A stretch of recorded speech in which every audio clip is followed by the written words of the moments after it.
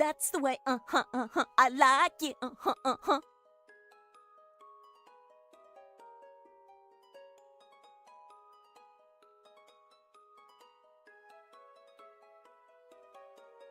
Boo. Hey, Eta. Congrats on being the first today, and congrats on the name change. It's a lot easier to call you Eta now that your name starts with it.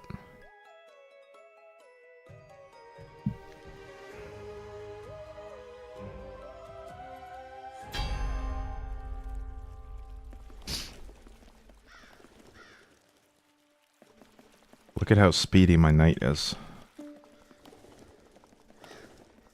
I think this is about the limit of my, how far I want to push movement speed, because if I go any faster than this, I'm gonna have trouble navigating around corners and running past portals.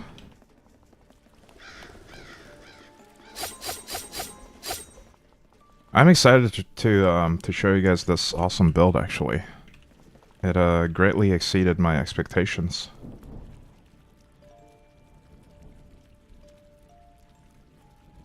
Let's do some Great Forge, and I'll show you just how broken this is.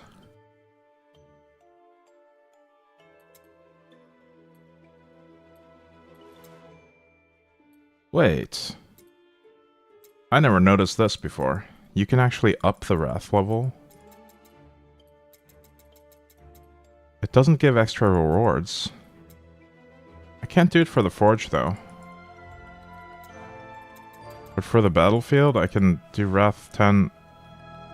Wrath 10 can become even more challenging with Wrath Plus. You can increase the difficulty to take on an even greater challenge. However, the rewards will remain the same as Wrath level 10. So that's basically just for benchmarking your build, I guess.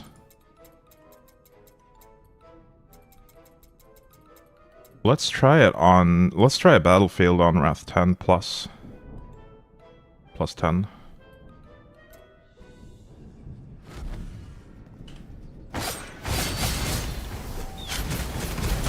It might even be beneficial to the build to have more health on the monsters, because then I get to build my inner fire stacks more quickly.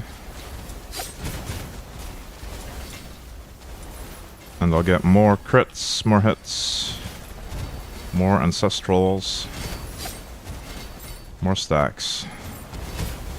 Yeah, this is still demolishing the monsters, even at Wrath 10 plus 10. Cool. And the best part is, I don't even have good gear on this. It's literally just level 100 crafted gear with almost no pure stats at all.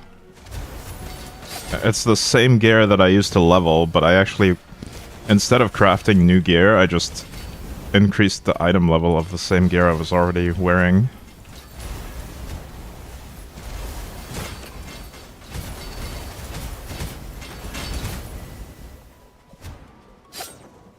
This is the stuff I crafted around level 60, but upgraded. Nice. I don't think I want to do Wrath 10 plus 10 though. In general, because there's no extra reward. I'd rather just zoom through normal Wrath 10. But it's nice to know that we can. Let's do some Forge.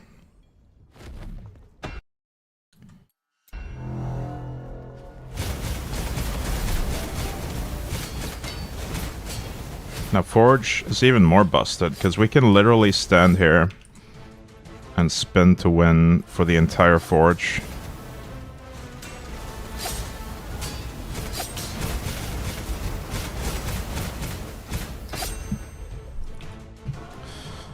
I would just sit here and drink my coffee, but I actually need I need both hands in order to select the next wave.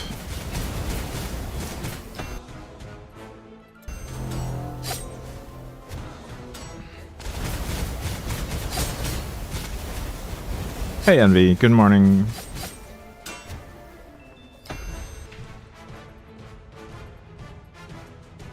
We'll take every option that makes the enemy tankier and it's not gonna matter. The only one I'm avoiding is the gold curse, because that one just scales to ridiculous levels. And it's not worth it. The reward doesn't make up for the extreme penalty. Interesting game, seems addictive. It is a really fun ARPG. It is way deeper than it looks on the surface. Hey, Osmanic.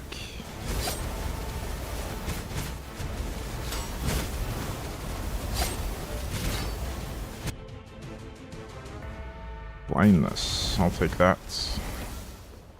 I don't need to see in order to spin to win. Happy Tuesday, indeed. Max life, I'll take that.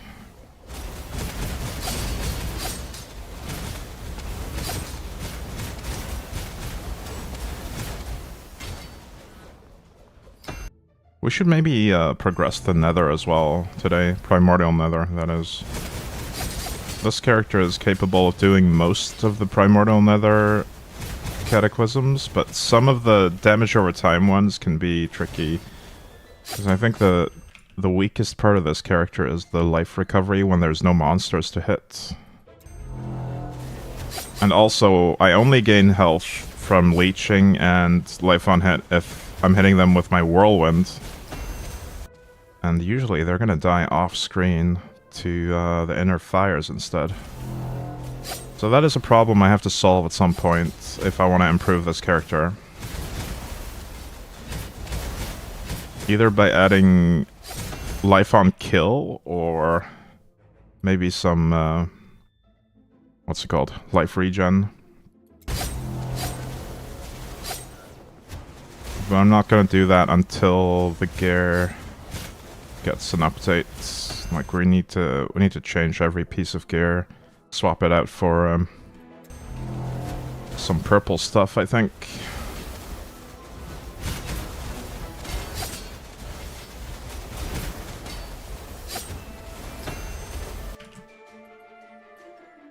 Oh, that's these are some juicy choices here.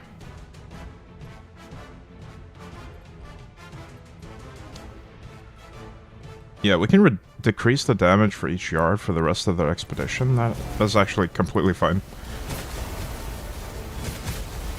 That's gonna make them significantly tankier the farther away they are, but it's not gonna matter too much.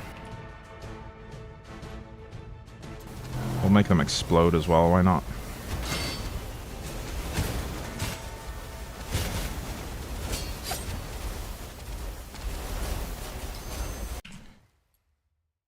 Invincible enemy, don't care about that.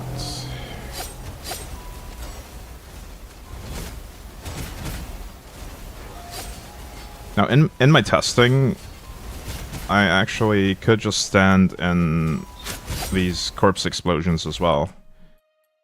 I've literally done an entire forge where I just stand in the middle and do nothing but whirlwind for the entire forge run.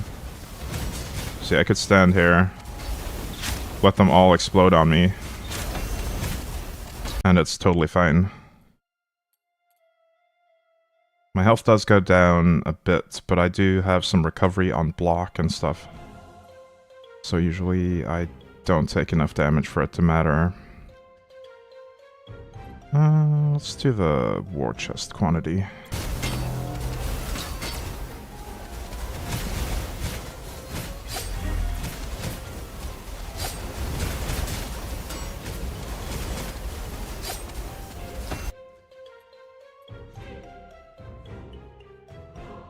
Man, why am I getting these so early? These are great later on.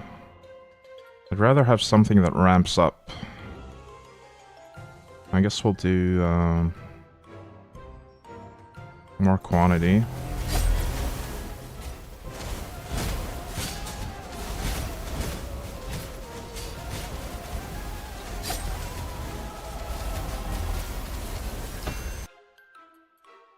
More max life for the enemies, I'll take it.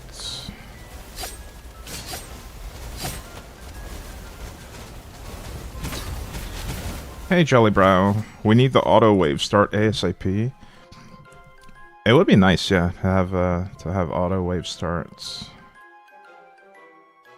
I'm a little bit worried that I'm gonna misclick the moment it pops up. Like if I'm playing a different character like the Huntress, where I'm aiming and shooting with my mouse 1, I wouldn't want to accidentally click on a challenge when it pops up automatically. But they could get around that by having it not be interactable for the first second or so once it auto pops up. I hope they think of that when they implement the feature.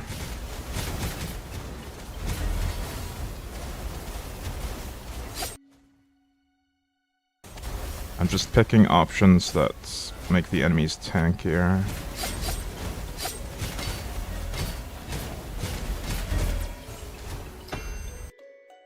Just exactly in the icon. I'm not sure what you mean by that.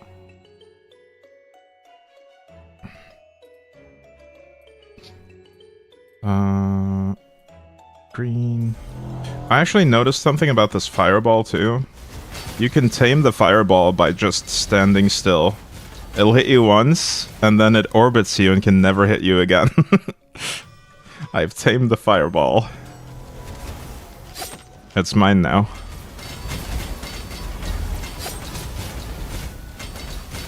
I accidentally came across this when I was doing my my AFK Forge run, where I just stood in the middle.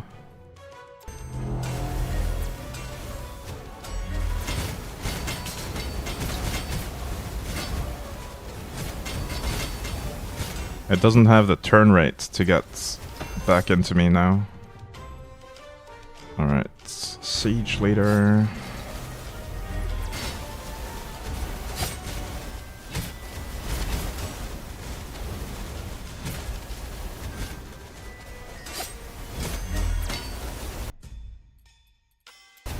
More max life. I'm really excited to see what they add in future patches for this game. There's so much potential, such a good foundation to build on. I think for my current playthrough of this, I'm probably just gonna do one more good build. Like, I haven't made a good build for the mage yet. And then I'll move on for a bit and return to the game later again, once they update it.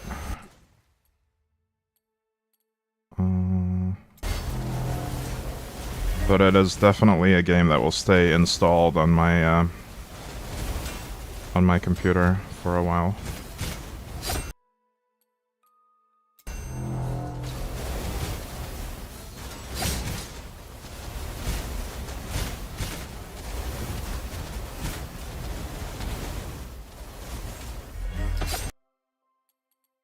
More enemies.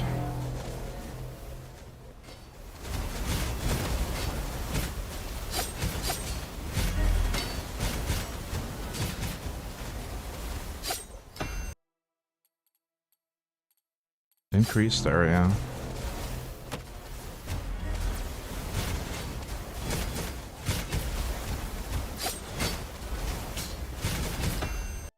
But at least until the auto wave thing comes along, we have the binding for the next wave button, which is the same as the Leave Expedition one, so you can just bind that to Q or whatever is comfortable for you.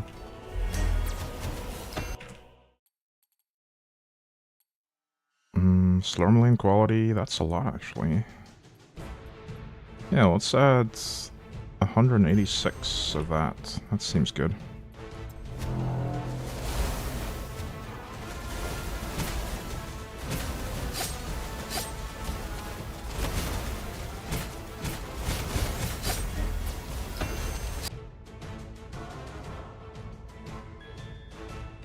I'm gonna take this. I would add more life, but I don't actually want the Slorm reward.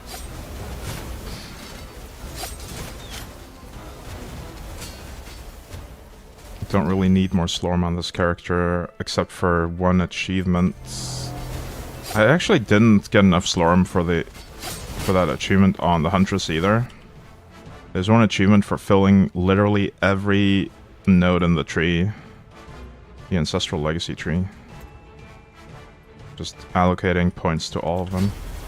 And I actually ran out of Slorm on my Huntress trying to do that.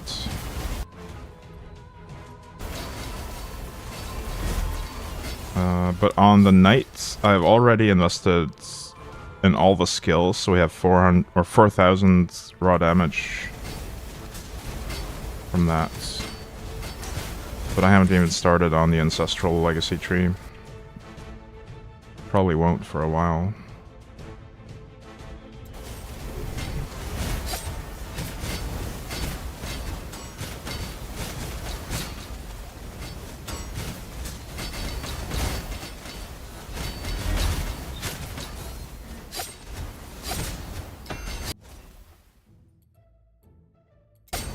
Blindness. That's fine. Oh, I kind of want to change my Filtertron, by the way. I think we just show every perfect score pure stats, regardless of whether or not it's a highlighted stat.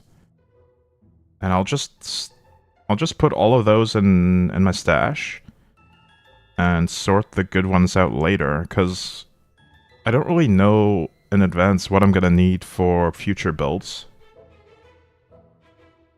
And even if we don't need a particular stat, we can scrap it for pure Slorm. I'm just gonna do that for every tier. Doesn't need to be highlighted, but it needs to have a perfect score. Or a reinforcement level of 10 or above. Actually, let's reduce that to 9. Legendaries, I will apply the same filter to legendaries after I've completed the legendary collection. But for now, I'm not going to filter legendaries.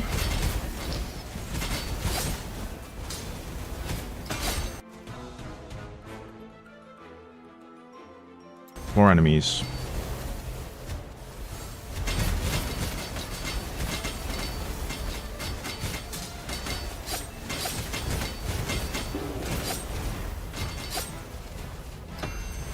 Man, I love this music. It's so good.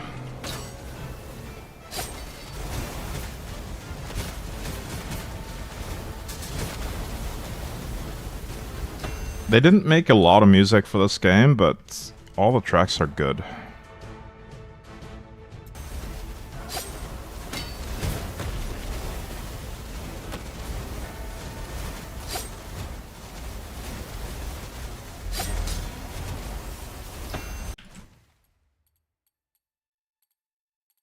And they really fit the theme of the game.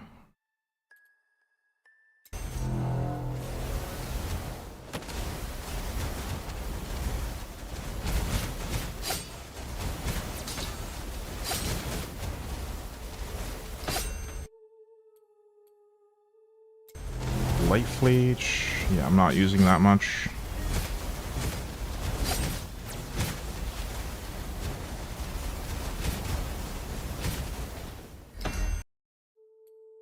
More max life.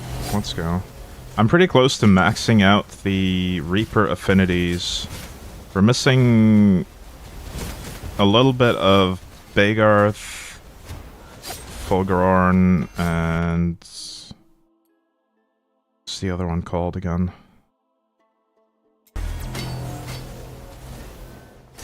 Adrienne.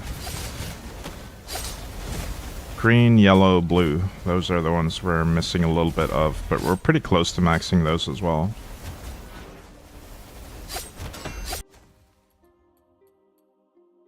This one we've already maxed, but I'll take that because it demonstrates the strength of this character. We have over 100 shadow assists. So I actually don't get shadow confusion ever, which is great. And then also 100 tenacity from the passive tree. Where is it? There it is, at the bottom. This is so nice. Just not having to worry about slows or stuns. It even prevents you from getting ice bombed and stuff. You take the damage, but no slowing effect from the ice bombs. No freeze.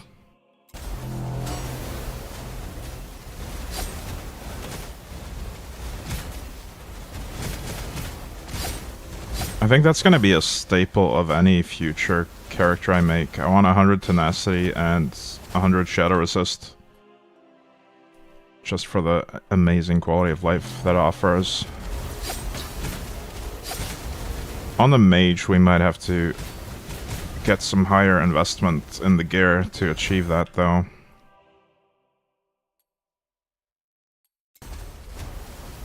Because we don't get the tenacity for free there.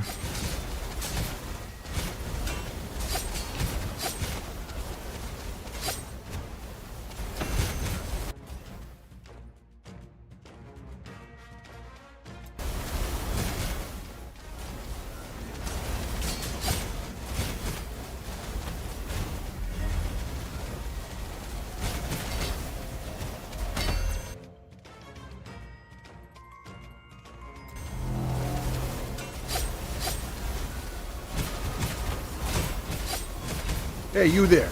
Yeah, you, fishy fella. Hey, you. Hey, Dingo Breakfast.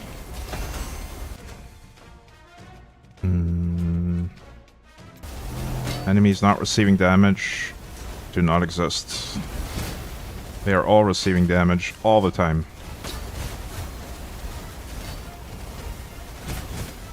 Another great part of playing an inner fire build is that we don't care about the projectile shield mages at all. Slormin all over the place, yep. We sure are Slormin today.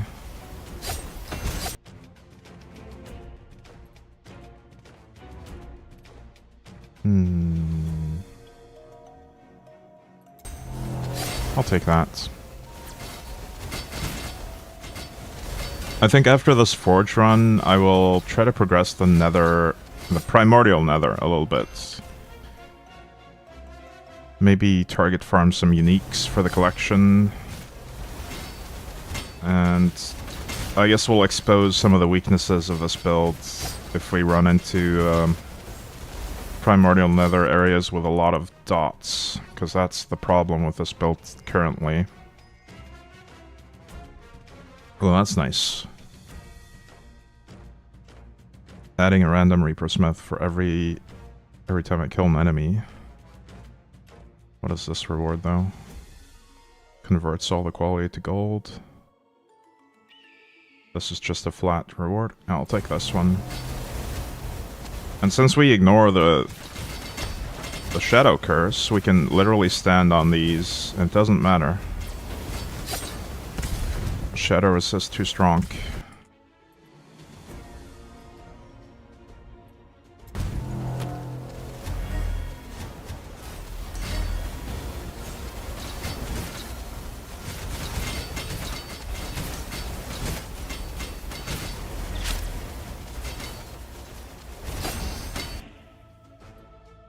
I honestly could just go for life regeneration instead of life on hit and leech, or in addition to, maybe. I don't have a lot of life on hit or leech on my character right now. I think when I recrafted the gear, I made sure I had one stat of each type. So we have life leech on one item, we have mana leech on one item, and we also have life on hit on one item, and mana on hit on one item. So that's just the bare minimum. But I think it's enough.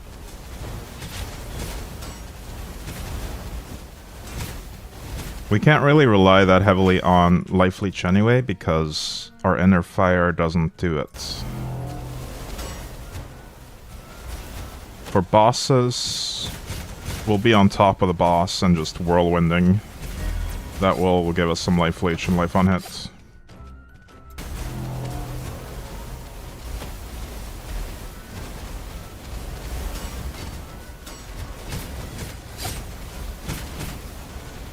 Hey DJ.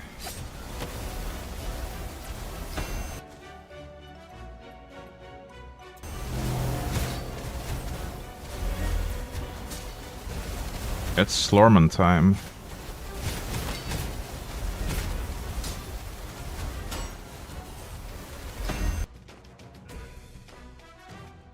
Welcome in Gliaz HK rather. Sorry.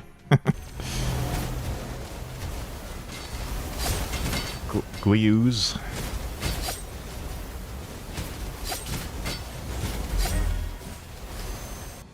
Man, I love this game. Increased area size.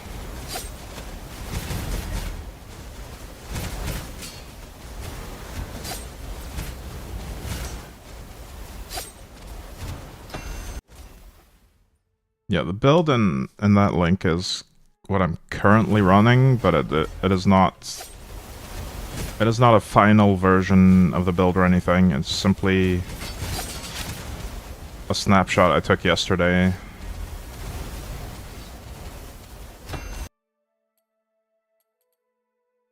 I could definitely change a few things.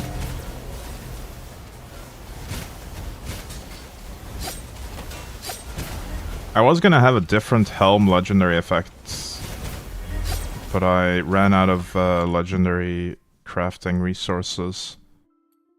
I also ran quite low on gold. I had almost 30 million yesterday, but then I crafted this character.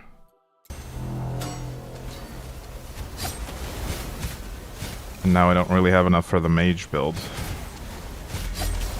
So that's why we're farming today.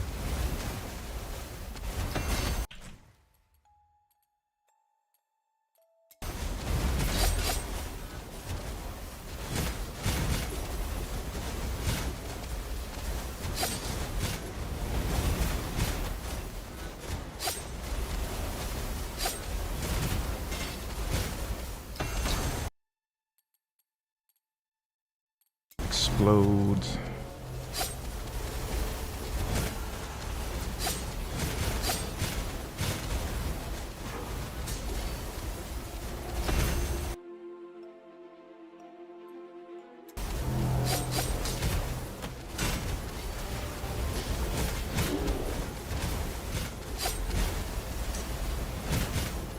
Oh, my ice rink melted. Can we get more slippery ice? We can.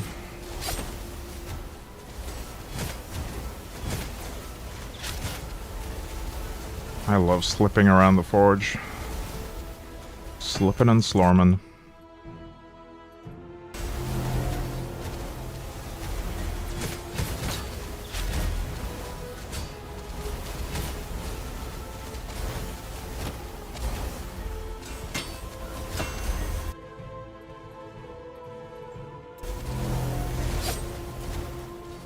I think this build would actually play really well with a controller. Aside from the inventory management, of course. I've never tested that on controller.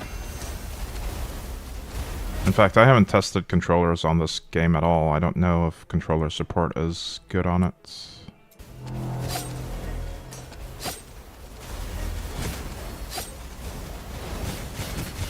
But for the majority of time, I am just holding my whirlwind and moving in a direction.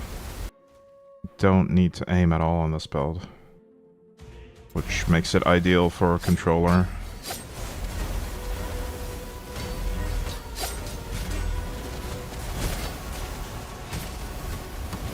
Oh, and another thing I noticed about Whirlwind is it's unaffected by the cooldown increase of shock, because it never gets a cooldown. So whenever I get shocked, I can still keep whirlwinding.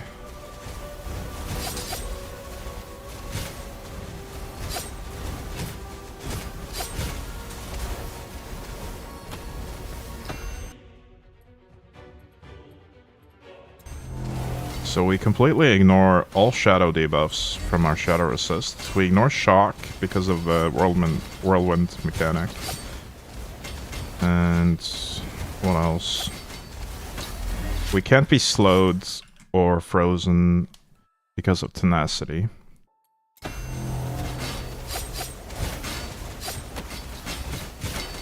I think one type of debuff that can hurt us a lot though is fire-based damage over time, so burns.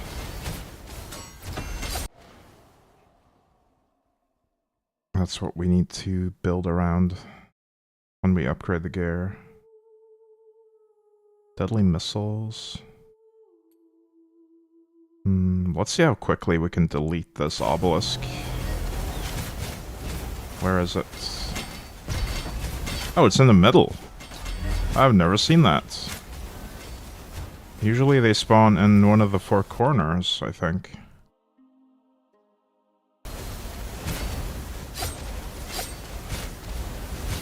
And it's already on my side. I'll just sit here and guard the obelisk now. So we get the maximum benefit from it not dying.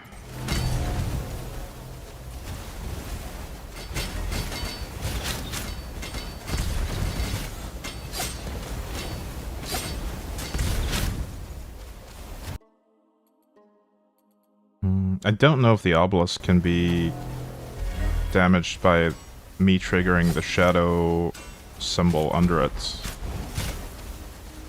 I guess I'll keep my distance to avoid that. More enemies.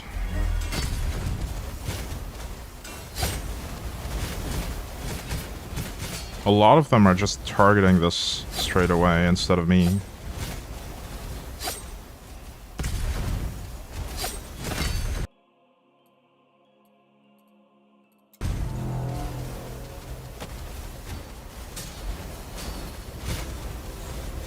I don't really use my deflect ability a lot. I feel like its duration is way too short to be good. I don't really see the use case for using it when it's such a short duration. I think there is a way to make it longer, but I have other good stuff on the same row. Yeah, there it is. 3 seconds longer.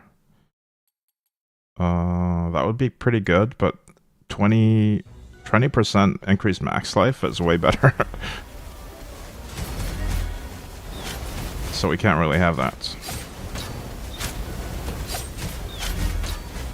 And I don't believe that the levels on this, if I put extra mastery on it, it would only increase the damage, which is pointless. I don't care about the damage it does in retaliation. So it's not really a good ability. But the passive tree for it has a lot of good stuff that just makes me tankier.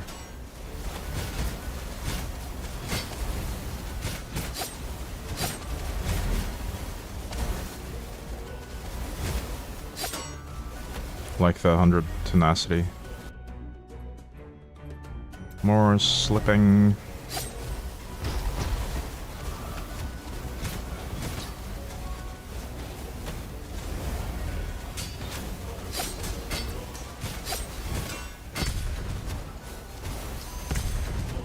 You can't touch my obelisk. It's mine. Blue. I'll take blue.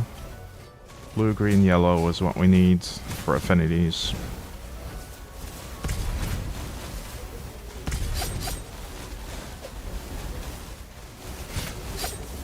I was actually really surprised by just how strong the inner fireworks primordial bow was. It just instantly solved my inner fire troubles and got the build, not guild. Got the build working.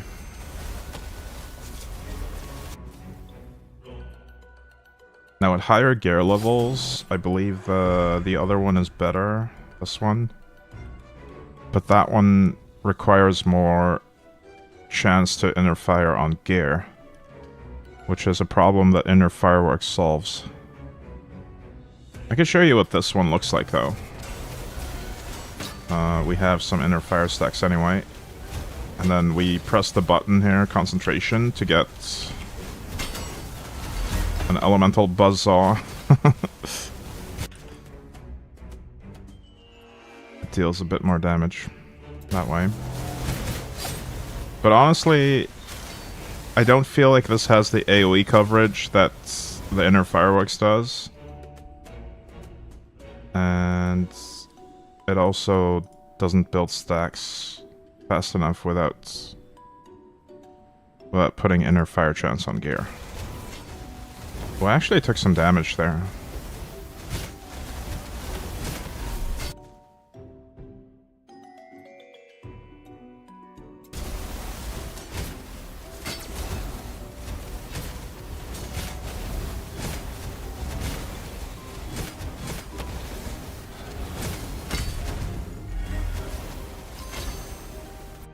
I feel like another thing that this fireworks one allows us to do is just...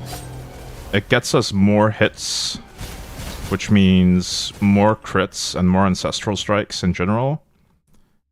Which will trigger the conquest ring much more frequently and get us those 18 stacks almost instantly.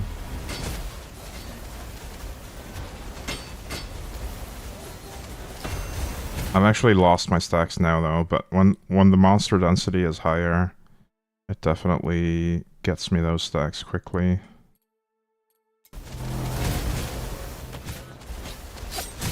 We have 3, 4, 5, 6, 7. The monsters need to live a bit longer for it to actually stack up properly though. Like, more health on the monsters is actually a benefit to boost the damage. So we can... Our damage actually scales a bit with monster health in that regard. The longer they live, the more likely it is that I can get to 18 stacks and just deal a lot more damage.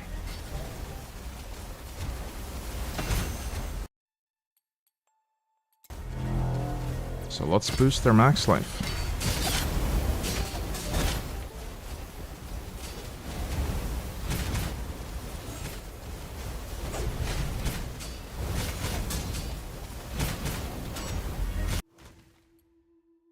Recast shots.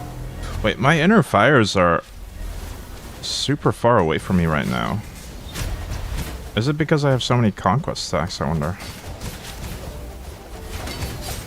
It might have been because I swapped between the bows. This doesn't usually happen. Not bows, swords. I swapped to the concentrated inner fire and then back to the fireworks one, and now my inner fires are really far away from me. I actually don't have any close to me anymore.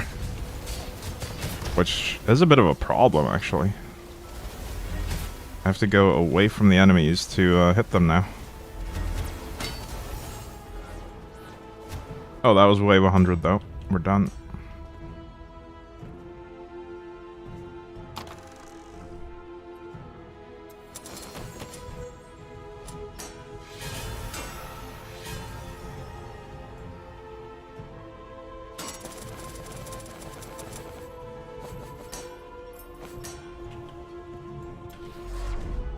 Got a nice chunk of loot there.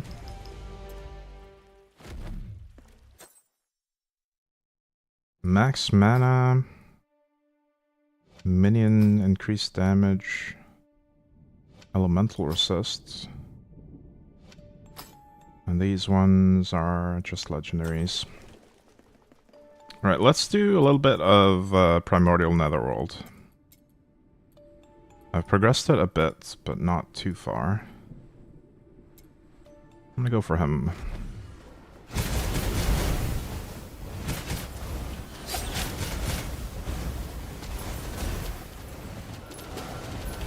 These shadow clones are an issue, because they keep dealing damage to me after there's nothing left for me to leech from. That's one of the weaknesses of this build. So in order to survive this one, I need to keep my momentum up and just keep getting, keep finding new enemies.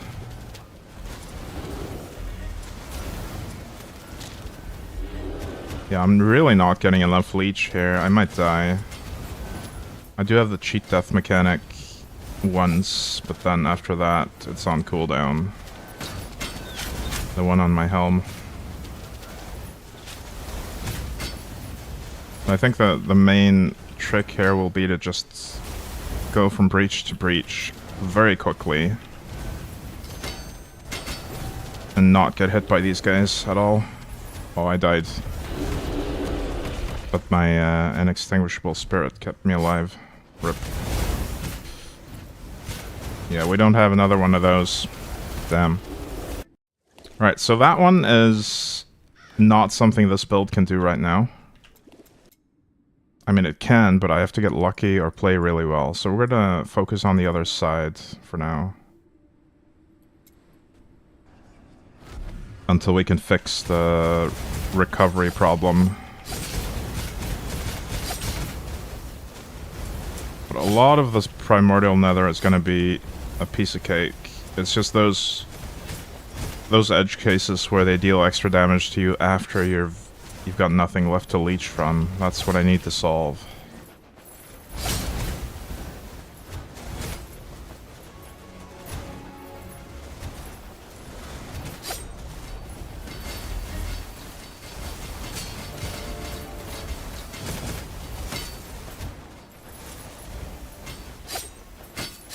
See, this one is no problem at all.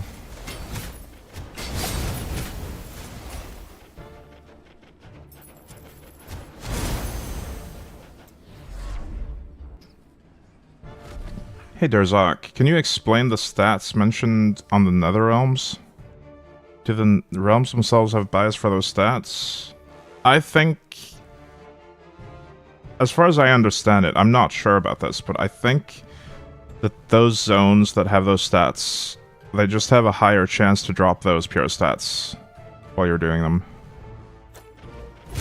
I don't think it's limited to the bosses.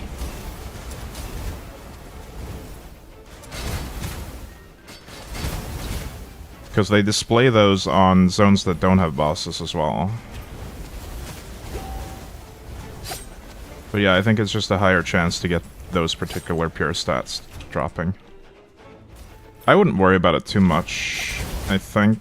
Unless you had a build that can comfortably speed farm every Netherrealm area.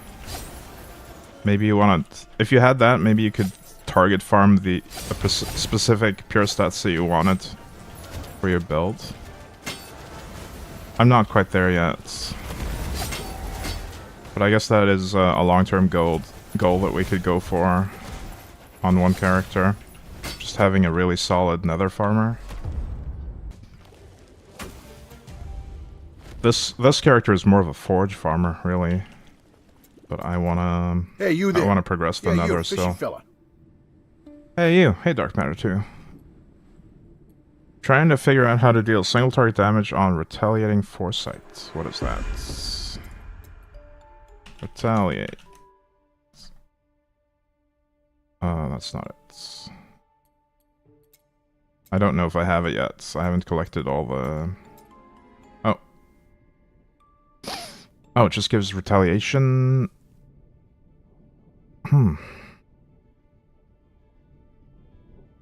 You deal retaliation damage to the enemy closest to target area. As if he just dealt damage to you. It has 4-second cooldown though. Yeah, your damage is based on your armor. That makes sense.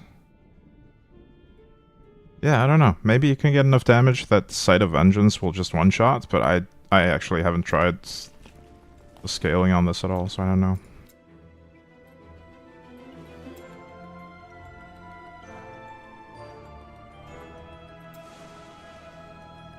There might be some other mechanic that emulates getting hit.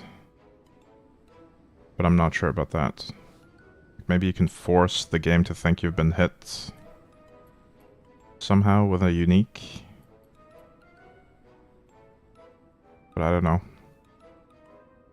Actually, a tip for build theory crafting. Let me give you a link. You probably know about this.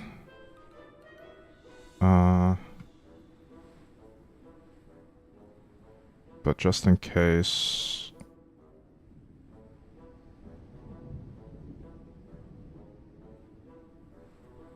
If you go to this page and go either Slorm Reapers or Slorm Legendaries, and then you can search for the mechanic you're looking for. So if you're trying to find a legendary, you go to the legendary list, and you can search by retaliation, for instance, and see which items affect or mention retaliation somehow.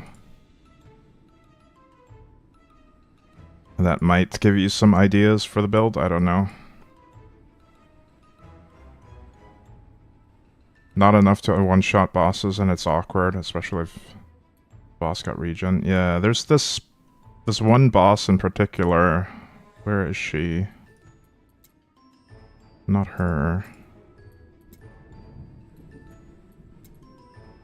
I don't know where she is. There's one that regens a lot. This one, I think.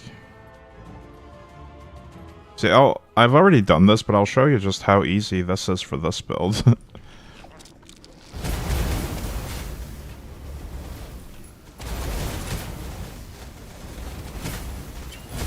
My Huntress builds, even with like the unethical victim stacking vengeance build, I couldn't get enough damage.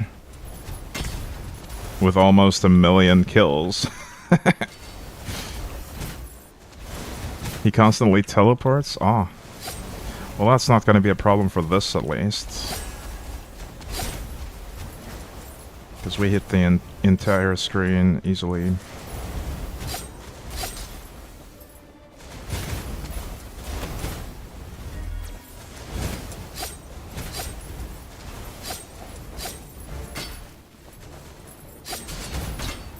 I think this build will also really struggle with the fire golem one. The one that has all the fire dots everywhere. Even just randomly getting the molten ground can actually kill me here, apparently. Damn. Yeah, I really need to fix that somehow.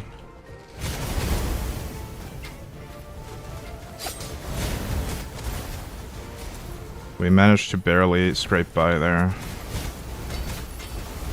But once I actually get to the boss itself, it's super easy.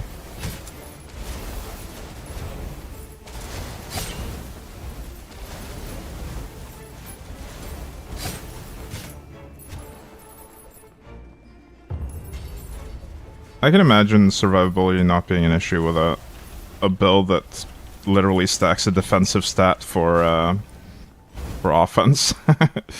I'm planning to do the same thing with the mage, although I'll be stacking max life and not armor.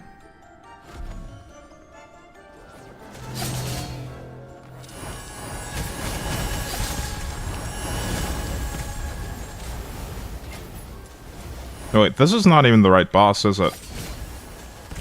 It's not. Anyway, this one's also easy.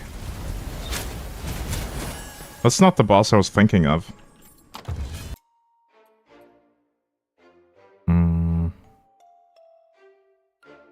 Could reroll these and see if we get a... There we go. One I don't have in my stash already. Wait, you can survive with 3k unreserved hit points? Really? I guess you have a lot of mitigation then. Thorns damage, retaliation. Oh, this would be nice for your build, maybe. Actually, I don't know. Do you actually need retaliation, the stat? Or do you just stack armor?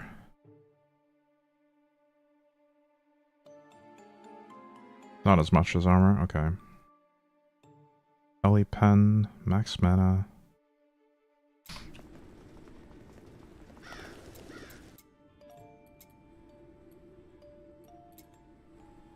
Alright, I'm gonna keep doing the ones I haven't done yet.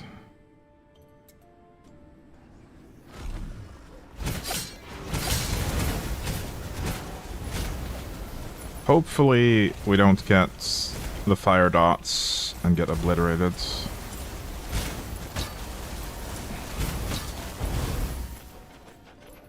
I feel like one improvement... Oh, we got fire dots. One improvement that you should make, in my opinion, is to restrict the mod pool for the Cataclysms to keep it within the theme of that area, so that we don't get, like, fire dots in an area that isn't themed around fire dots. They could probably add a bunch more mods as well to have more of them that would be thematic for the area. Because I feel like a lot of them just play exactly the same with the limited mod pool.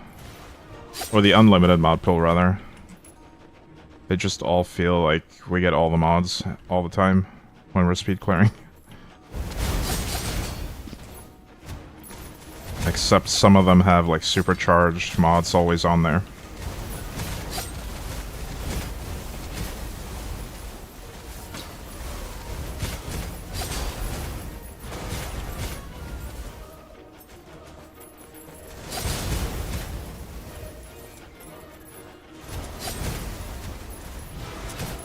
If I can fix my survivability issues on this character, it would probably be the most comfortable nether farming character for me, though. Just due to how it plays. Playstyle is very comfortable. Oh, gotta avoid the fire again.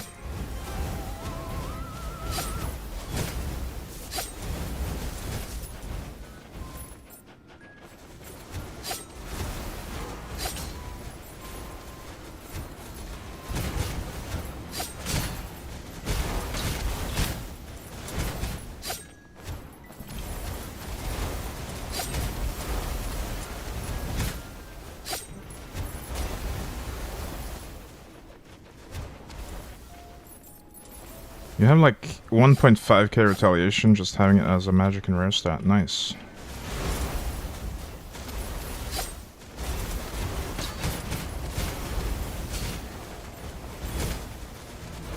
Yeah, that's one thing. When I do my next set of gear, I need to optimize which stats are in which slot, because that actually matters a lot more than I thought initially. Like the epic stats are way lower than rare and magic, and then base stats are even higher than that again, I think. That's something I didn't consider at all when I started crafting gear for this game.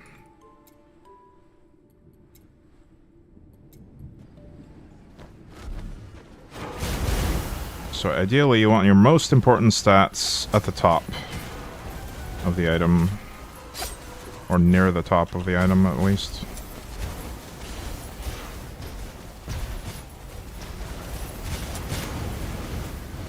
Wow, that's a lot of projectile shields. Too bad they don't work against me. Feels good. Oh, we have some really bad mods right now. Shadow clones and molten floor. The bane of my existence.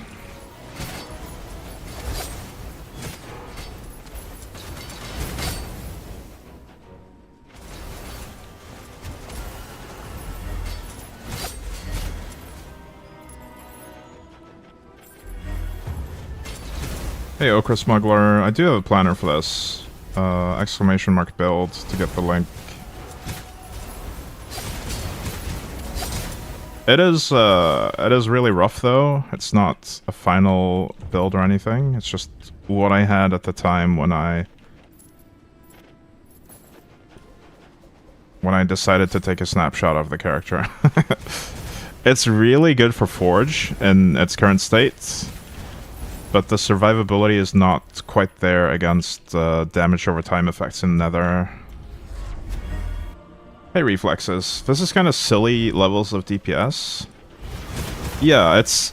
The weird part is that it basically gets silly DPS almost for free just from having Inner Fire and, like... Let me show you. This unique, this unique, this unique, and this unique. Those 4 uniques, plus this sword, are basically the majority of my DPS. The rest of the uniques don't matter that much. They're mainly utility and survivability, which I could probably use more of. I need more utility against damage over time effects. I need to change my regen around.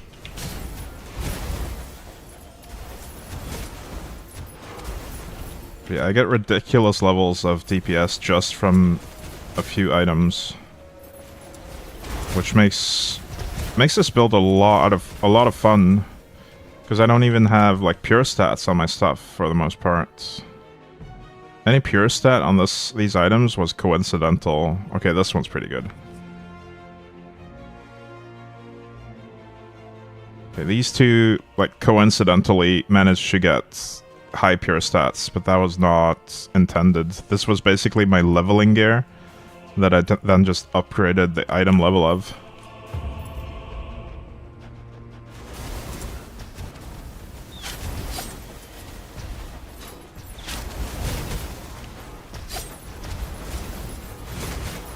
And it's not just the high DPS, it's also the clear speed. Like, it covers off-screen with my inner fire.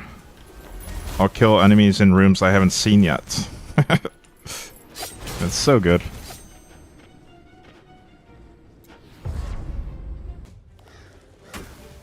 In some ways, it even clears a bit too well because it prevents me from leeching. Because the enemy's already dead before I get to them.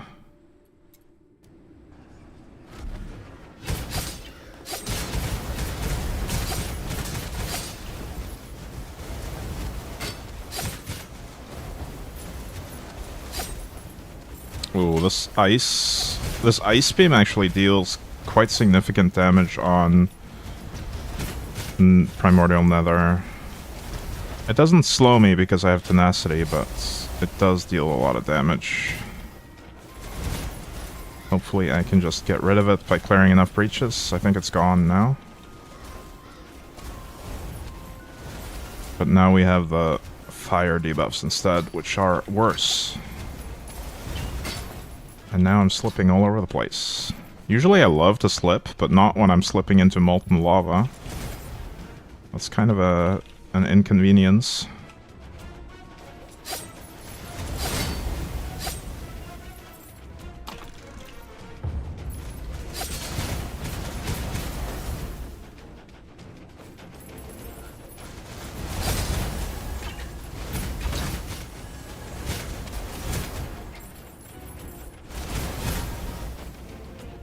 I think at the limits, this build does about 1.2 billion DPS in the Forge, but it requires the enemies to actually have enough hit points so that I can keep damaging them.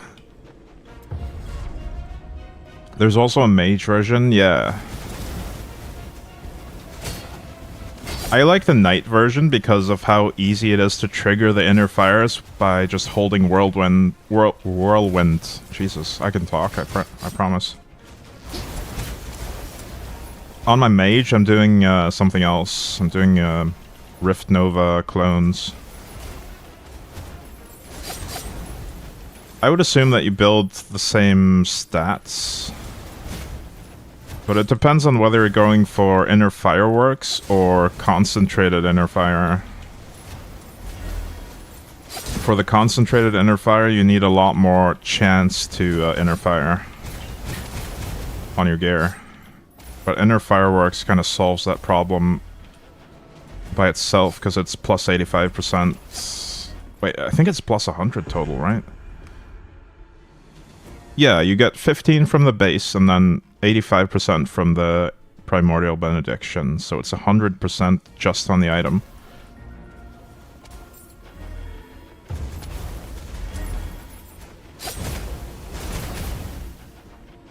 That's why this is such a good starter inner fire character. You don't actually need a lot of gear to get it going. You just need the Primordial Bow and a couple of legendaries to make it feel nice. But it even works without the legendaries at the lower levels at least. Just need the bow.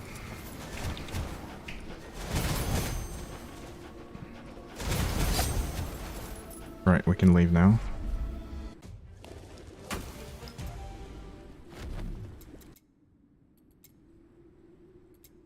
Another boss. They have life leech. Ooh, no life leech, no mana regeneration.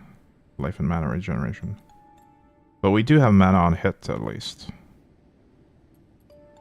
And we do have life on hit. Should be okay, I think. And we get the good layout, at least. I love this layout for farming.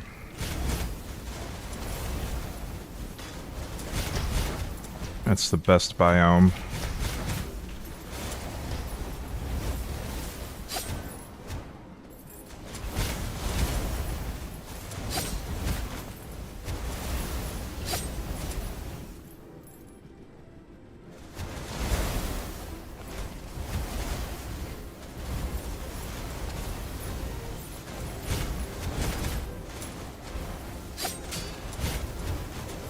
Super easy to swap into. I changed my minion knight into this because the minion HP scaling in AI is horrendous. So that's really unfortunate. I would have wanted to try a minion build as well, but my experience with them so far has been pretty poor.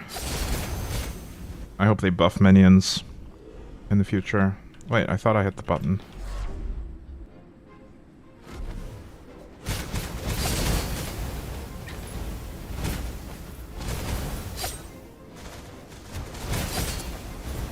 Hey, said Ava. Good meowing.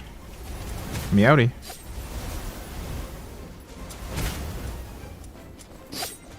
I'm a minion main, but with even 100k mana and OK gear, they struggle to stay alive in Wrath 10. Yeah. Feels bad.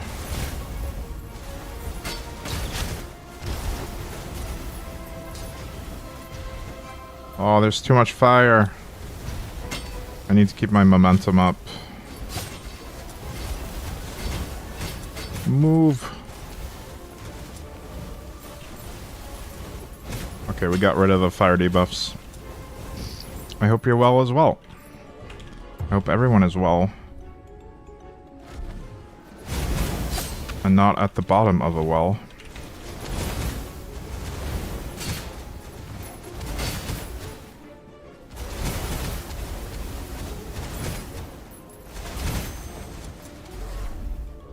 Is this a boss?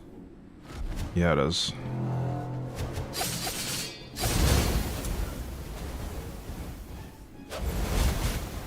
I think this should be fine just to face tank everything.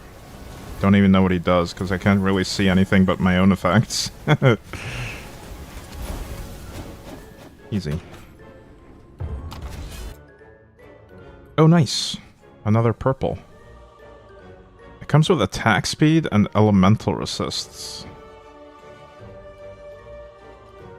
I don't know if scaling attack speed is going to be good on this build.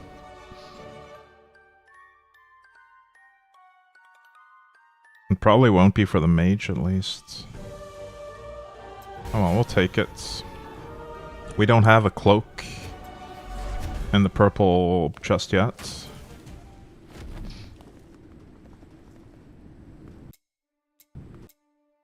I should probably sort this better. I'm gonna move all the purple items to a separate chest so I can get a better overview, and then just dump the stat items in a different one. Alright. No, that's the wrong one. We have cloak, gauntlets, ring, and bracers so far. We'll upgrade the item level of these two before we use them. What is that? Raw damage? That's nice. I'm not going to look at the rest right now.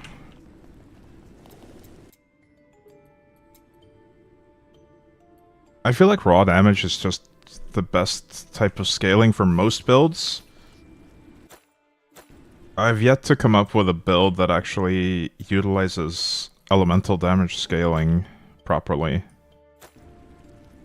I mean, it would be, I guess, if you focused heavily on these effects, like Ancestral Strikes, those tend to scale from elemental damage. I guess you have to just... It's not that there isn't stuff that scales off it, it's just that it's so much more convenient to scale raw damage because it applies to a lot of builds. It's just simpler that way. Just scale raw damage from the start and try out a bunch of different skills with the raw damage. But if you know what you're doing, I guess you could scale elemental damage this way. Hey, Kadank. Quack. Morning. Trying to theory craft a chain lightning bow build. That sounds fun.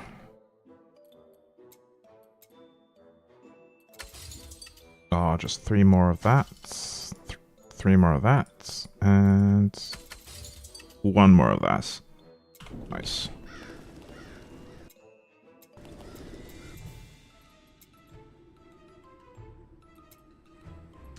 Have I done this? I wonder if I just got one shot when I attempted this yesterday off stream. Because I'm confused by the fact that I haven't done the boss when I've done all the others preceding the boss. Hey Sully! Exclamation mark, hello. Hello!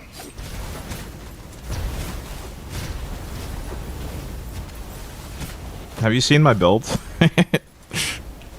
My knight has improved a bit since yesterday. Since last stream, rather. That wasn't yesterday.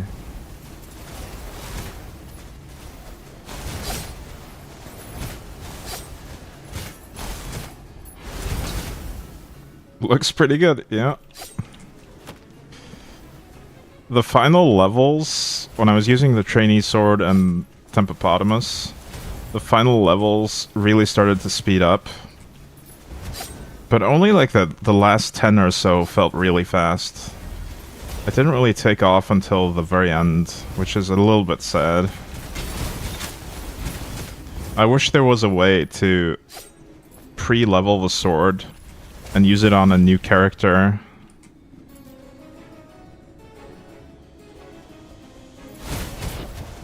Like, imagine if you could level the Reapers on your other characters and have the... Like, if you level a bow, the sword will be the same level as your bow. And then you can start a character with a level 1000 trainee sword. That'd be so sick. Yeah, you're like, let's go for another 100, but there's no more hundreds to get in the save file. I hope they add another character class at some point. Maybe a priest. Oh, I almost died. I wonder what almost killed me. I didn't really see what happened. Let's just power through and get to the boss before we die to some nonsense. I did see that there's a Wrath Plus. I discovered that this morning. We did the Wrath 10 plus 10 on this character very easily in Battlegrounds. I couldn't find the option on Forge. Maybe it's not for Forge at all. Alright, I'll wait these out.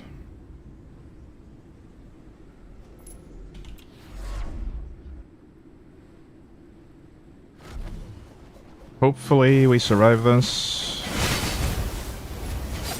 I think he hits pretty hard.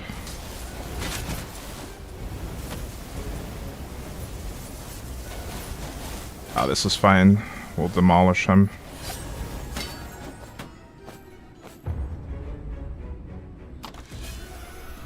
I wish they would scale the rewards at least a bit. Yeah, but I mean, it's mostly for benchmarking characters, I think. That's the intended purpose of it, it seems. Evasion on this, nice.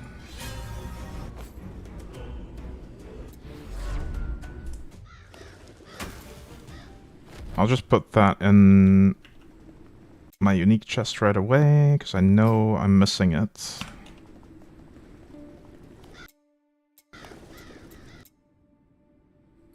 I think I figured out what the Slormancer does, actually. I was confused the first few times I did him, because it felt like he was one-shotting me. But I think what he does is he reduces your hit points to 1, regardless of your tankiness. He always just sets your hit points to 1, and then you take another small hit and die. Whenever he goes into the invulnerable phase, I believe. I thought I was getting one-shot by really strong abilities, but I was just getting hit by a tiny ability after having my health set to 1.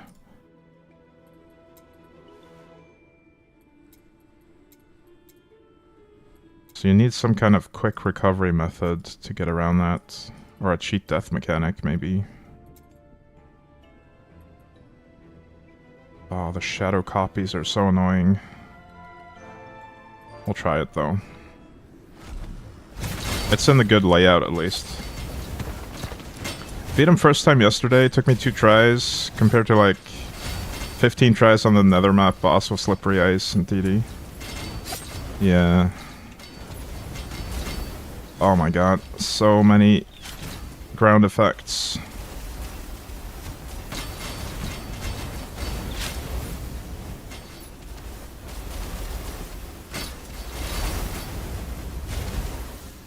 See, the weakness of this build, I keep saying it, but it's the damage over time effects on the ground after all the enemies are gone.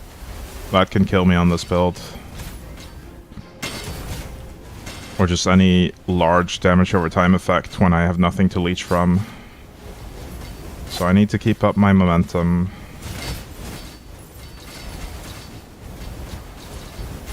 Thankfully, this is the good layout, so I can just zoom through these maps.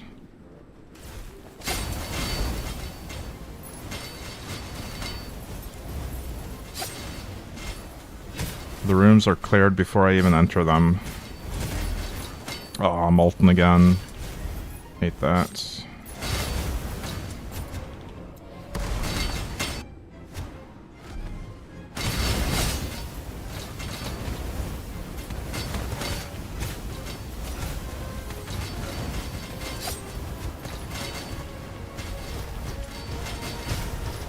I wonder if Deflect actually works against damage over time at all.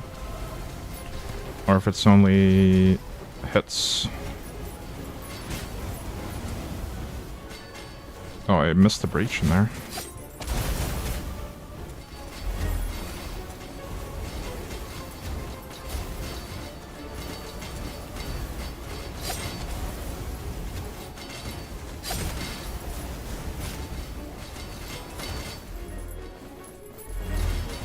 Even with the extended range on my pickup, when I'm zooming like this, I'm missing a lot of loot. Very unfortunate. No, don't run away. Oh, maybe I should run away. But the proper way, through the portal. Because now there's Molten again. Too greedy though, I want the loot. In before I die to this dot. Because I didn't run away in time. Okay, we're good.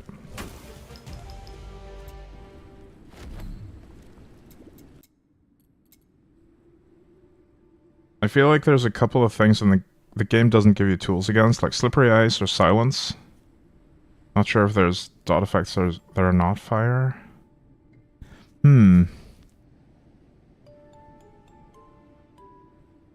I was wondering about Silence. I wonder if it's light. Maybe Light Resist will make you immune to Silence. I haven't tested it though. I'm definitely loving my Shadow Resistance. Having this at 100% is crazy. You have 100 all-res. Oh, okay. So there's nothing against Silence then. Interesting. Okay, so with 100 all-res, how do the ground fire effects work against you? Do they still hurt you a lot? The molten stuff on the ground. I guess they can't apply a burn. They don't do anything. Okay, so that's gonna be a goal for my final final setup for this character. Definitely want fire resistance as well. I don't think we care about lightning, or ice, though. Just fire and shadow for this one. Because we counter ice with tenacity, 100%. And light doesn't seem to do much, regardless. I mean, it does lower armor, but once we replace all the gear with purples, with high max life rolls and stuff, I don't think our survivability against anything but dots is gonna matter.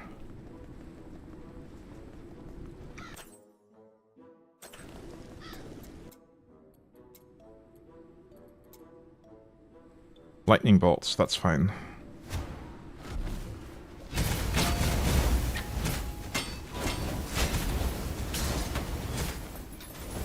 Oh, and also, one ability that I wish I'd seen during the leveling process is Throwing Sword. This would have been nice to level with, I think. It basically turns the knight into a huntress. Just throw a bunch of swords, and then they fork.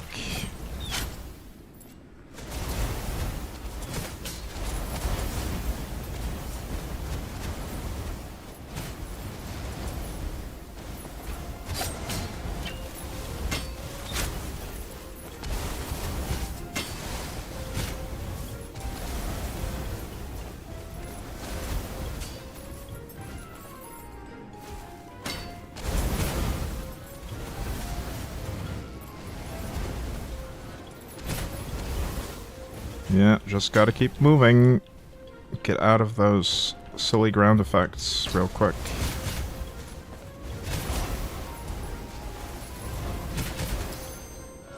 Nice.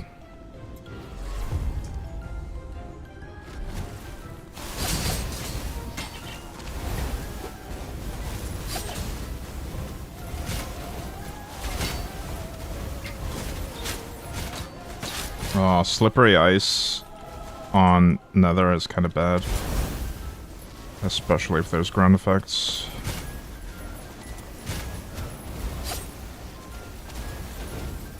Love it in the Forge, hate it in the Nether.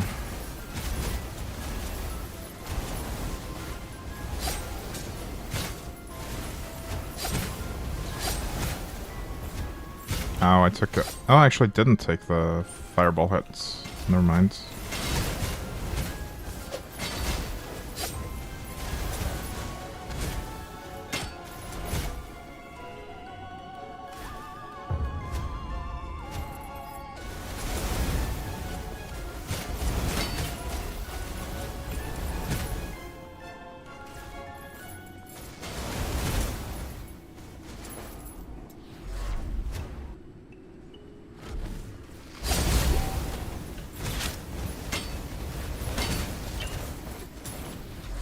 Nice. Another one down.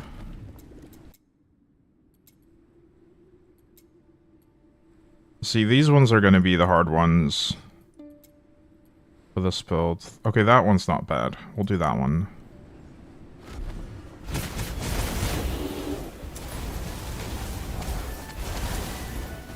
But the one with all...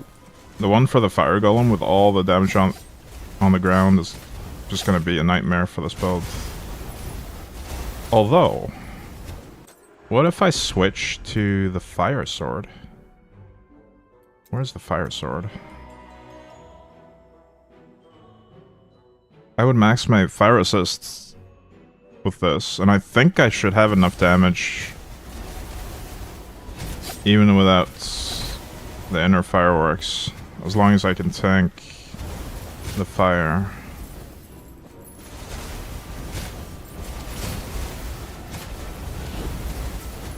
We could try that against the golem.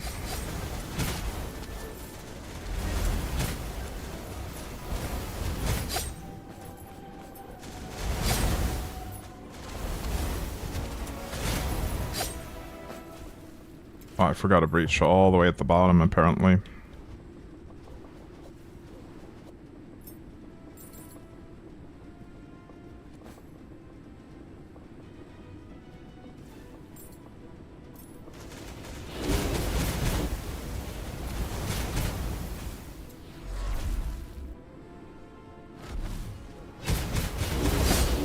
Let's make sure we check the side room this time.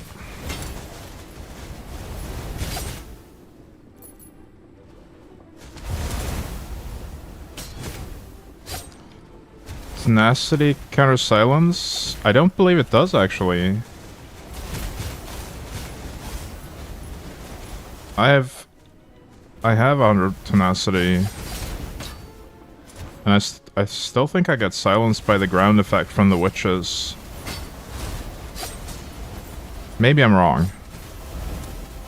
It's been a while since they lived long enough for me to actually see any silence on the ground.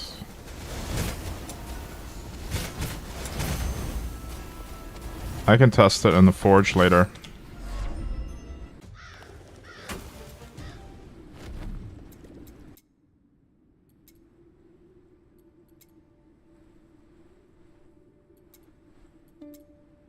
Let's try this. No, not that one. This one. But we'll use the fire sword.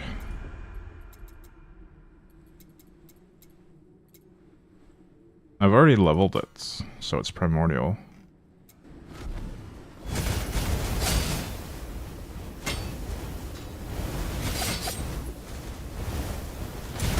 Yeah, we don't get burns at all.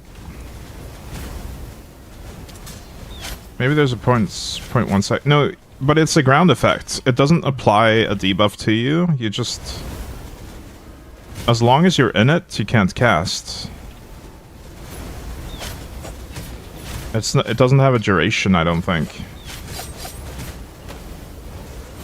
It's different from the other effects in that regard.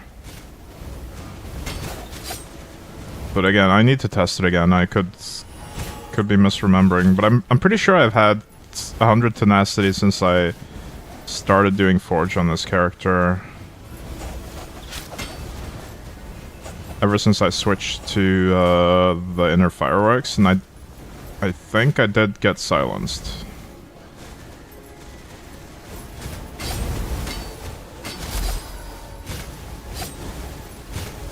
Yeah, this is actually working just fine. We have so much damage from the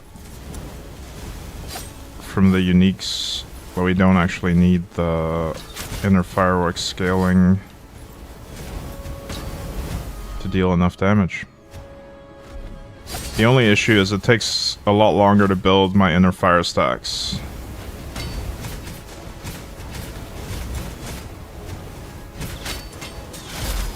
And of course we deal a lot less damage.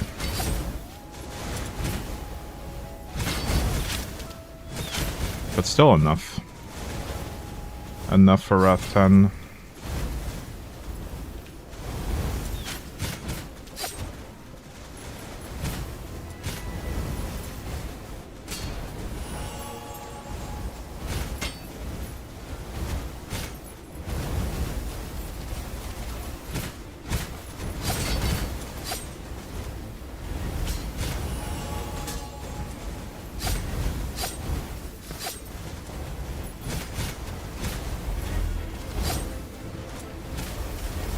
So yeah, seeing this tells me that I definitely need to get 100 fire res on my gear.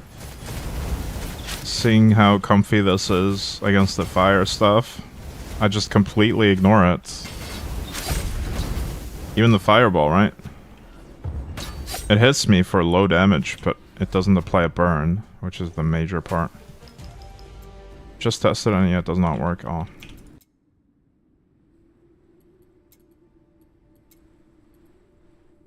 Okay, so explode upon dying. I think for that one, we go back to our real sword.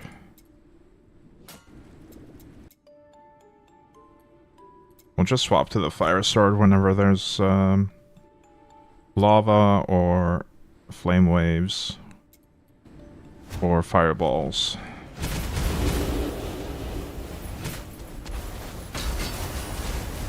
Oh, I actually took some corpse explosions there and almost died. Because these are supercharged corpse explosions. They're not the normal ones. I can't actually tank these. And now we have lava.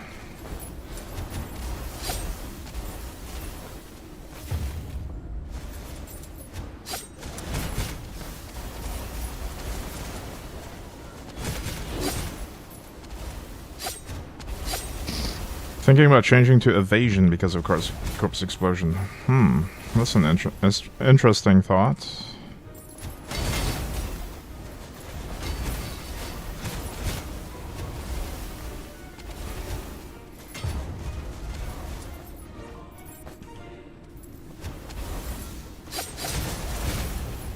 I think in this one I'll just be careful. I'll play a bit slower and not stand in the corpse explosions.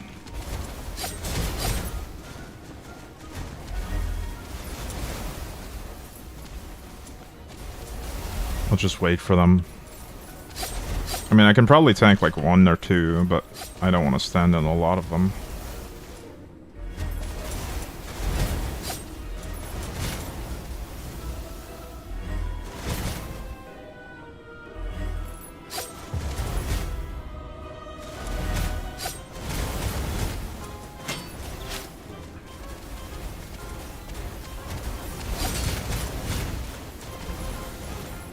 Oh, too many.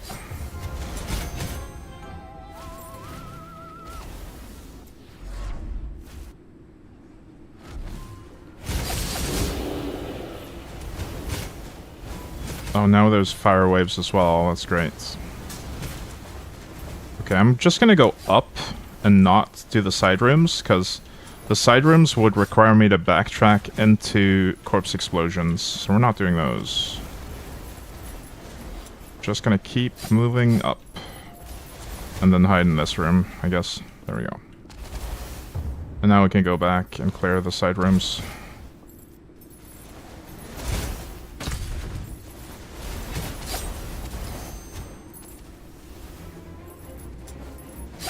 I'm not gonna go for the loot here. Let's just go clear this and get out. That one was kind of rough.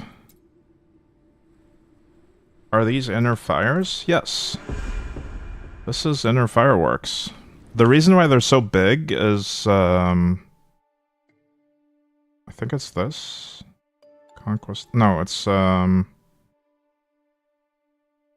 unquenchable fire makes them grow. I think that's probably the only required unique item for the build. Because it'll be pretty small without the growth.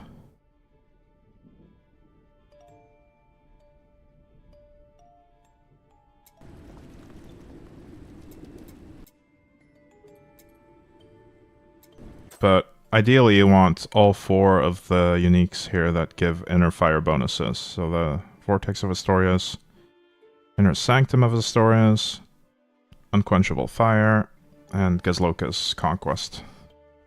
Those 4 items are essential to maximize inner fire.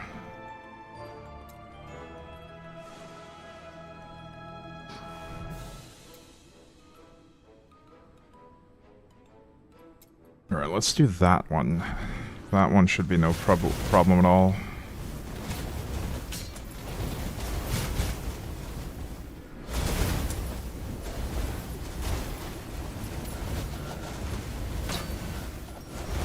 And now we have shadow clones again.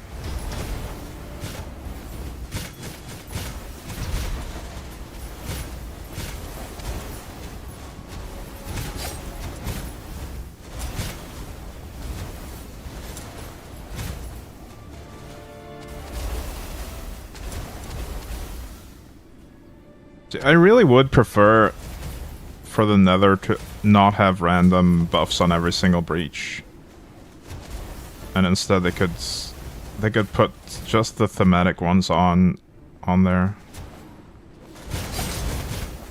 because the random ones just make everything feel the same when there's so few alternatives.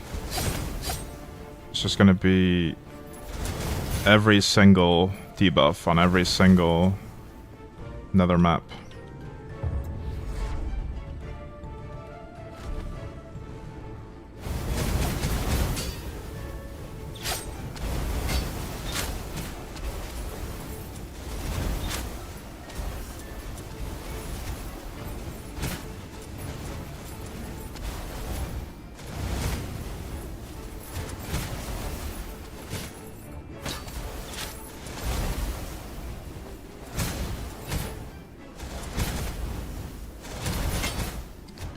I guess the point of it is to have something to work towards. You want to be able to build a character that doesn't care about the mods at all, regardless of which mod.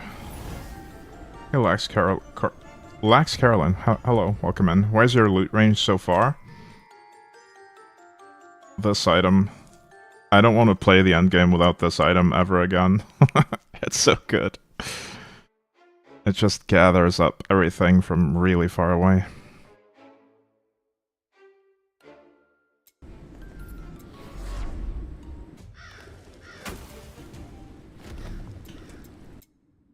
Wait, that was quick.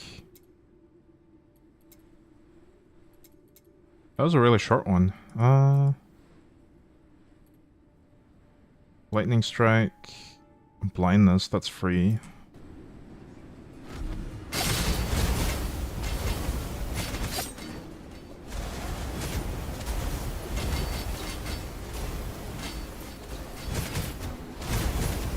I mean, I'm already pretty blind in real life, so it doesn't matter that my character can't see either.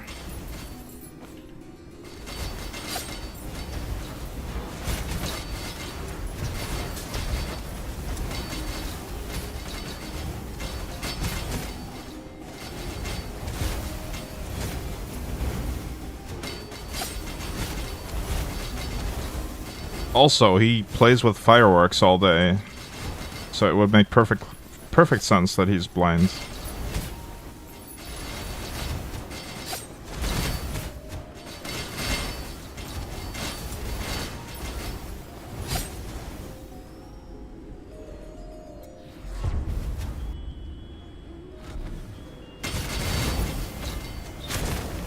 Let's make sure there's no breach down at the bottom left.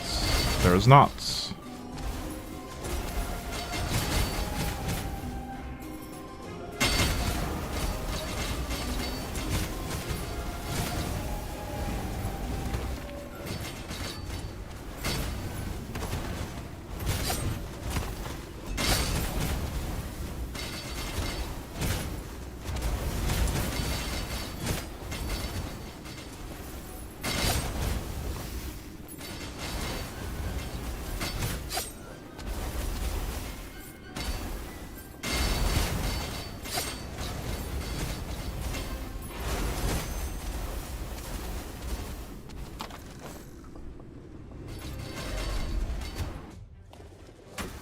That was fairly easy.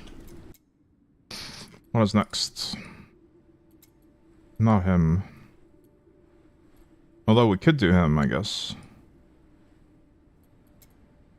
But let's go here first. Frenzy, that should be fine. That just means they run to me and get whirlwinded faster. So I can leech from them. Of course, we get the lava right away.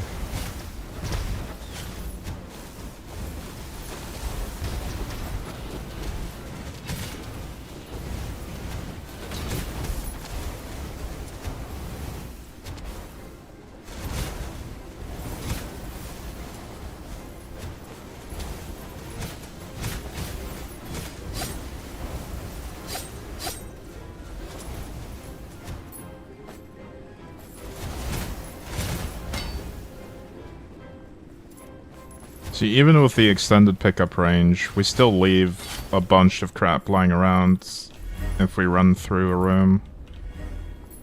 I wish I could increase it even further.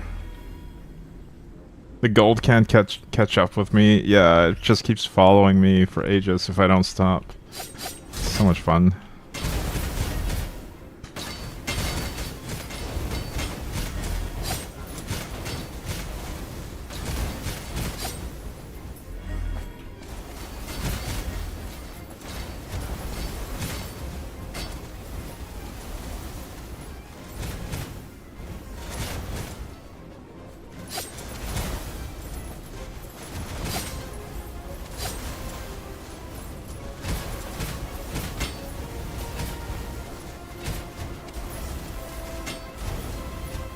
Ugh.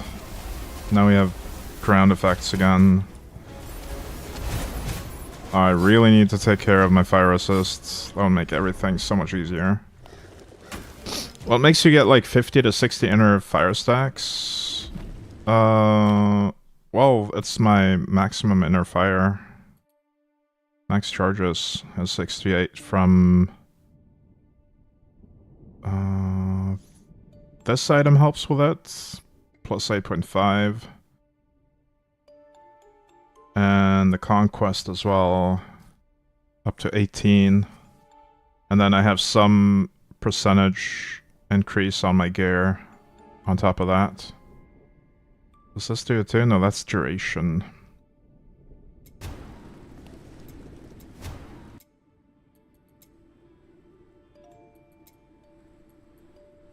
Wendell, the unyielding farmhand. Okay.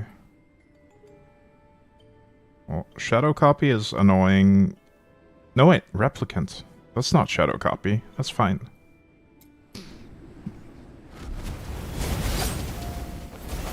Replicant is actually perfect for me, because that gives me more things to hit. That's a good thing.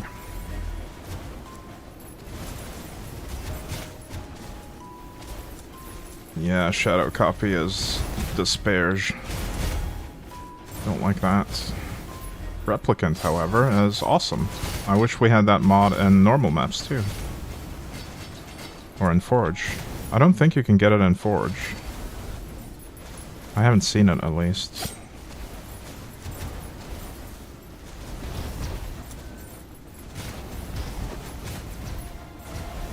Stand still for 1 moment equals death on shadow copy. Yeah, I guess when you're relying on leech or life on hits in order to stay alive, you just can't deal with things that can't be leeched from. I'm hoping that my mage build will be life regeneration based in some way, but still have a little bit of leech and mana on hit.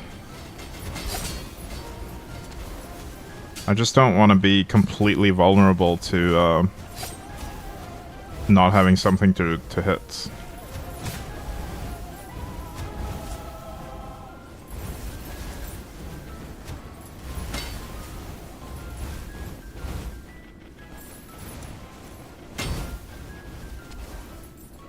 Maybe I should do it on this character though, because this playstyle would be the best for running Nether. Well, the mage's playstyle won't be that good because it needs to place new clones all over the place. It's just going to be annoying to do with the build I had in mind. Maybe I should fix the life regen on this instead. At the very least, we'll get 100 fire res.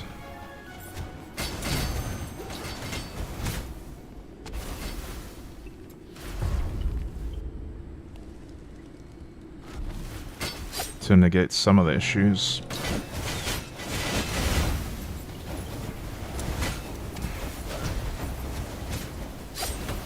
So what does he do? Shadow imbued, fire strike, evasion. Oh, and he gets stacks from me killing his ads. That's fine. Life regen feels good. Now that you say it, life regen should convert over to shield as well with Aeon. I mean, it doesn't, right? But it would be super OP if it did. Well, we're definitely taking the purple.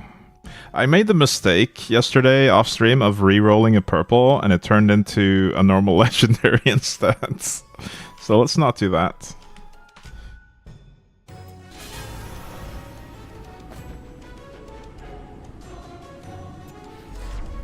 It also consumed my entire nether charge in the process. So I didn't get a purple item, and I also lost this entire bar.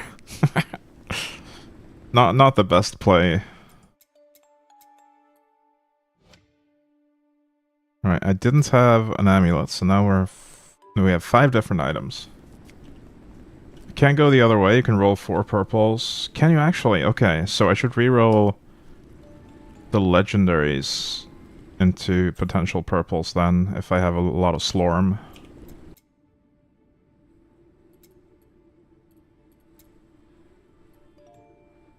Lightning Strike, that should be trivial.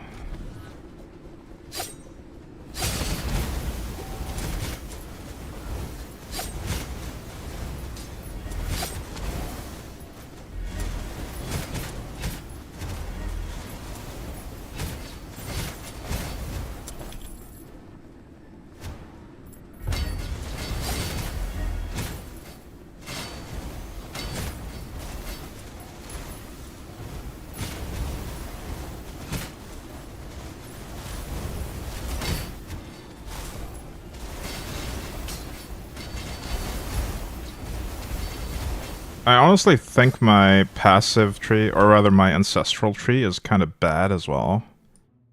Like, walking bombs, they're fun, but since they're based on LE damage, they do almost no damage for me.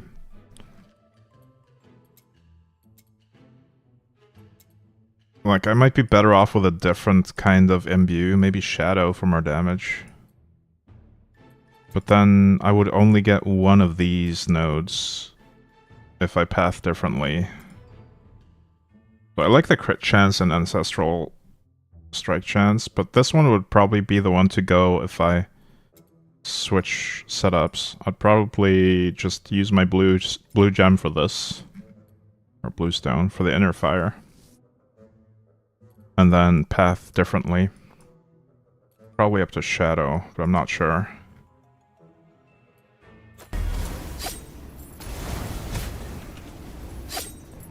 Shadow won't work for inner fire. Oh. Oh, in that case, I won't do that. But I could grab a bunch of raw damage boosts from different parts of the tree.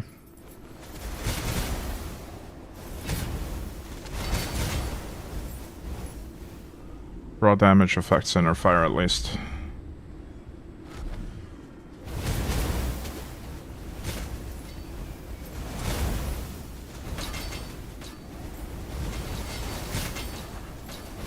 But I want at least one type of ancestral strike effect so that I can see when it happens. I don't know if you need that in order to get ancestral strikes at all. But it feels fun at least, having some kind of ancestral effect on the strikes.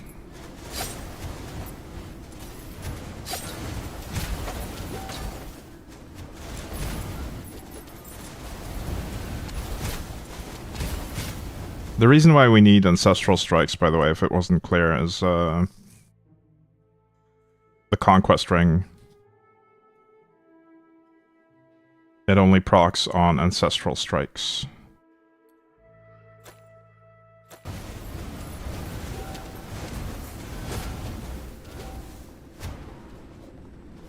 You're running an aura with ancestral strike effect chance when you hit, but you don't have any. Does it do anything else? I guess if you're reserving life, then it enables the low life. Yeah. There's some benefits to having low life. Or having missing life. Just like in Path of Exile, with the low life builds. This one seems pretty okay. We'll do that one.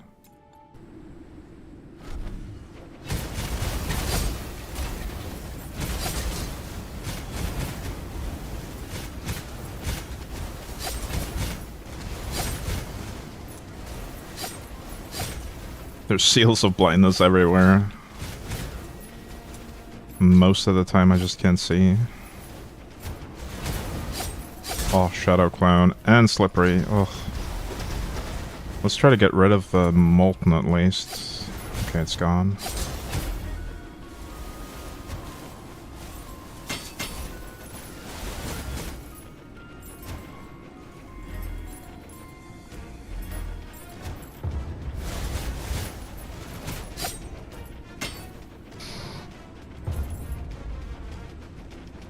I think the main thing I don't like about Nether is that we have to run the bad layouts, like the gardens, and, well, basically anything but the royal biome. It's so hard to navigate, especially when running quickly, running fast. I'm trying to go from breach to breach.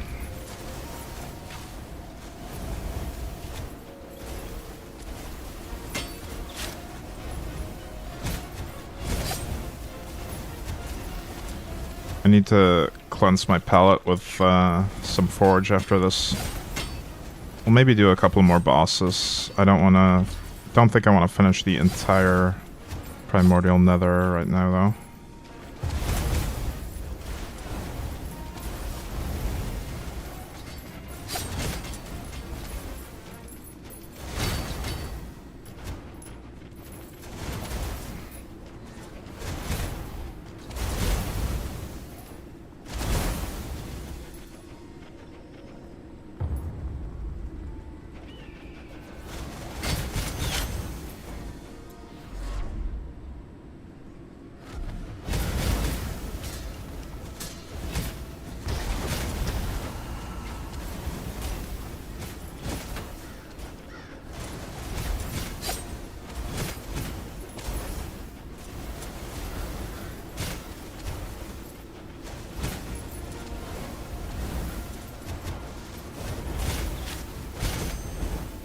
Nice, there's a chest. Is there a fifth activity that you can unlock somehow? There's an empty tile. Oh, I never thought about that. I don't know. I also have an empty tile there, so I wouldn't know. But I'm still not at the end of Primordial Nether. Maybe there's something after you beat the Primordial Nether? Or it could just be planned future content that they haven't added yet. Alright, let's reroll. Okay, that one has 3 pure stats. They're all uninteresting pure stats, so I'll probably disenchant it for pure Slorm, though. Oh, never mind. Bracers. Let's see what we got here. Critical strike damage. Huh. Well, I already have bracers, but still, I'm gonna take that one.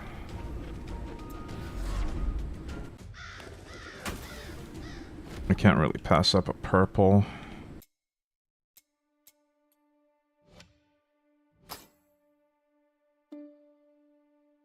It's the same name as well. Nether Wrath of Geralzor.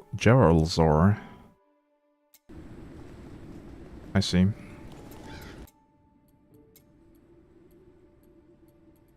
Was that the name of the boss we did, maybe? I don't remember where he was.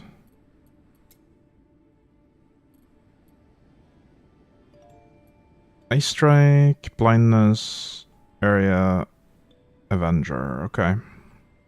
I can do that. Oh, gardens.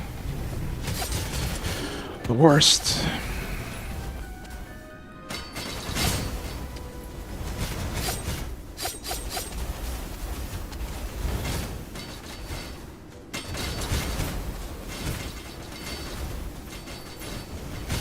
And of course we get ground effects right away.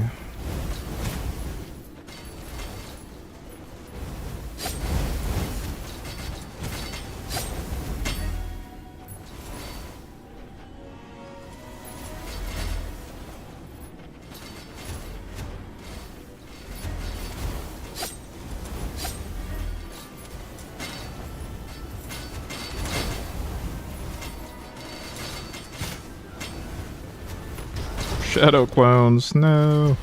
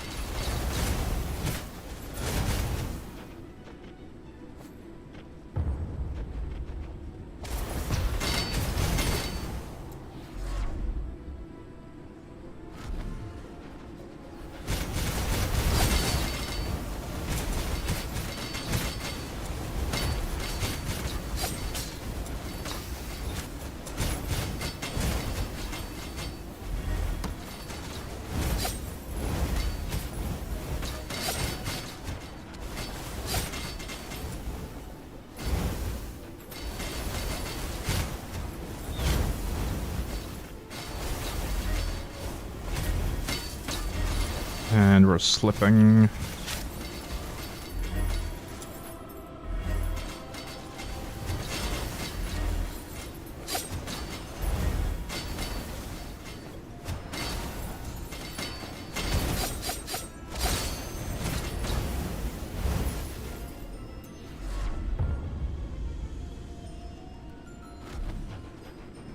Alright, boss time. Don't know if we can face tank, but I'm gonna hope that we can.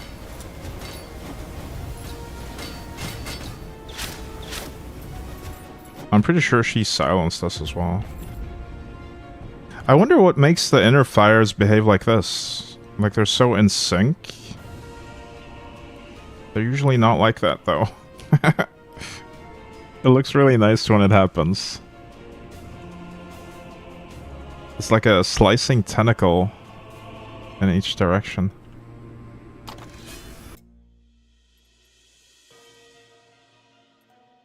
I'm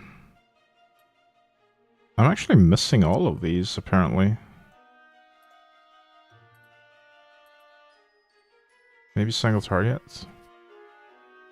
Just the fact that I'm building inner fires really quickly. They end up all stacking at the same time, maybe? Yeah, potentially.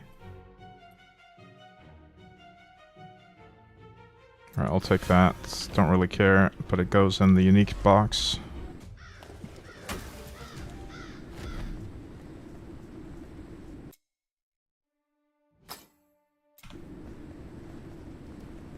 Alright, so maybe one more boss.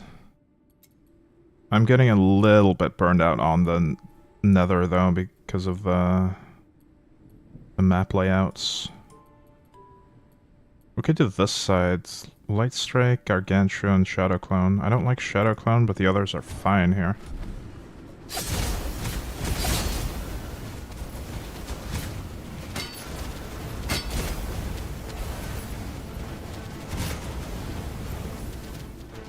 Oh wait, do the Shadow Clones have Gargantuan? Because I can't hit them. That'd be so broken if they did. They look larger, I think they do. Well, that's so busted. Holy. We have to keep moving.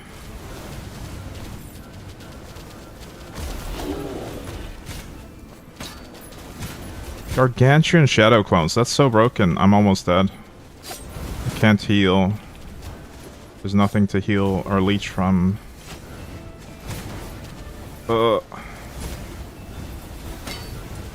And now we have dots as well. Nice. I'm probably gonna die in this one. Yep. I didn't even see what got me there. Probably a dot. Alright, we're not doing that one right now. I think we'll go back to the forge, actually. I'm sick of nether right now. Yeah, let's do a nice forge run.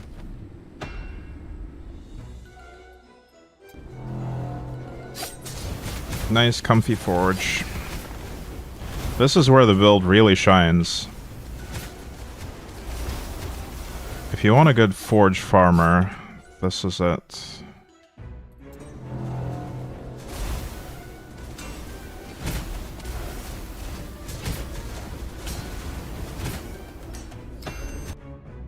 Wonder how a jewel build would look.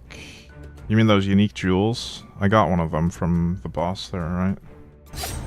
I have no idea. They seem very clunky. Something to do with using all 4 slots for ancestral abilities. But I don't really have the game knowledge to know what to use there.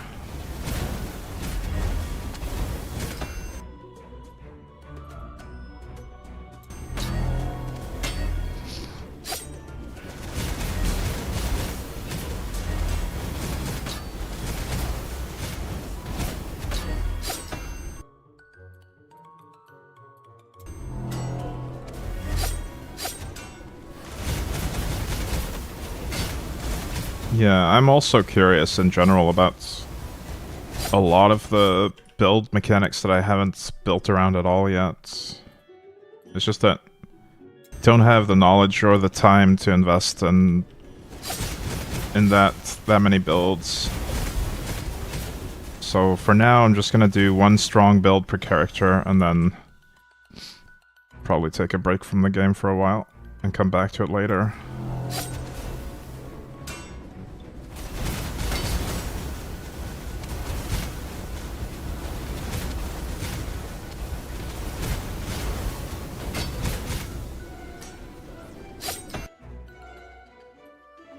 Hey, Joven.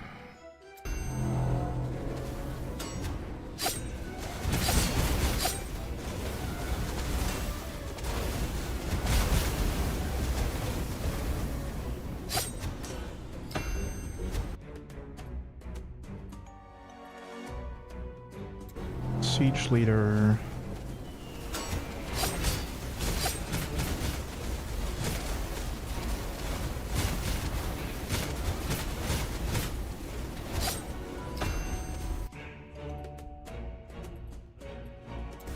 Shadow symbol is free on this.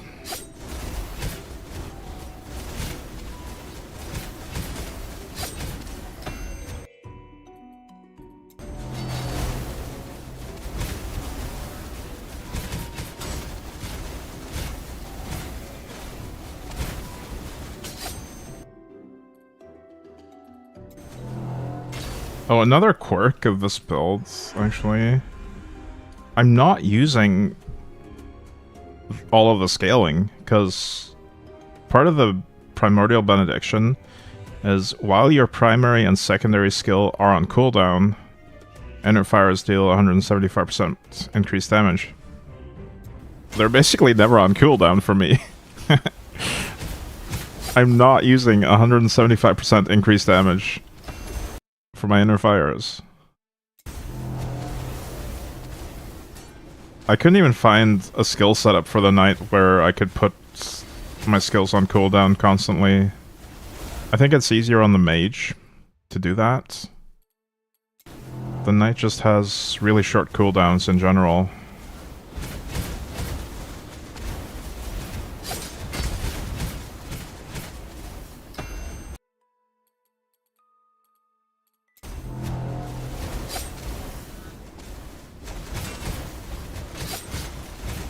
Although I don't know how you could do that on the mage and still be able to trigger Inner Fires, because the mage has very limited options for triggering Inner Fire.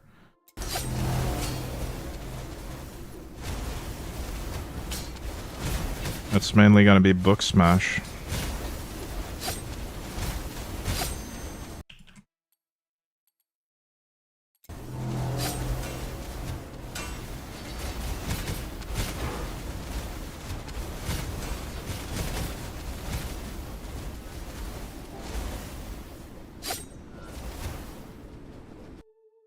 I forgot to hit next. What was the drawback? The cooldown of fast skills is increased by 100%, which is not enough of an increase to make the cooldown noticeable for the knight. Like, my crest shield is a fast skill. This is how quickly I can throw it.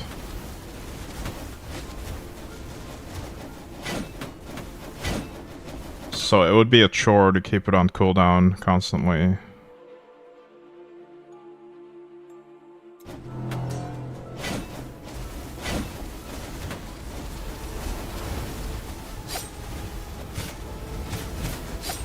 And if I understand correctly, I need both skills to be on cooldown. And that's just not happening on the knight, I think. Is the primordial version even worth using then? Yeah, because the drawback doesn't affect me at all. I'm using Whirlwind. It doesn't get a cooldown.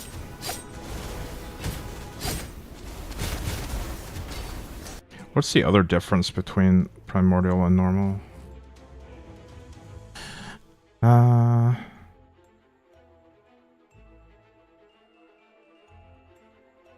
Oh, yeah, you want the primordial, obviously, because that's the only way you get the 85% increased inner fire chance.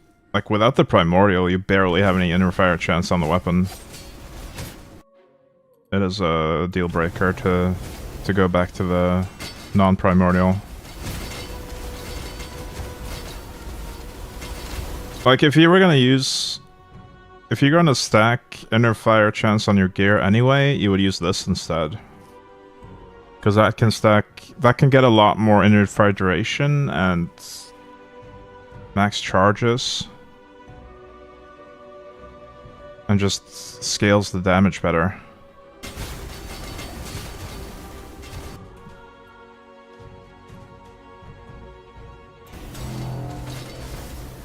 And I think I will do that on the upgraded version of the builds. When I go full purple...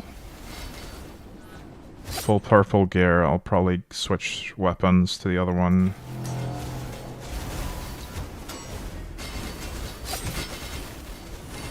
There's another option. What was it called? Indirects. Relentless Transference. This would allow me to leech with my inner fires, which is huge. Like, that seems amazing. And the only downside is my primary and secondary skills deal decreased damage, which I don't care about. So I could try this if I get my inner fire chance up to 100% from gear.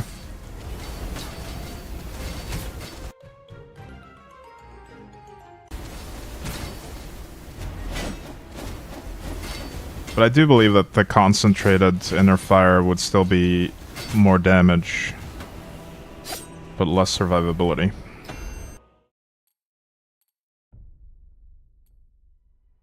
Goldus. Every time you kill an elite. Yeah, we'll take that.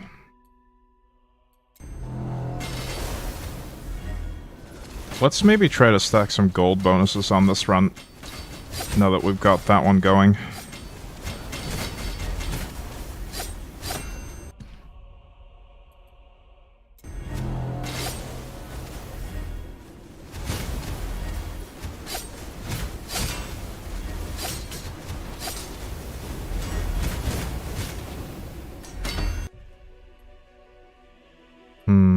I'll do green.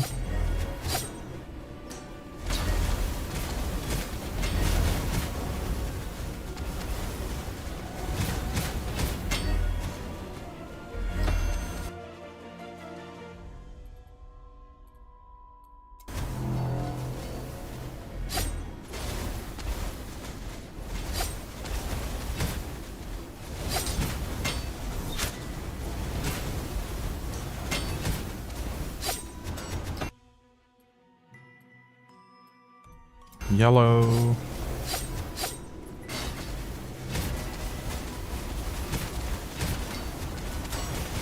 I don't know how people can play with damage numbers on. Let me show you what that looks like, actually.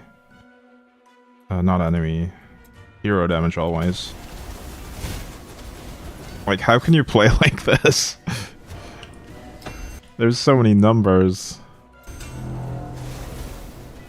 You can't see the enemies. Like, you can't see what enemy types they are. You just see numbers instead.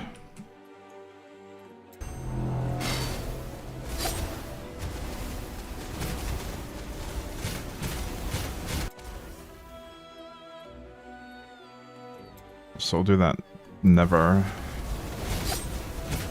When I put on damage numbers in Forge, my game drops for 30 FPS. Yeah, I can imagine it's just too many things to render. It's probably CPU bound. And I'm pretty sure having a 3D cache AMD CPU helps a lot with that. In the more laggy situations, it does tend to work in games like this. With a lot of tiny stuff going on.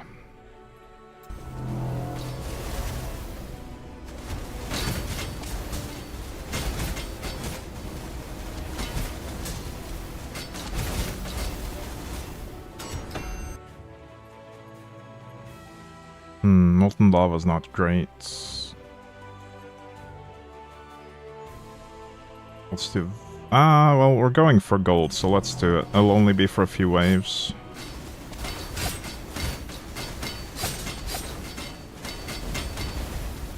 I'll just try to skirt around the molten spots. But only ever since using Aeondi. Oh, interesting.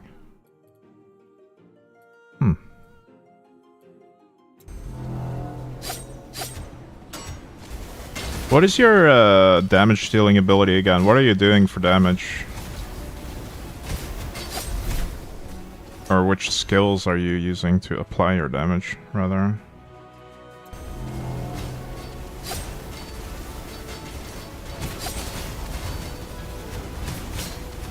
Arcane Missile, Projectile Spam. Ah. A classic.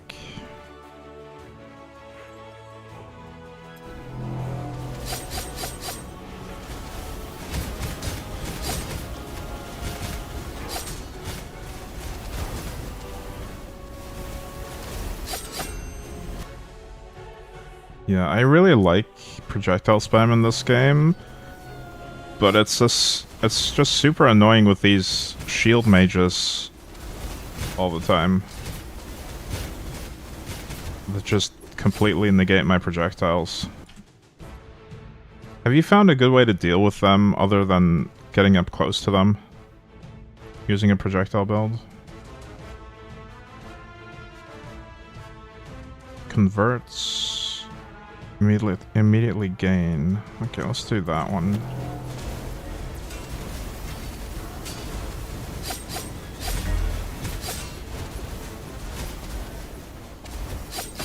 Speaking of projectile shields, I remember at one point in Path of Exile's history, the projectile shields nemesis modifier was so bad for your FPS if you were projectile spamming.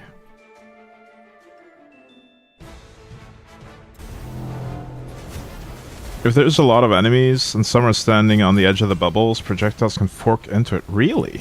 Okay. I do play a forking build on the Huntress, but I've never seen that. Never noticed it.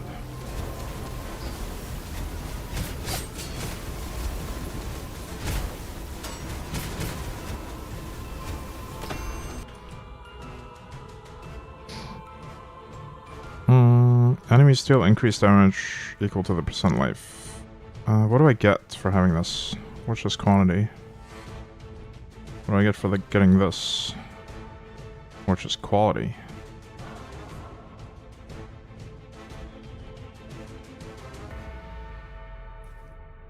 Why is Slippery Affix slowing you so much in that one realm? What do you mean? In one of the middle nether bosses?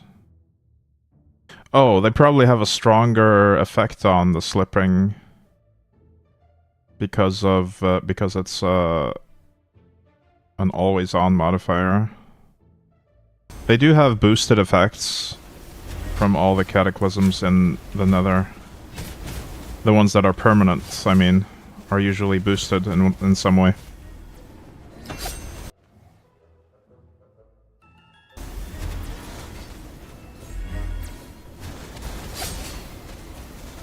I mean, the slipping effect itself wouldn't be a problem for me, but it's everything else. If we get dots in addition to it, it would just be super annoying. 100% ice res for that one's good. 3 of the effects are completely negated. Oh. Well, I negate 2 of the effects with tenacity anyway. Let's go that one. I want to protect my obelisk for as long as possible, though.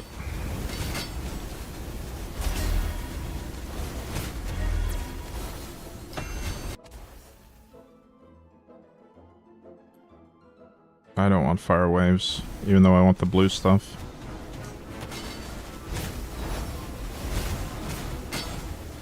I finished it, but it was annoying just navigating the map. Yeah, that is the general gist of the Nether in general. It's annoying to navigate the maps.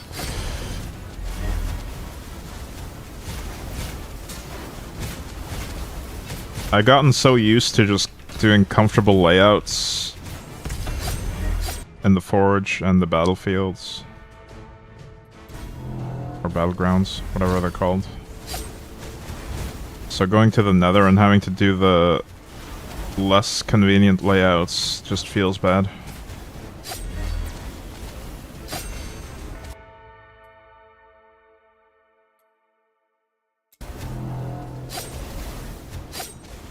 I wonder how long I can keep this alive. They're slowly chipping away at it by teleporting to it. The cheaters. I guess the totem's also hitting it sometimes. This light totem. Is that permanent? Oh, it is. I don't remember adding that.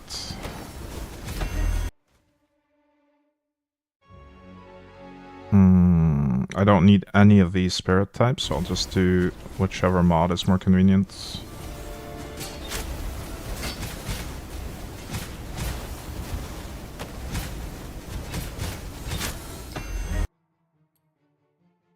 Max life.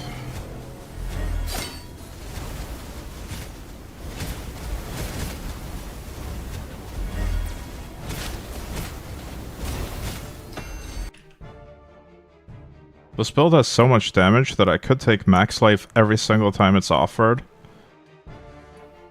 and still be fine. But I'm trying to maximize my gold here, so let's do attack speed there.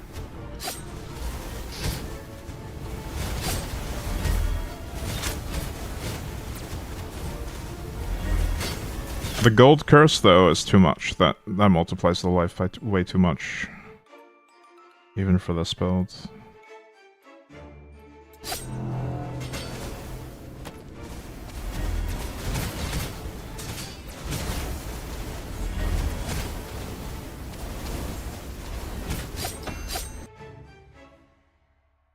Blue or green? We get slightly more blue.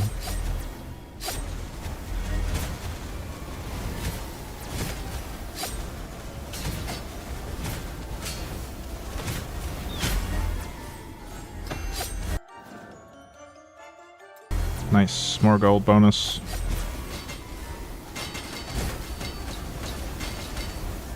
I might be able to keep this obelisk alive for the rest of the run, actually. If I just guard it like this. More elites, I'll take that.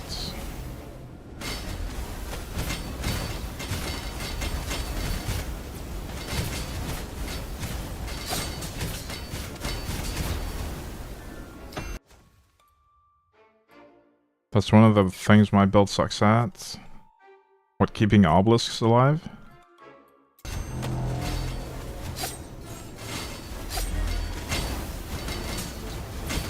I see. Oh yeah, because they wouldn't attack you. You're doing retaliation, and they would attack the obelisk instead of you. Yeah, that seems like a build counter.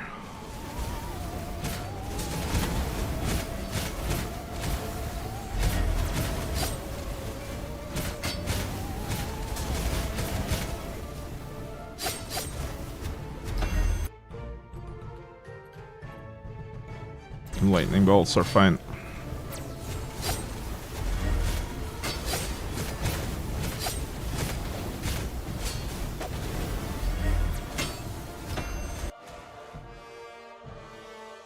You have to pull entire screen on top of obelisks to kill mobs. Damage comes through, I see. Oh, so even just killing the obelisk in the first place is tricky then. Yeah.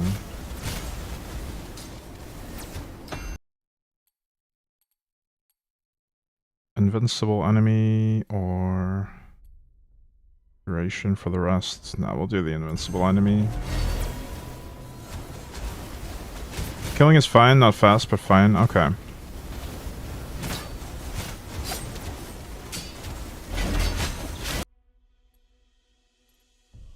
I guess I'll give them some damage. I want the gold. Don't want to give them too many damage modifiers though, because as we've seen, Survivability is the main weakness of this build. The main point that we should improve in the future with gear.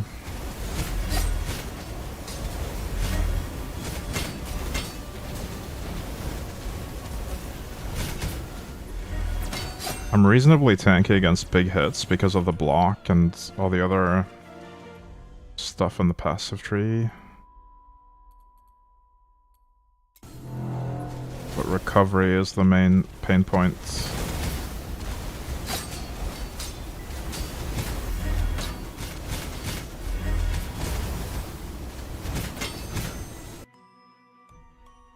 More max life, more gold. I'll take it.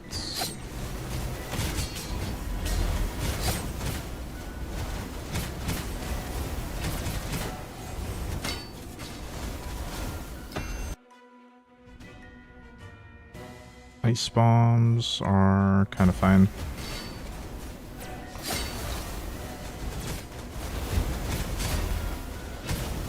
One thing that's kind of sad about Great Forge is that you're at the mercy of which random modifiers you get offered. Like, there's no way to specifically decide to farm one type of spirit if you don't get offered certain bonuses. You can affect it a little bit by always picking it when you get it, but like, you don't... I haven't seen the one where you get 200% more spirits in general. I haven't seen that in the last, like, 3 or 4 Forge runs, like, at all. So my spirit farming has been a bit slow.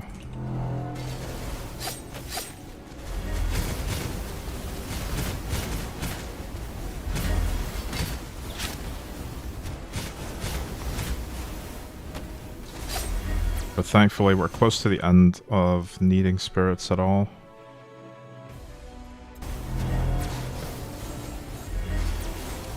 Only a few more affinity levels, and I don't really care about the rest of the runes.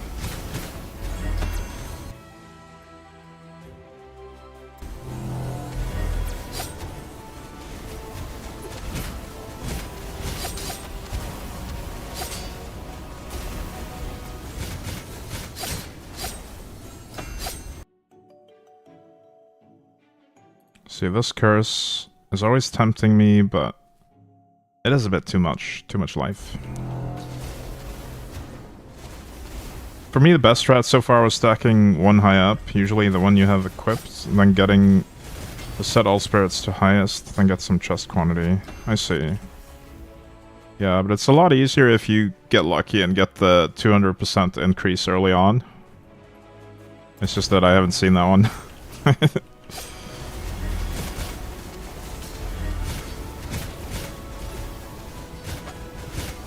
The thing is, I don't need the one I have equipped. I need 3 other types. Okay, I'll take one more damage node here for the gold. Hopefully I don't die.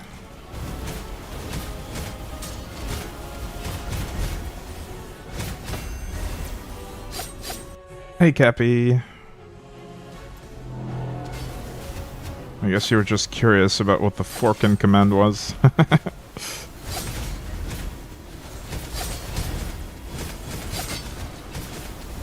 Fork him up, yeah.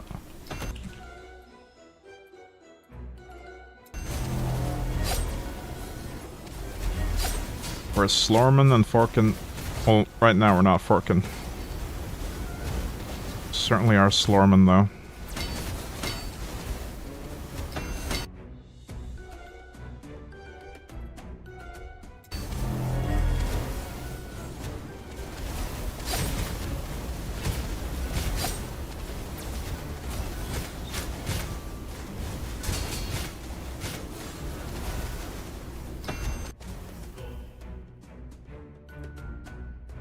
War chest quantity, but we get gargantuan.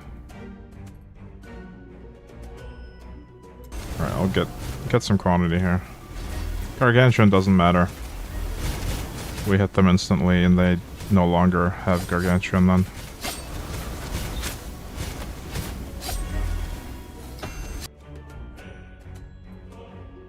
quality. That'll give them a shield for the rest of the expedition. That is actually fine. I'll take that. Basically doubles their life as an extra multiplier on top of their already high multiplier. But we have the damage.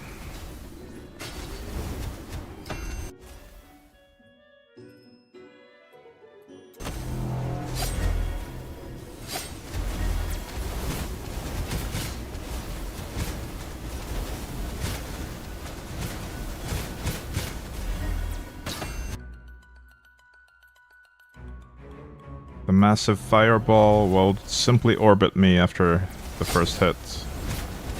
Oh, it might kill my obelisk though.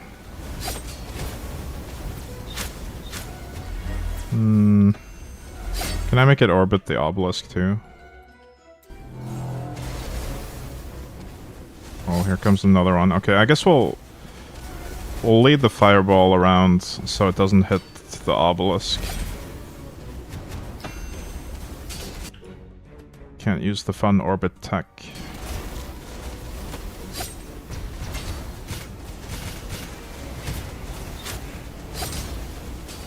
Because I can't really tell where the hitbox is for the obelisk. It could extend as far down as the shadow. Not sure.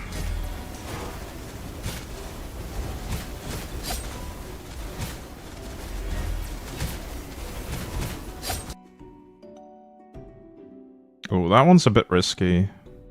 That's one of the more dangerous mods. Especially if they are allowed to stay alive long enough to stack it up. I think we pass on that and just get the elite enemies.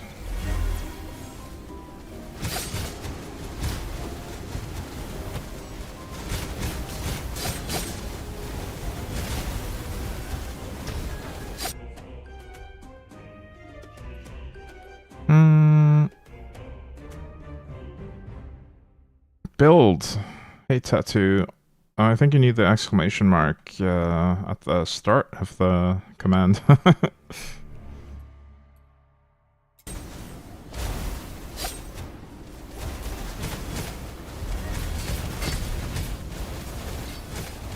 There you go.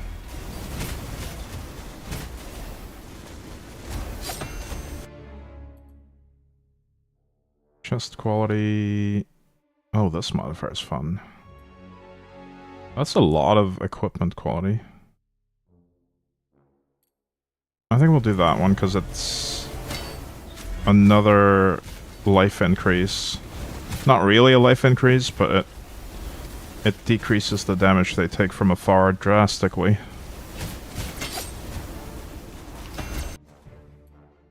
Which means I get to hit them more often.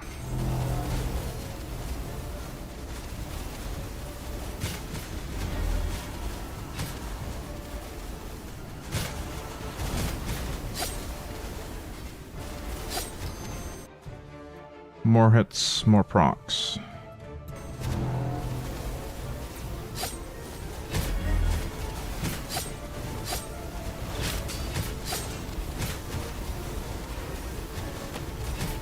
Yeah, we'll save this obelisk.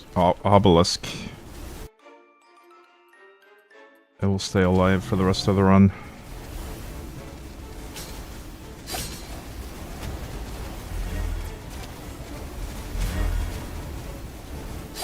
I sometimes get spooked by my own meteor. I think it happens when we have perfect luck and something triggers. I'm pretty sure it's my meteor.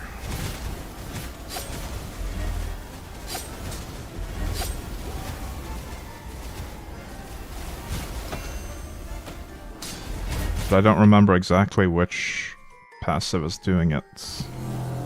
Or which skill.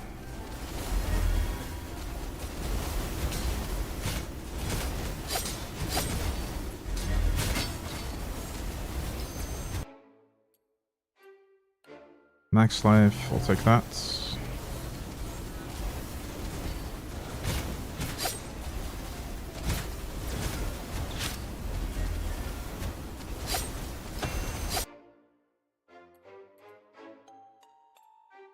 I just take the shadow symbol here.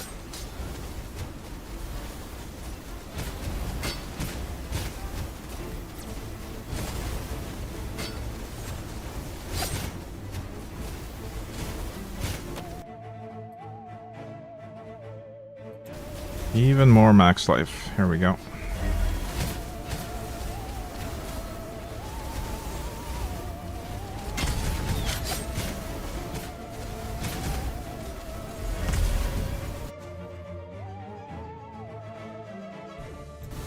Evasion and crits. Sure.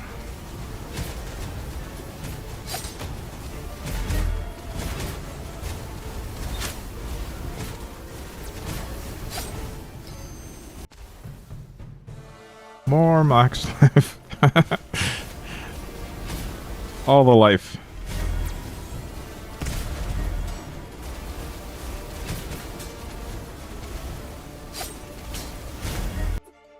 Whenever you hit an enemy with an electric arc, it triggers a frostbolt in a random direction. That seems like the most consistent way to get frostbolts I've seen. Ooh. Maybe we do a shock build with frostbolts in it. An electric... What is an electric arc, though? Is that also a specific mechanic that we don't know how to do? Or is it just all electric attacks, or lightning imbued attacks?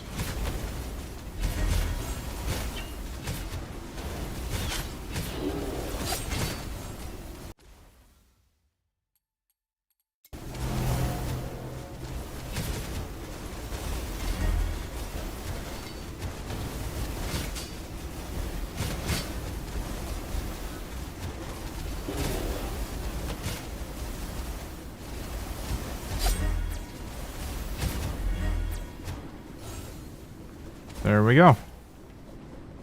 The wave is done. Almost 3 million gold. That's not too bad. We were mainly targeting gold in that one, and we got decent chunks of the 3 spirits we actually need as well.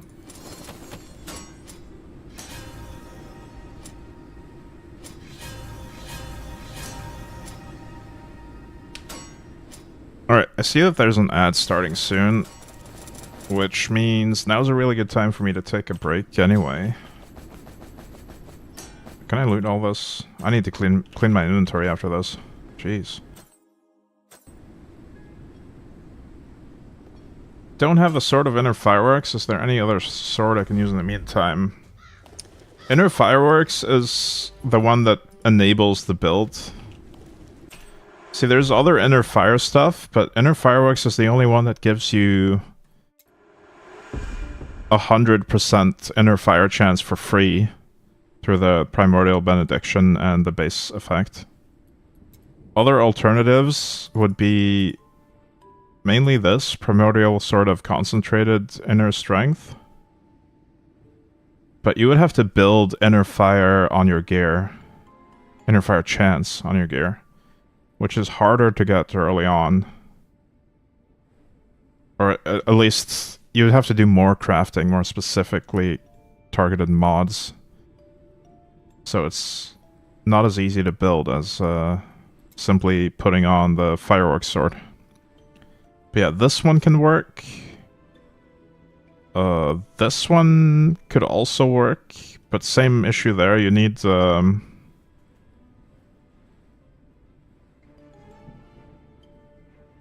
we got an ad, didn't catch it. Oh well. I was just about to say that I'm gonna take a break now anyway. I'll be right back. If you really want to hear what I said, you can watch the VOD in the meantime. I'll be right back.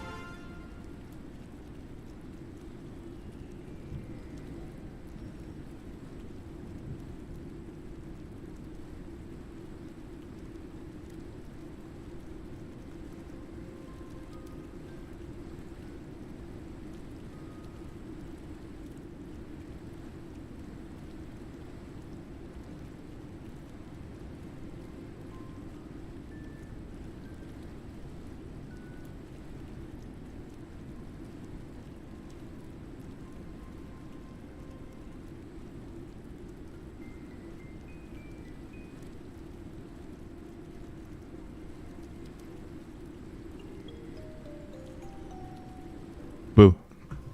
We are back.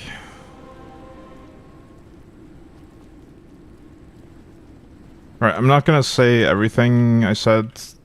I'm not gonna repeat everything, Tattoo Manon, but basically this sword is what enables you to play Inner Fire without putting Inner Fire Chance on your gear. Nothing else does that, as far as I know. But if you have Inner Fire Chance on your gear, there's many other options.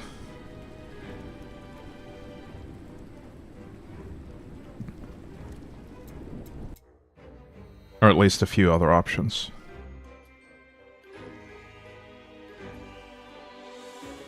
Do we do another forge run or back to the nether for a bit? Maybe do a couple more nether bosses.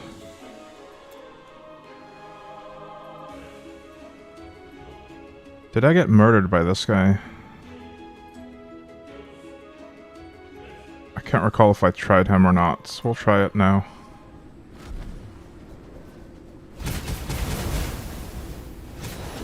Oh yeah, I did get murdered by this one, because they have Gargantuan Shadow Clones.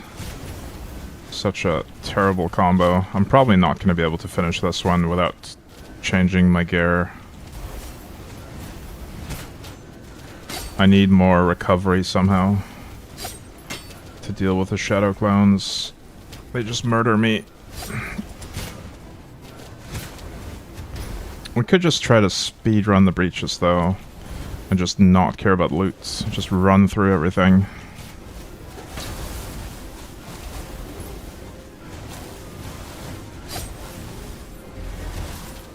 I still get hit by so many attacks there.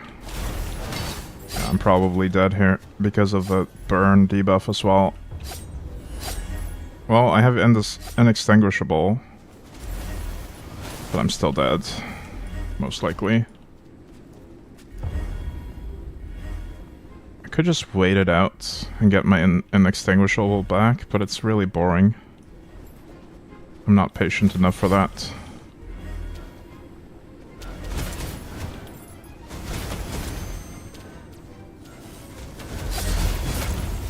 Damn. Yeah, this is not one of the warlords we should do right now with this build. I'll do it with a different setup. Let's do that one instead.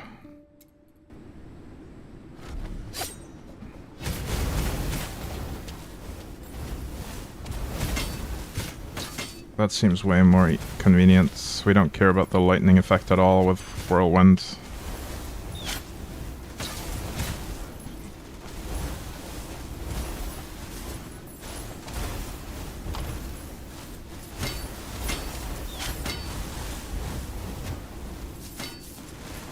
I mean, we do slightly care about all the lightning bolts doing damage to us. It does deal significant damage when it's this many.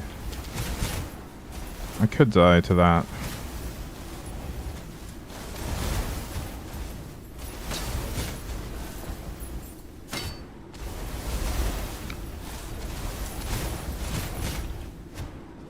In doing the Primordial Nether, I've come to realize that this build is a little bit more of a glass cannon than I thought. It's really good for Forge though.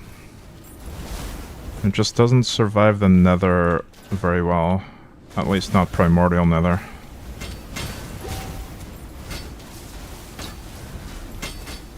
But I'm sure it's a fixable problem with a different setup for the recovery. Maybe some more resists.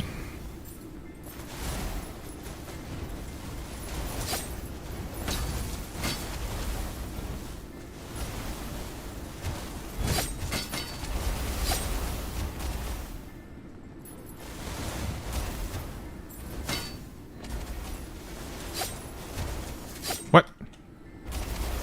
Oh, I got stuck on the table. I couldn't even see the table. I'm blind. Who's alive?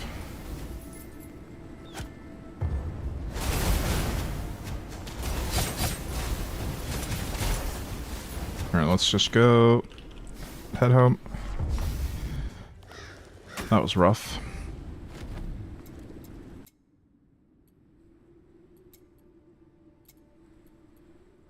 Lightning Strike, Side Storm, Frenzy, Relentless Lightning, and Fury of the Storm.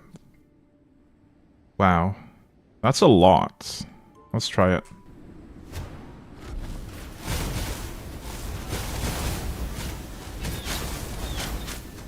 It might be too much. I'm already almost dead.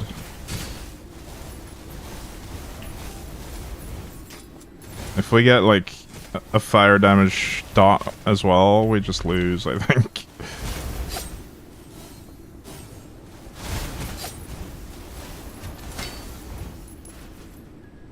Or any kind of dots.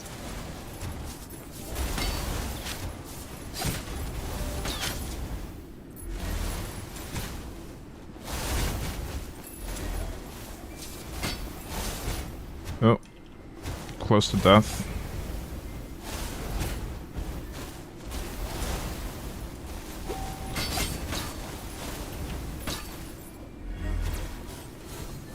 Alright, we survived one floor.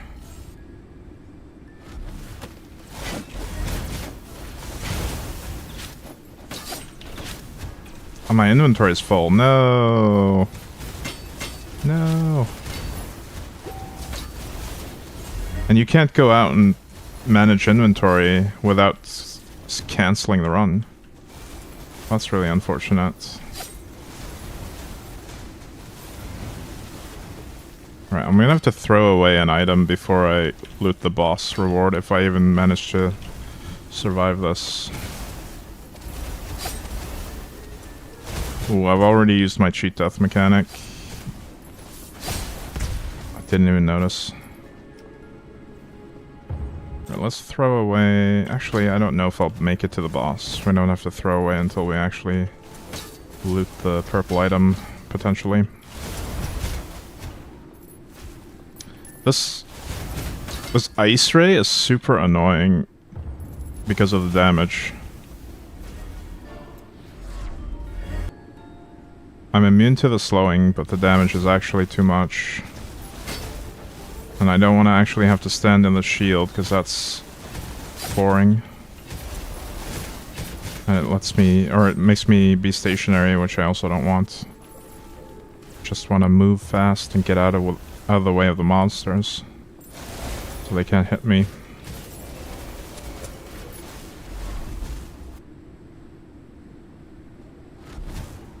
Alright, here we go. Hopefully I make this. I'm not optimistic though, with this amount of stuff coming out of them. Ooh. Oh, we did it. Nice. 2 cosmic orders. Okay. What do I throw away?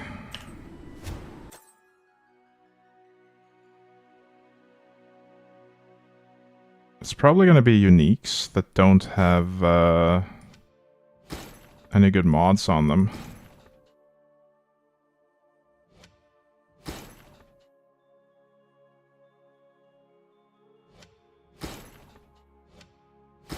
That should be enough. No purple.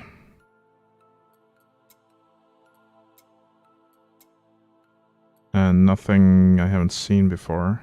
Oh, I should have checked the pure stats on the ones before re-rolling, maybe. Oops.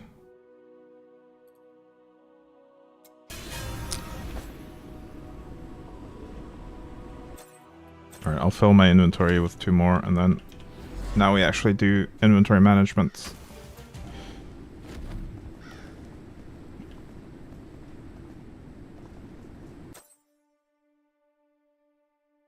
Well, I can't really sort them without making space first, so let's do that. Elipan. Max mana. Retaliation. Thorns. Thorns. I should I should organize this better too. I don't know if I want this tab anymore.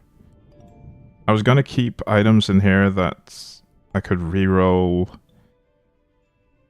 certain uniques from. I don't think it's necessary. We can very quickly get uniques whenever we want. So I'll just make another dedicated tab for perfect pure stat mods.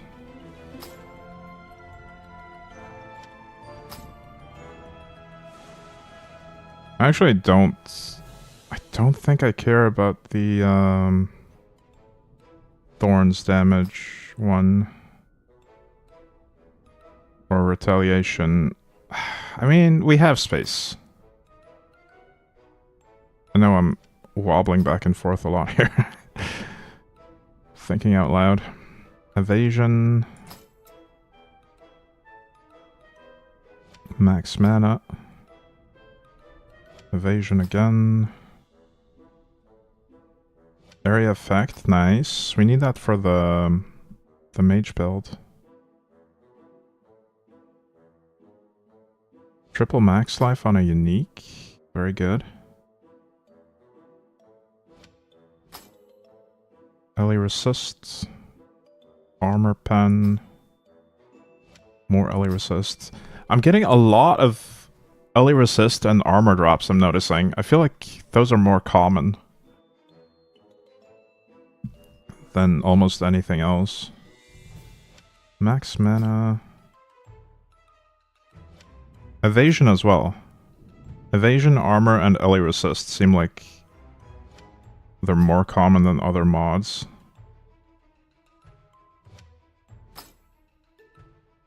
More increased area size, nice. Thorns damage. I've got way too much thorns damage that I'm probably never gonna use. But as long as we have stash tabs available, we'll hoard. We'll hoard the triple mods. Max life, that's a huge one. Melee damage reduction. Yeah, I'm gonna pass on that one. Retaliation. More evasion. Raw damage, that's huge. Cooldown reduction. Even more thorns damage. Area increased effect, awesome. Raw damage, awesome. Elemental resist. Minion increased damage. Judging by the state of minions, I probably won't use this, but I'll keep a few of them, I guess. Max mana. Alright, so we need to scrap... Where did this come from? Oh, it's reinforced 10. We can extract this. This too.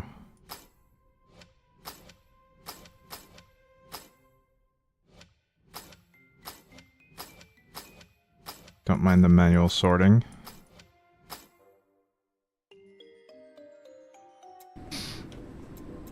Alright, let's just extract some Slormites from these two.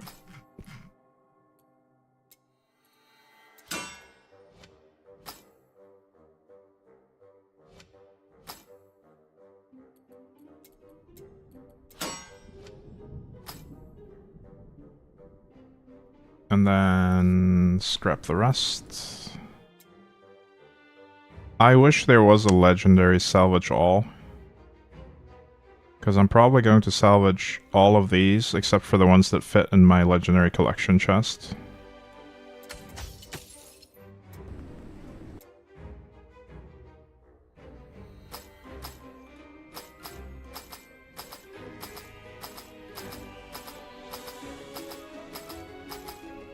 Which, there does not appear to be that many that I haven't already collected. Maybe none, actually. Oh, there's one.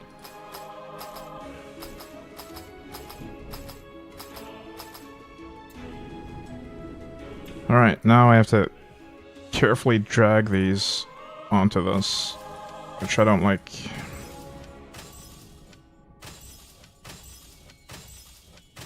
It might be better to just sell them for gold at this point, because I can do that a lot more quickly by right-clicking at the vendor.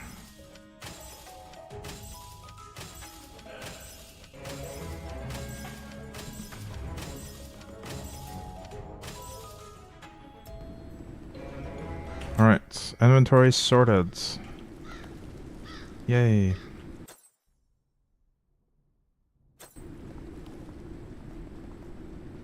I wonder if I have enough resources to craft a good piece of gear for this build right now.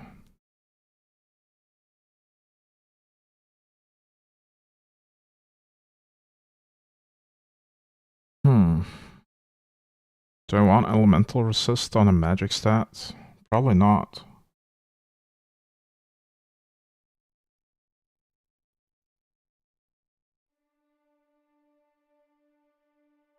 I might just overwrite the minion increased damage on the amulets.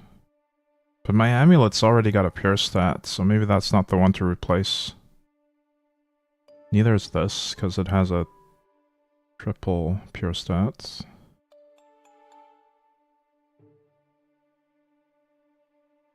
Maybe gloves.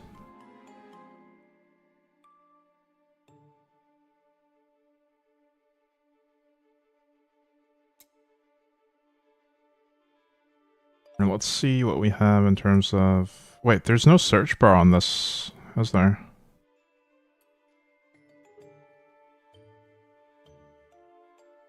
There's not. I can't search by inner fire. I have to actually check every item. That sucks. I should have sorted them ahead of time.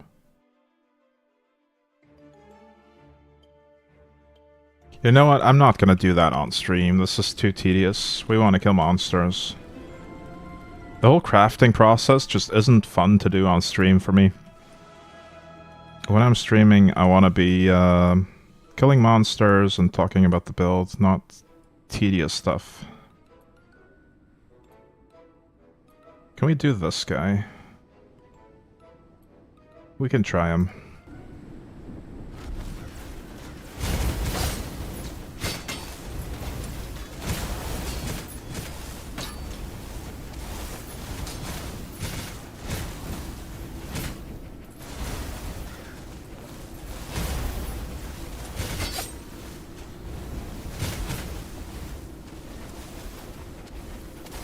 And now we have corpse explosions everywhere.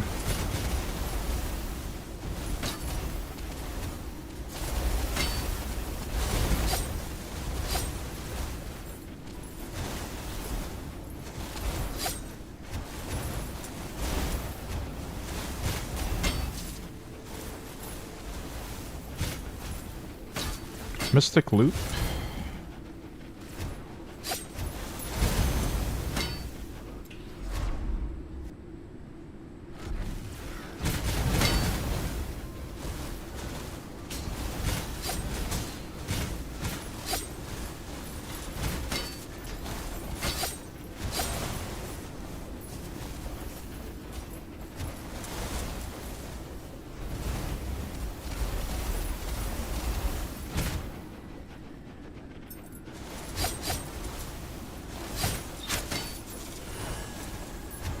I almost died. Rip.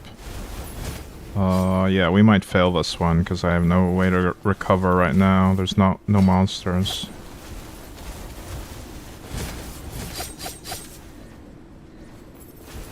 Although... what if I just use this? And get life on it and leech on my inner fire temporarily. I mean, it's gonna suck to get charges back when I run out of charges for inner fire, but for the moment, it'll at least help my recovery.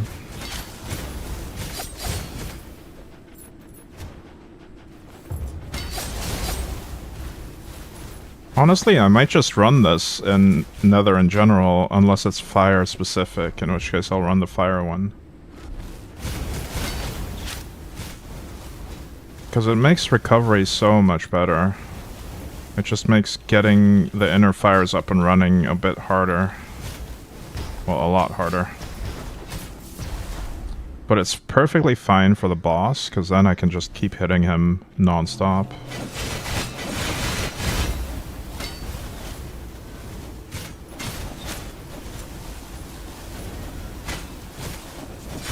Oh. He hits hard, actually.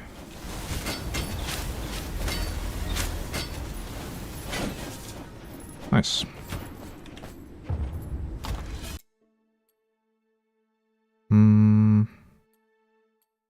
I don't care about re-rolling for completing my legendary collection, I don't think. I want to keep my Slorm for the Ancestral Legacy tree.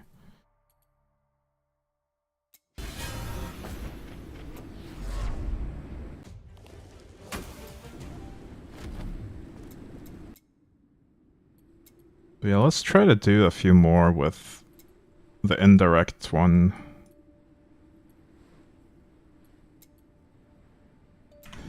Actually, we could craft one item, maybe. I hate it, but it might be necessary at this point. Inner fire chance. Even with pure stats, it's only 6.44.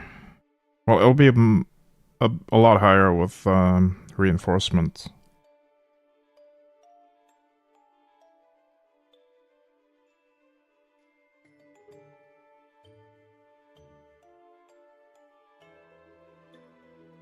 I think it's time we test the grafting system. I haven't done it yet, and I want to see how it works. I'll probably mess it up by grafting onto inefficient spots or whatever. We'll see.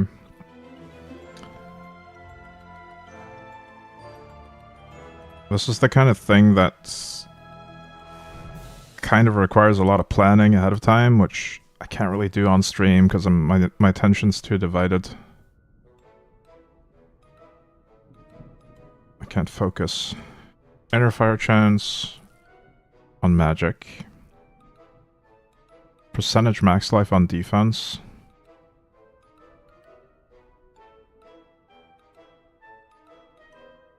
And we can get max life on base stats. That might be a good combo. That's a lot of extra life.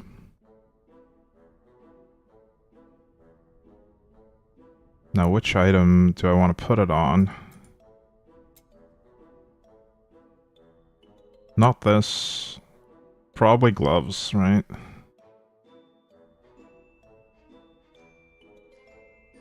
My gloves already have inner fire damage and charges.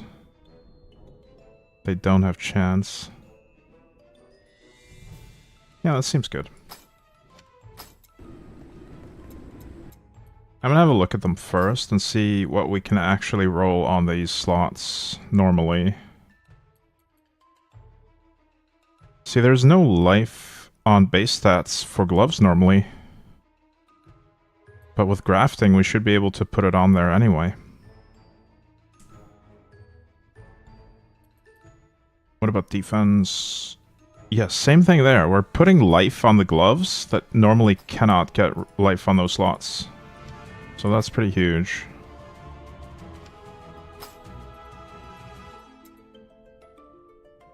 Triple max life instead of critical strike damage. That looks correct. Right. Yeah. Sweet. Okay, so now this one. Triple max life instead of Ellie resist.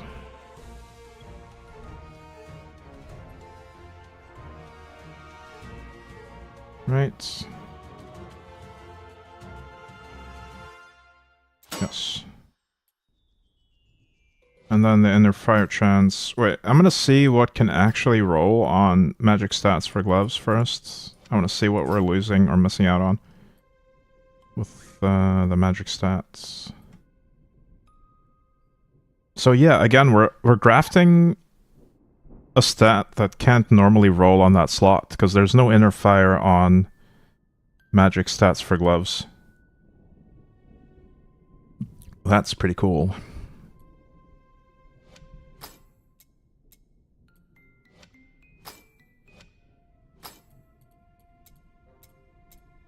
This is why grafting is such a strong mechanic.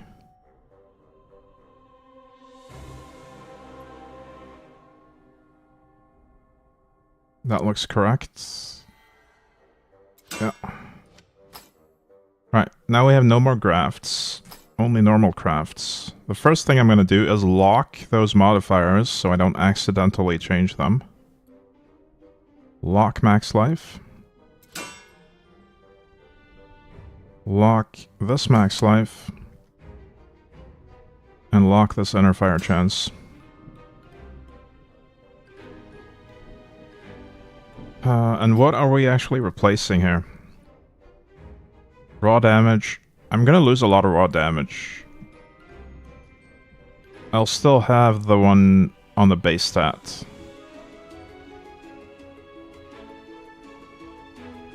I'm also losing some armor, but replacing it with a ton of max life. I think that's fine.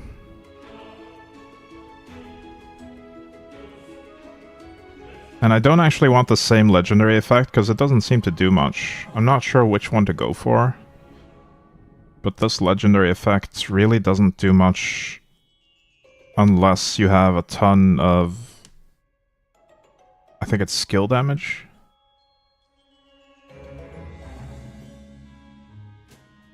Maybe I can get some other recovery. What can I get on rare? There's no regen at least. We can get critical strike chance. Or the percentage raw damage that we're already missing, or already losing on this. I might just go with the same setup, honestly. Just do raw damage for this one too, so I don't lose too much.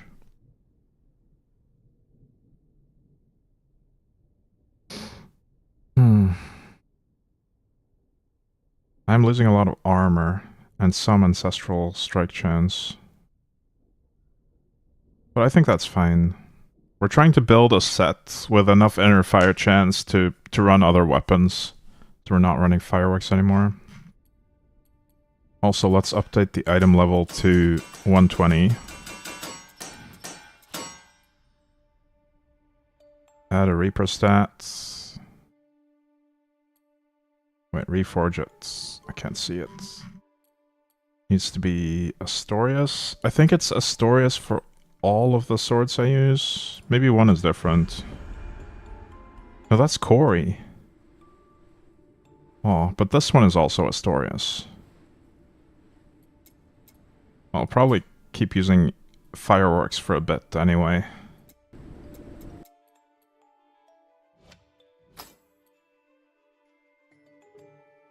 So we're gonna keep it on Astorius.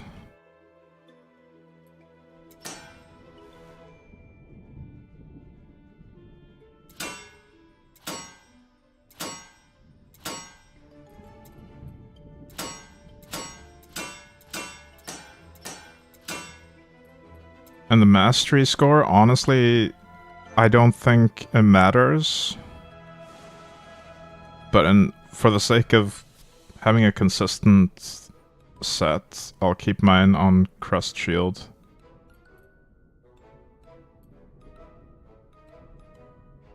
Maybe Whirlwind is better. I was originally on Whirlwind, but then I switched to Crest Shield because the mastery for Crest Shields increases its duration.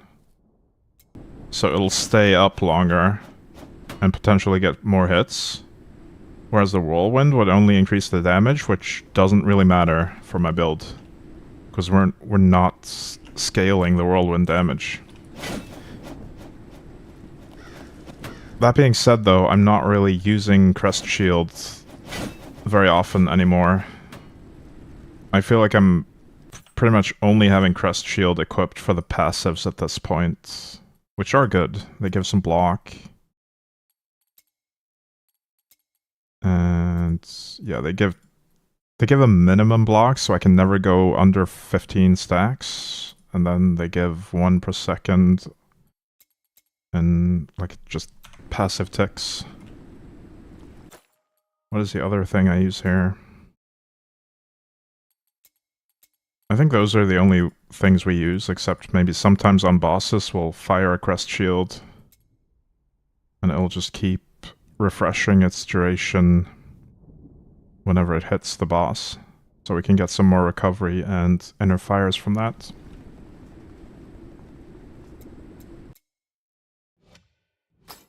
But yeah, let's just do... You can graft legendary effects from other items? Yeah, I know. But I can't do it now, because I've already grafted 3 times. But at some point, when I do the other items, I'll have to graft a couple of helmet effects, I think. Because there's some really good ones. I want to have Astoria's Last Stand while still having the life multiplier, so I'll need 2 helmet effects. I don't know exactly which item I'll do it on, though. Damn. It honestly would have been better to do it on gloves, I just realized. But I just drafted pure stats instead. Gloves is the only slot that has a bad legendary effect currently. I should have planned ahead. This is what happens when I don't plan ahead. I've already messed up my my first nether crafting item.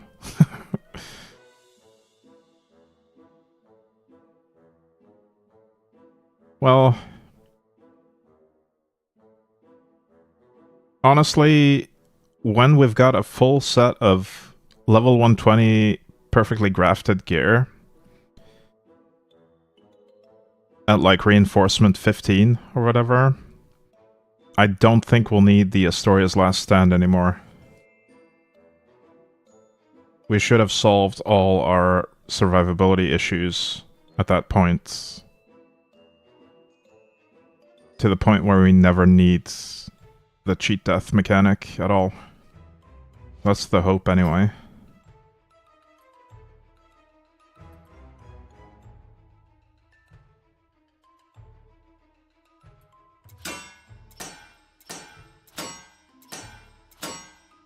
Crust shields. For attributes, I'm just gonna keep doing savagery.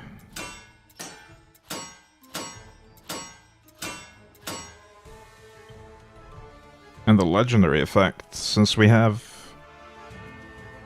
have the option to graft it anymore, I guess I'll just try to find one that's useful. Goldfish. Mana leech? No, mana's not an issue. Fate Crusher? No. We could do the culling. But it's only non-boss enemies.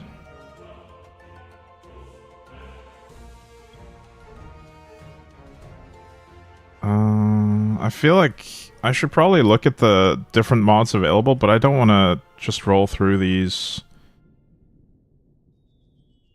blindly. I'll keep this for now.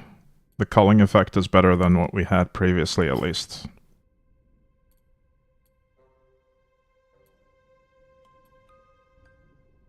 What did I say to get? Raw damage? Yeah, let's do raw damage here.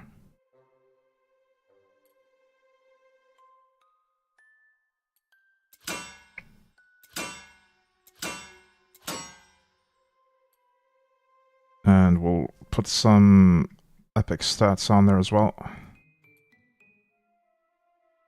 I think I want the same epic stats that I had previously on these gloves. Crit strike chance, inner fire damage, inner fire max charges.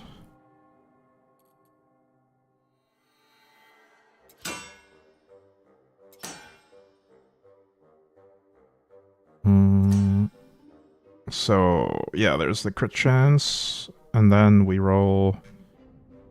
Reforge all scores. Wait, raw damage... Yeah, the raw damage on our base also needs to be rerolled, so let's just do Reforge all scores, and then lock whenever anything hits the score we need.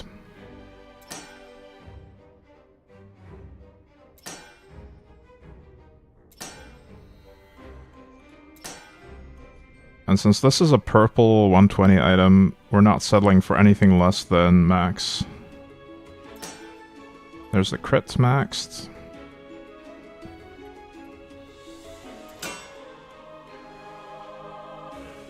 I'll keep reforging the scores on the other things though.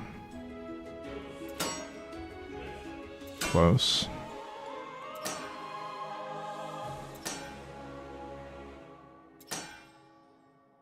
Actually, I should roll epic stats as well. We need inner fire damage and inner fire max charges. I get slightly more value out of the reforge all scores if I already have those on there.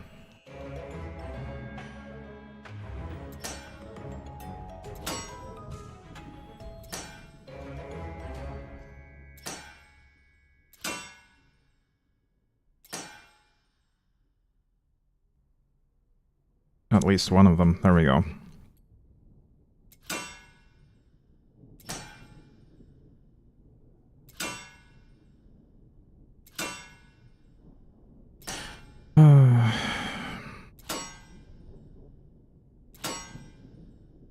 But I have to say, this is my... Even though the crafting system is really good, really powerful, this is my least favorite part of any ARPG. Because I feel like I'm not really doing anything. I'm just sitting here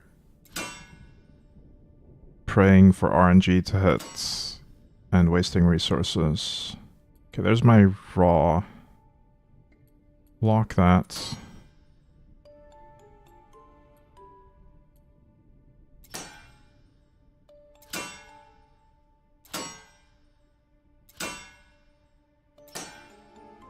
Inner fire, max charges. Lock that. And now we can roll the other epic stat, which should be inner fire damage.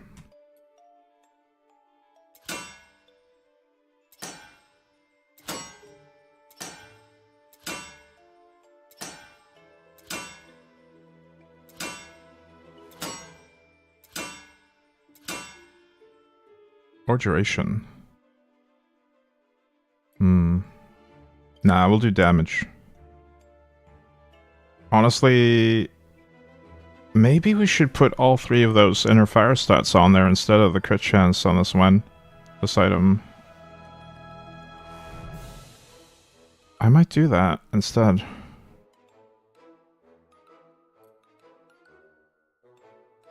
I really think I have enough crit chance anyway to trigger the stuff that needs to be triggered.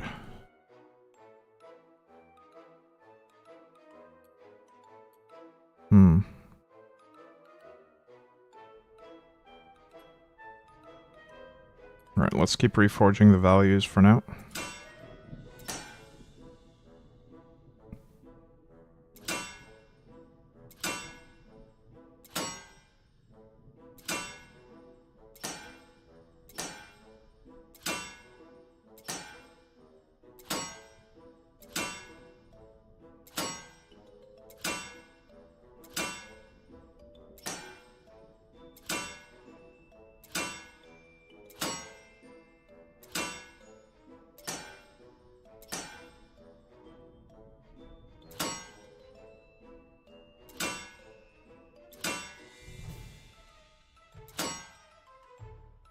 Hello, Frame Drop Galactic, welcome in.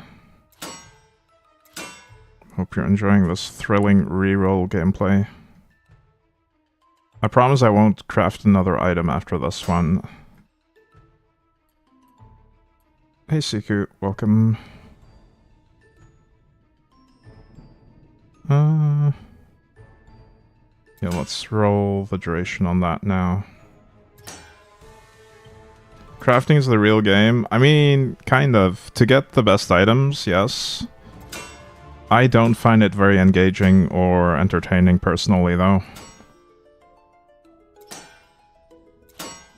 Like, if I'm watching a stream, I don't want to watch the streamer sit in town and craft gear all day.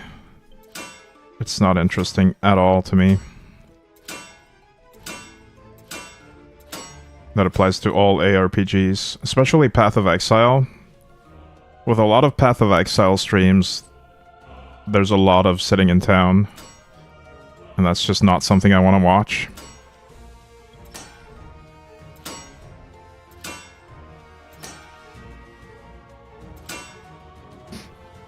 Hey Doom Knight, didn't even know this game has purple items, never got one. It's from the Netherworld. They are the only items that can go above level 100. They go up to 120. And you can graft other stats from other items onto them. So we've grafted on 3 pure stats to this one. It is the pinnacle of gear in this game. You can craft the most powerful items that way.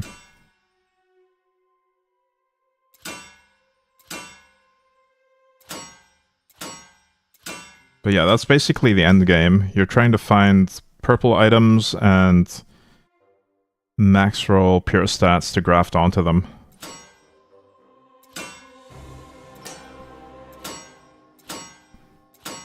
In order to create the most powerful character you can.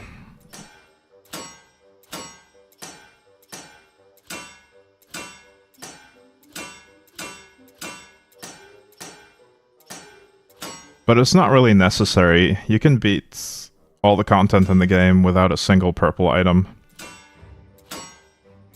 It's really just if you want to min-max a character.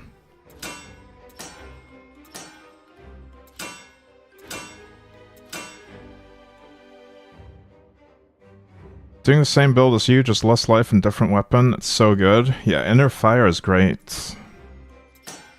I'm also going to switch the weapon eventually. It's just that this weapon allows you to do it with less Inner Fire chance on gear.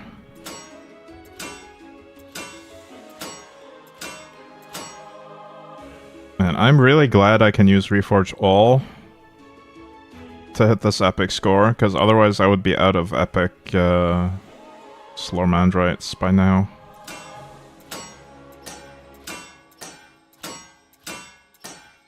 And we are just not getting this max roll.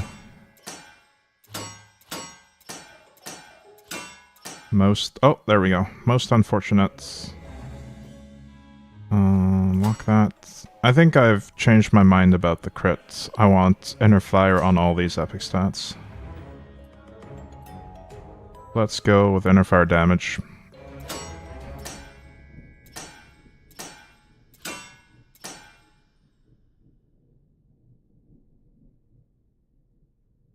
Yeah, that literally means we have all the Inner Fire stats on this item. Because we grafted on the chance as well. Cool.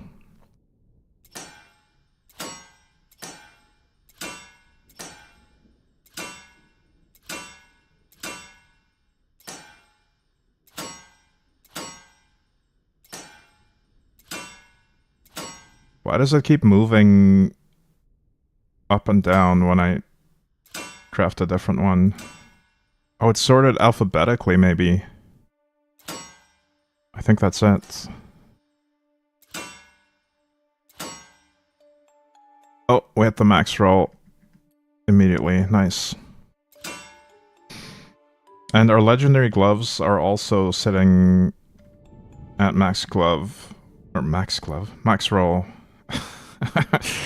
I'm so fried from crafting, guys. I hate crafting. Am I done? Can I stop crafting now? I think that's all we can add to this. But it needs reinforcement. We can brute force the early reinforcement with higher level thingies. There's one thing I hate more than crafting. Trading, yeah. Trading is the worst. My brain gets fried if I'm crafting in PoE. Me too. Whispering 50 people and not getting a response. Yeah, see, that's why I love playing SSF. But in PoE, it's so hard to get a good character on SSF. It requires you to be much better at crafting, which I'm also not very good at.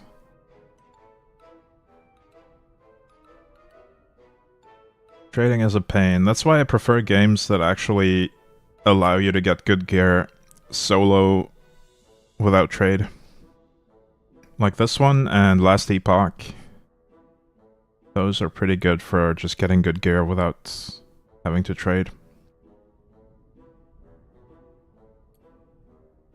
Right, I think we just use this, and then that, and then that, and then that, and that. And at this point, maybe we want to make it a double and then level the rest for potential.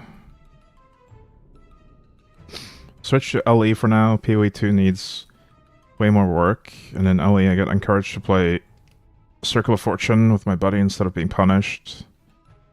Yeah. Sounds like a plan. Yeah, sure. We'll use this, but with boosters to double chance. Like this, and then Harmony to make it succeed.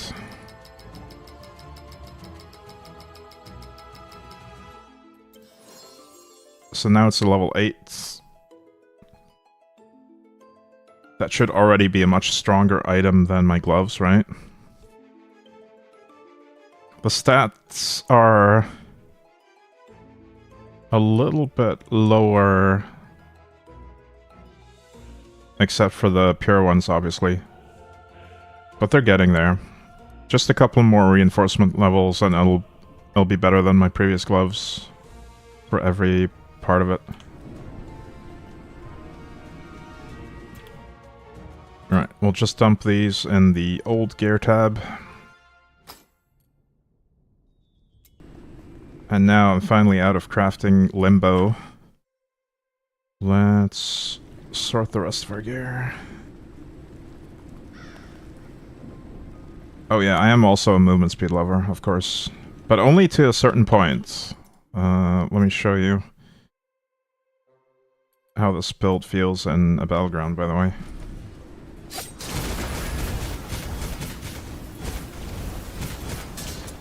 If you have too much movement speed, it gets too difficult to navigate. But having this amount is pretty optimal, I think. I don't really want to go any faster than this, because I would struggle to get past obstacles and through corridors.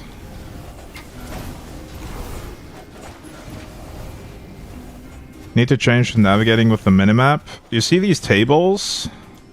These tables are not on the minimap. So while the theory is good, it doesn't actually work in practice to navigate purely using the minimap. There's a lot of obstacles like that.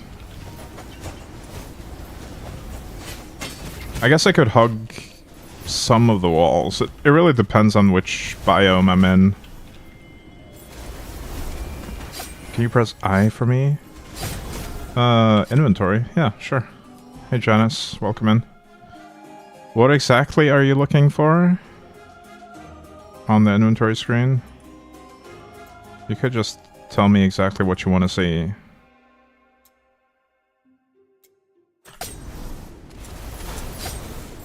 Or ask if you're wondering something specific. Just my stuff? Alright. Well, there's a build command for that. Let me show you. That is all my stuff except for the new gloves that I just crafted. Everything else should be pretty much the same. Maybe plus or minus a reinforcement level or two.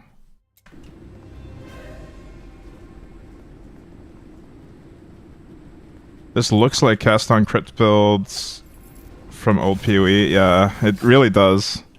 It looks and feels a bit like cast on crit discharge. It plays the same as old cast on crit discharge. Not exactly the same, but mostly.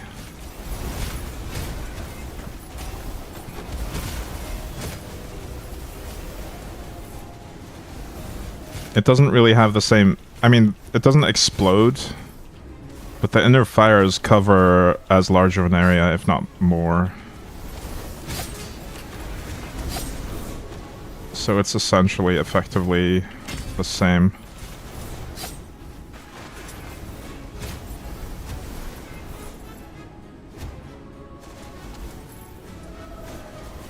Do you have a website for some builds? I recommend the official Discord server for the game. They have a build compendium there. There's like a channel dedicated to builds.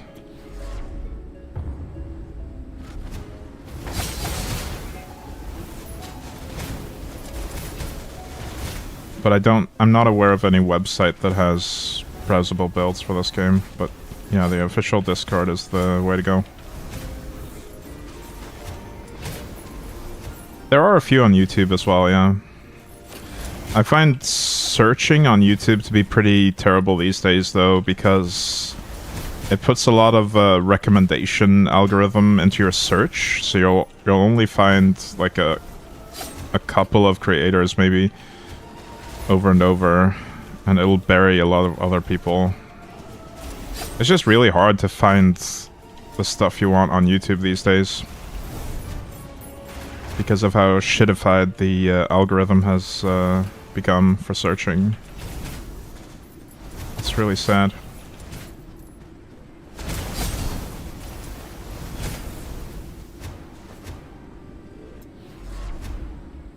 You're actually better off using the Bing search engine for finding YouTube videos, unironically.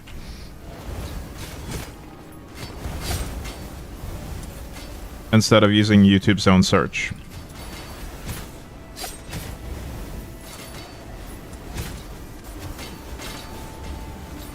Like, if you're searching for something specific, use Bing instead. Otherwise, you're just gonna get recommended garbage that has nothing to do with your search terms at all.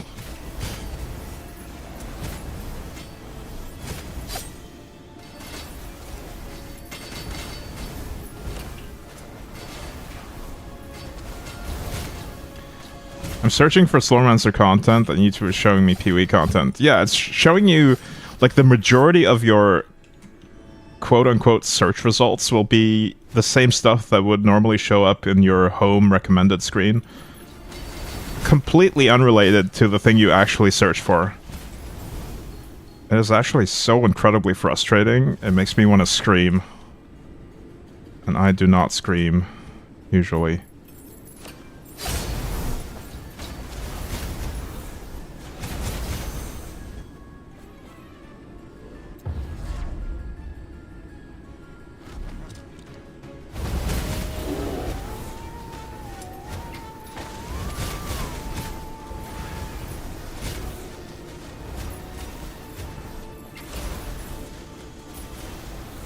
Maybe we should do some forge. Wait, how much time does it actually take to get potential on this? We're only about halfway, not even that.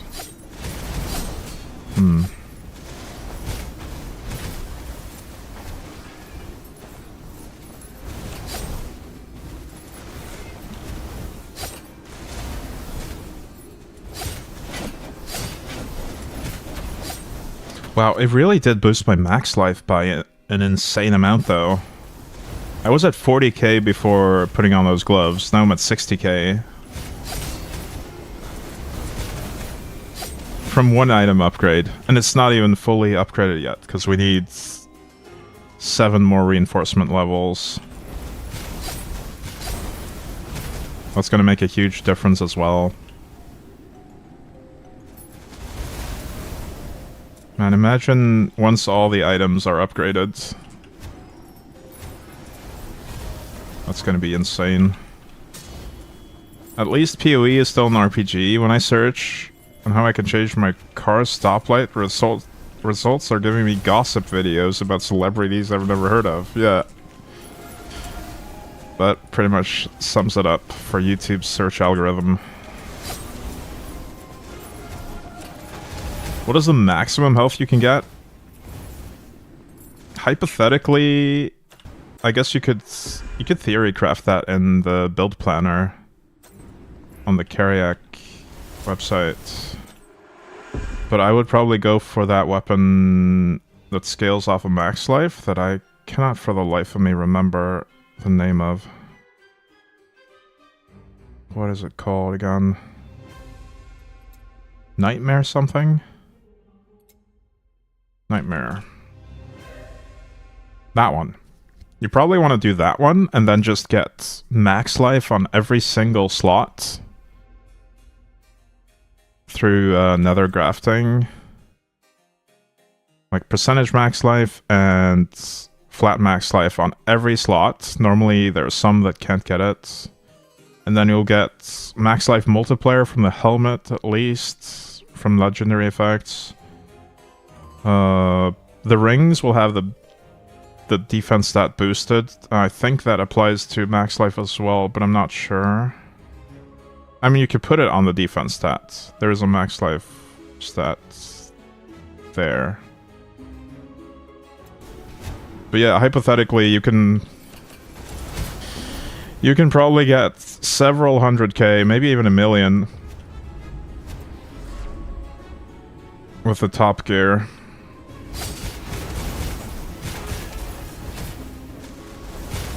There's a lot of other multipliers you can get from passives as well, like this one, 20 max life, 20% rather. But I really think the recurring nightmare sword is the way to go for max life. Or bow, or staff, depending on class.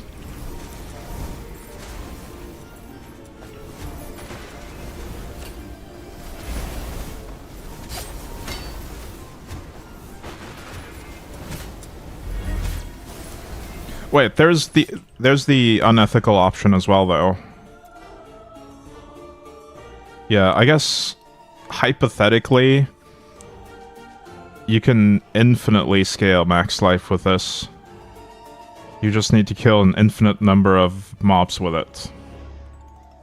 So I don't think there's a cap unless we run into some kind of overflow issue if we go too high. I don't know. But you can slowly gain more and more max life for each victim killed with a sword.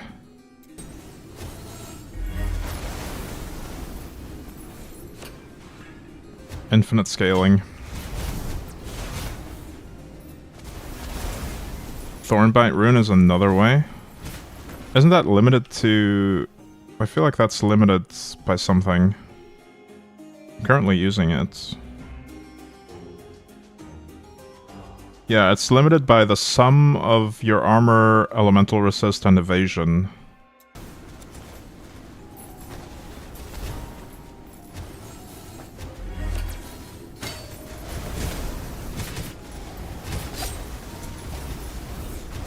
And it's technically not life, it is a shield.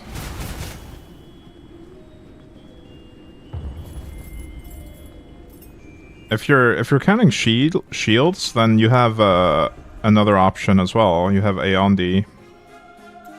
I've had... I wonder if it'll find it without the thing above. I might need the special eye. That's annoying. Aeon. Where are you? Do I not have it? There it is. The primordial version of this can also scale to millions of shield. literal millions. Because the primordial version allows you to leech and life on hit onto your shield total. And you can scale that insanely high. I don't even know if there's a cap. Caps out at 999. I'm pretty sure I had over 1 million. Huh. I could have sworn I had over 1 million at some point. Maybe the cap is based on some stats on your gear or something. But I could be misremembering.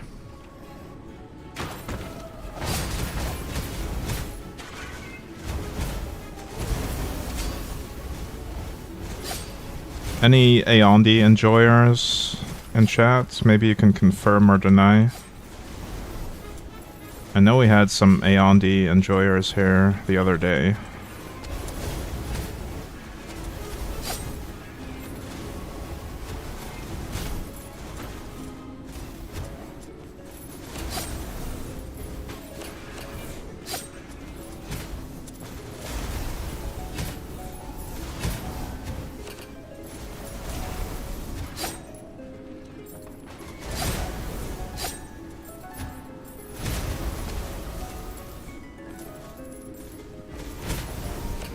Hey, Master Cash. Morning.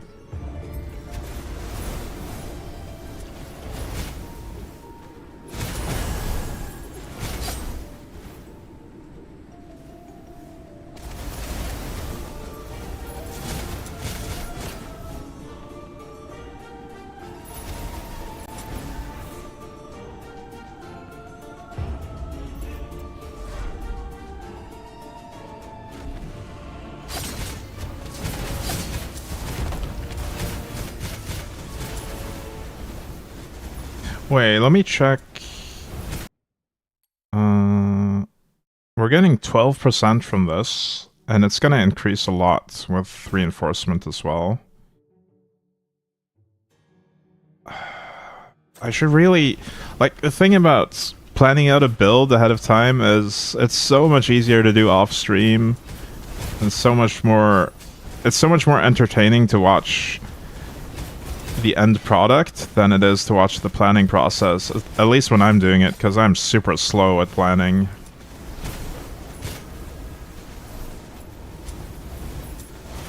But I could see us getting enough inner fire chance from maybe 3 or 4 items with the stat grafted on to magic or rare.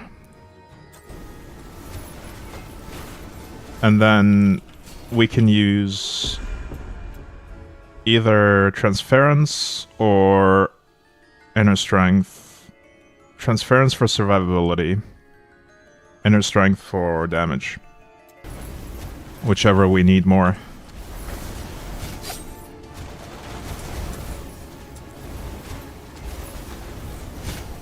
It's gonna be great.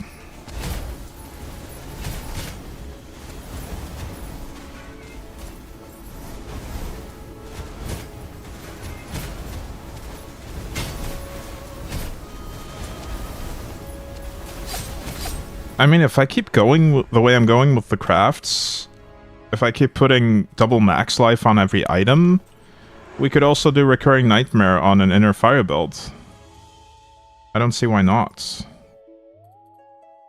Let me have a look at it again. Where was it? I thought it was in the bottom left. No, it's in the middle.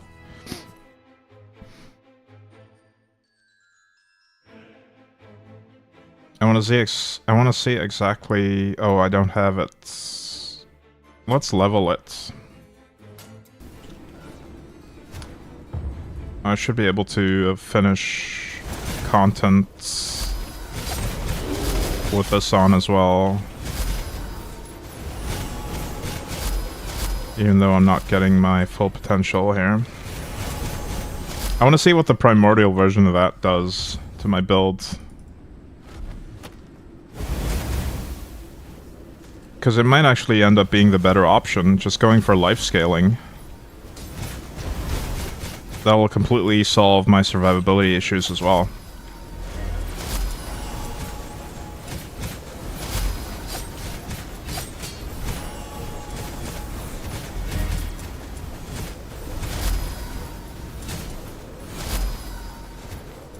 I love leveling Slorm Reaper from level 1. Such a satisfying effect.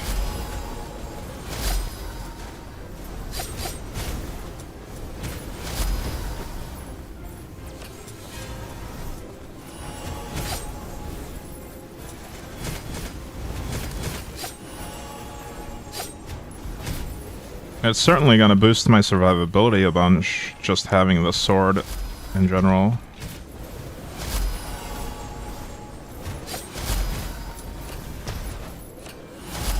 Is it the right affinity? No, that's Bagarth. Okay. I would have to change that if I'm gonna go with this sword.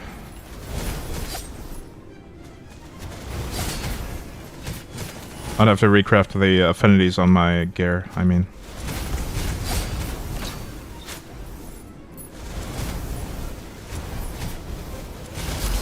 I think I decided I'll try to build Ancestral / Crit Huntress with Ancestral Legacy Reaper.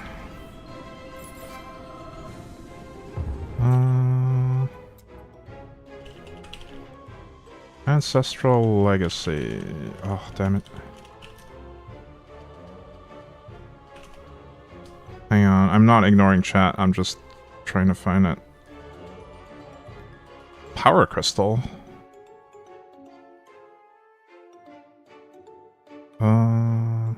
Is that actually good? Does that have anything to do with...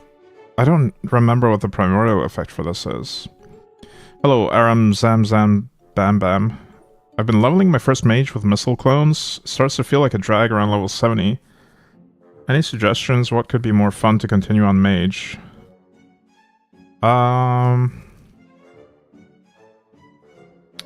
There is a... You can fire your own projectiles with the mage. And just stack rebound on your gear. Craft some rebound on your gear. And then there's a arcane missile node that lets you get fork and pierce based on the highest value. Wait, fork, pierce, and rebound based on whichever value is highest.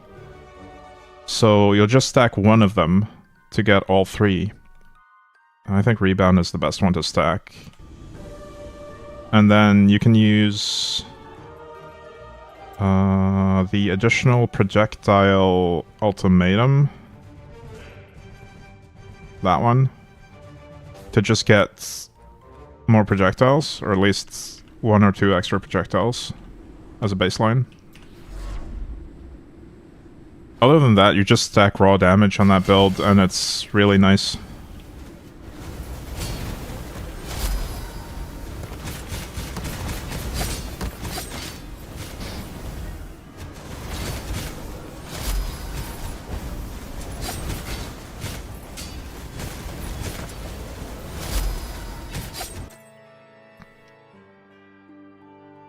Alright, our recurring nightmare is about to pop onto primordial mode.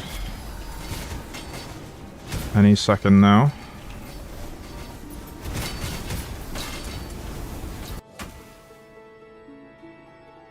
What is that? What does it do?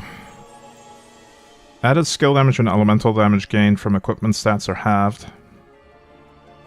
Okay, so our raw damage on gear is doing less, but our max life on gear is doing way more.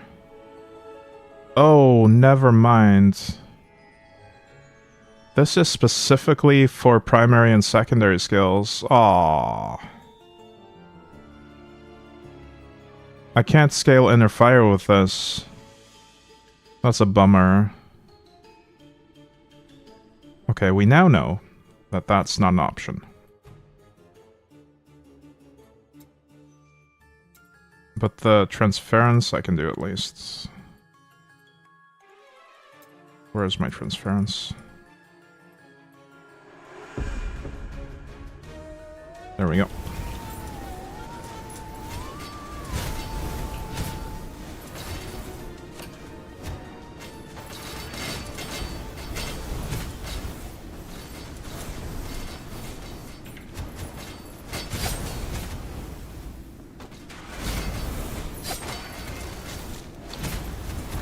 I'm still gonna do that on my mage though in the end game. Still gonna use recurring nightmare and use Rift Novas from the clones on the mage. This seems like a lot of fun with high gear. Still not enough potential on this. What are the Drunken Brawler shoulders? Are those the ones that split projectiles or make them fire outward in all directions? Or am I misremembering?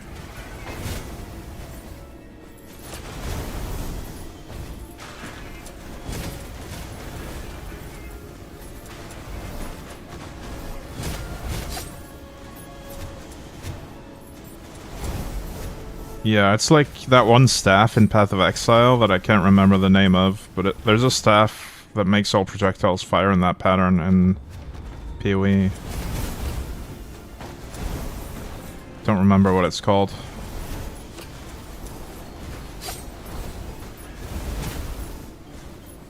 Sire of Shards, thank you, Intractor. Also welcome. That's the one. That's old school? Yeah, it's not very good, especially not these days.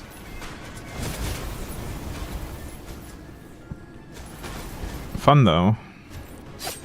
Nowadays it's Nimbus. Oh, right, there's that item too. I see.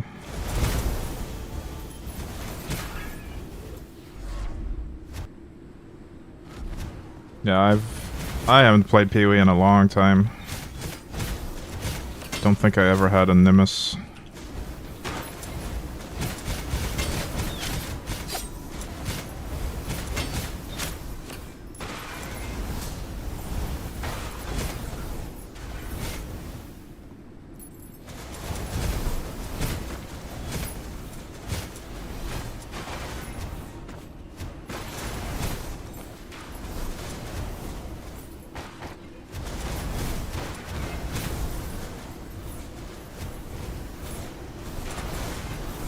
I feel like just that extra little bit of chance of inner fire on my my new gloves really makes a difference in terms of inner fire charge generation. If we can get a couple more items like this, we'll be set. Set to change weapons. And just have a way more flexible weapon profile in general. We can swap to the fire one if we need to tank fire damage, for instance. That one.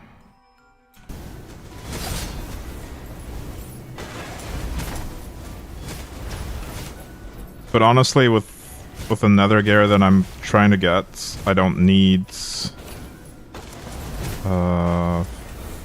to swap weapons to tank fire damage, probably. Just dropped Staff of the Trainee, nice. That's a big boon to leveling. I used that the entire way, well, the sword, for the knight. Because it was my third character.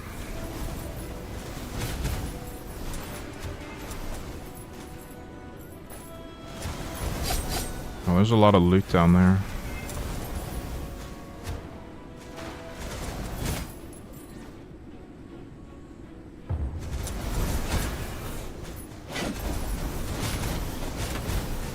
Hey Don Martyr, what are the minimum requirements to swapping to decent inner fire builds? A YOLO the throwing sword build, but stuck at Adam and Wrath 8 stuff. So let me show you after this Chaos Wave what is the minimum requirement. It is actually a lot lower than I thought.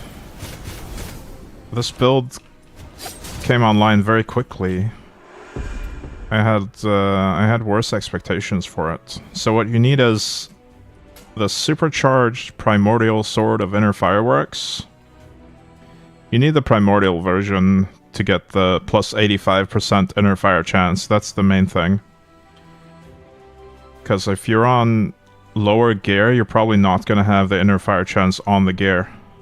That's why this is good. So you need that. And I would probably recommend 4 unique items as well. So, Inner Sanctum of Astorius for charges. Mantle of Unquenchable Fire. That's probably the most important one, by the way, this one. To make the inner fires grow up to 10 times. That's huge. Massive bonus. And then this ring helps a lot with max charges, because Locus Conquest. And these pauldrons give more duration, which is just good quality of life. I don't know what combination of these items I would consider the minimum, because I haven't really tried playing with anything less than these 4. But you definitely don't need more than these 4 uniques. My activation rune right now is just the on-kill one, yeah.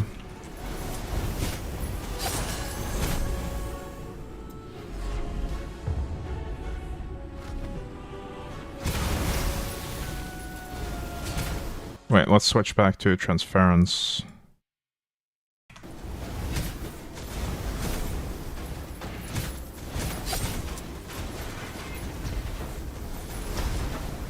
We could also try the inner concentration one now.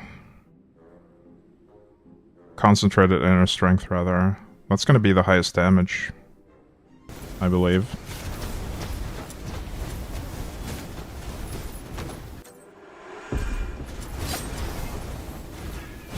And it lets us turn them into a nice looking buzzsaw effect.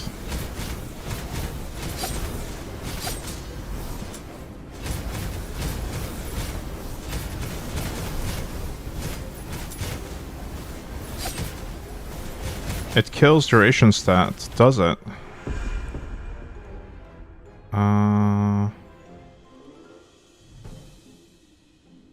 Where?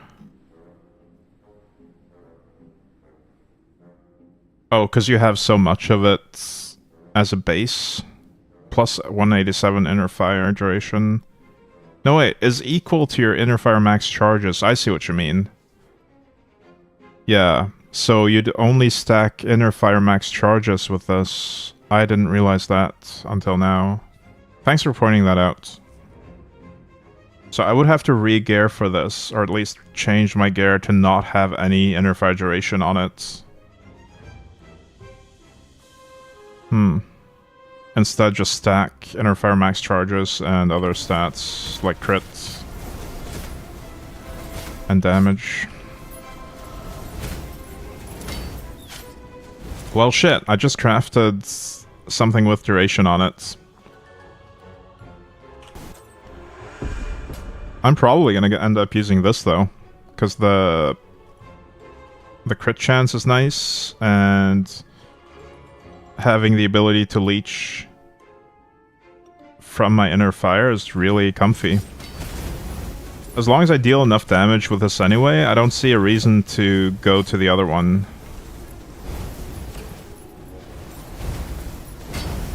Because I'm already way overkilling everything.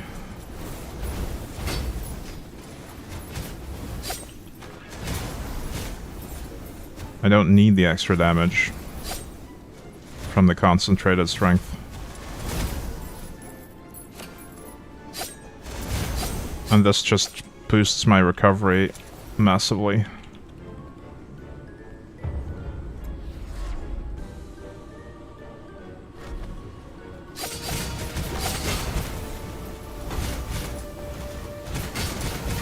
I do need some more inner fire chance, though. Like I said earlier, probably 3 items. 3 well-crafted purple items with inner fire chance should do the trick.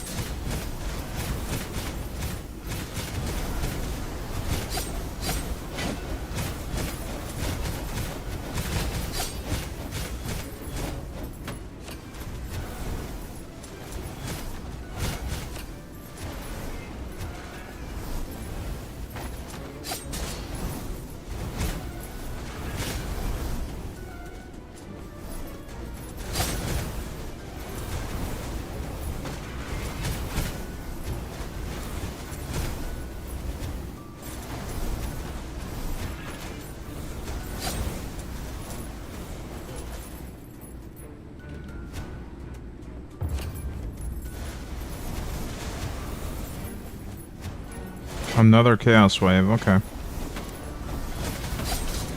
Do I have the potential? I do. We'll do another 100% double reinforced chance, because I don't want to have to wait so long to get this upgraded.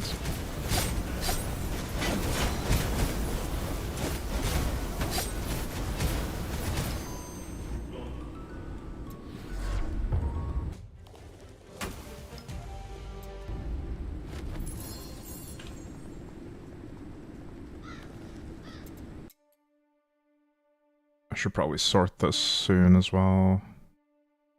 So much loot.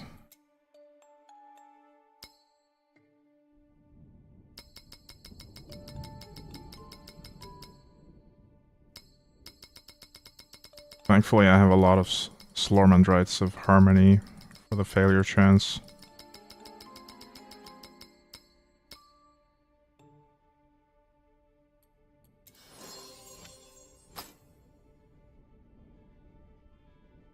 $13.19% now.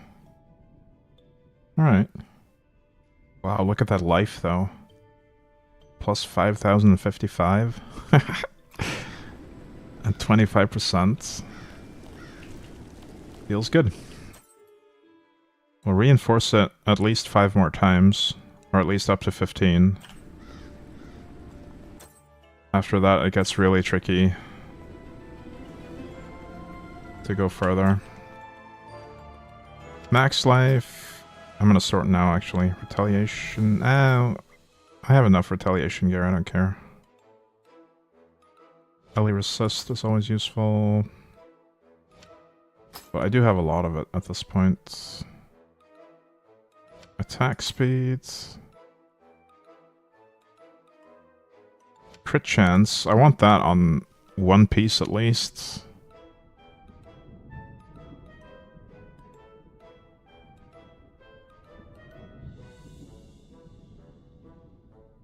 Hey Burning Moon, any tips on how to level a knight?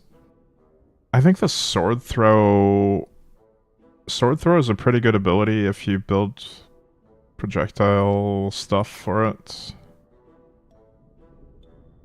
I'm not sure though. Maybe, I mean, I pretty much ended up using Whirlwind, but my early knight leveling was kind of crap, honestly, until I got some better gear. But I think with sword throw you can build projectiles. Where is it? It has a fork chance node. So maybe build projectile forking with that. I don't know. Whirlwind is also an option. But like the super early leveling was kind of bad for me. I've only done it once and I can't really go back and try it again without starting a new save.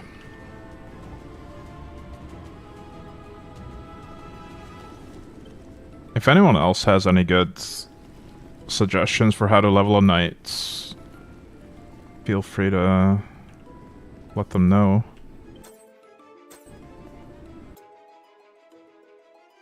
Knight just sucks when leveling. You also get a shitty guaranteed Reaper. I mean, the super early parts were crap at least, but it wasn't too bad once I got Whirlwind going. Also, I would probably recommend going Deflect specialization for the tenacity. Although you don't get it until you're level 12 or 10 or something in Deflect. Probably 10. Maybe 9. But tenacity is very important if you're whirlwinding, at least. Probably use throwing sword before you get the tenacity.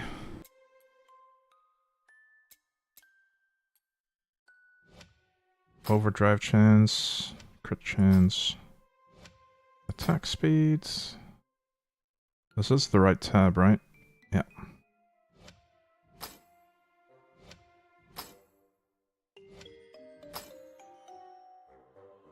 I wonder which item I'm gonna do next.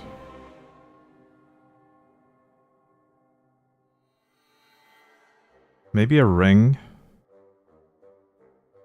With a good max life on the defense stats. Not sure about the other stats though. Mage and Huntress get 2 mana-related Reapers as guaranteed drops. Well, you don't need a mana-related Reaper. If you're doing a second character, you can just use the blue stone for... Where is it? There's one really good mana leech, or mana on hit node somewhere in this area.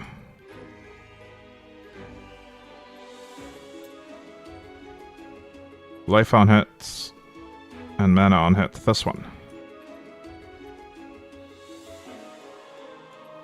Helps a lot with skill progression and enable alt scaling for damage rather than raw and early damage. Oh, I see. I found that raw damage scaling was sufficient anyway. A fresh save file perspective? Oh, I don't know then. I would probably just start Huntress. Huntress was free. I also didn't know that there was a guaranteed specific Reaper drop. I didn't know that that was a thing. I know they all get, what's it called? Adam Nostra's sword? At the start?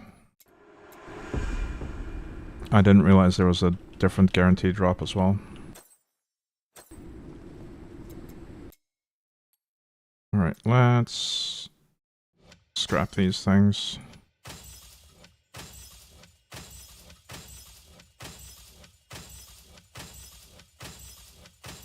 I wish I could do legendary salvage all. That would speed that up a lot.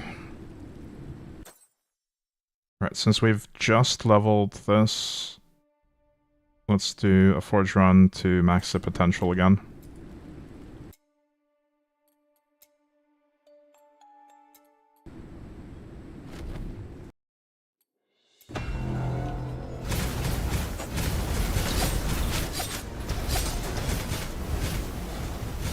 I actually don't know how well this sword is gonna do in the forge, though. I might switch to the inner fireworks one just for the forge. Because I feel like it gets more AoE coverage and just maintains more stacks more easily.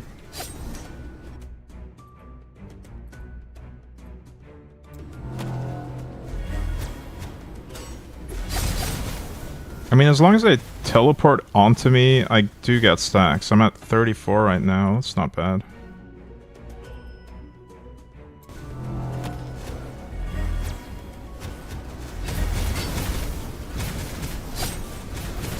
Yeah, I think I will get enough stacks if I just sit in the middle.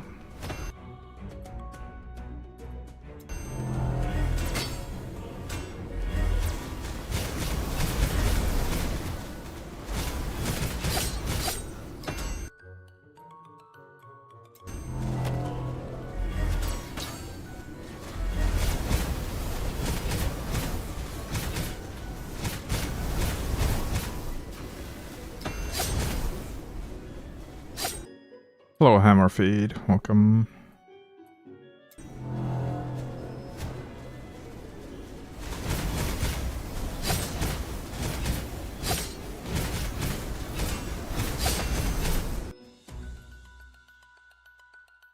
I'll take gold.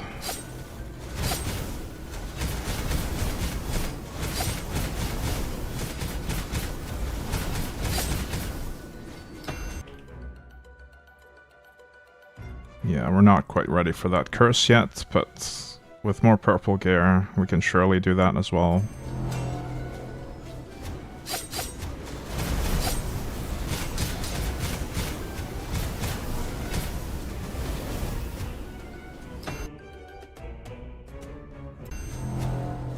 That was a quick siege leader. That's nice. I hope we get a buff from him that scales every wave. That would be nice.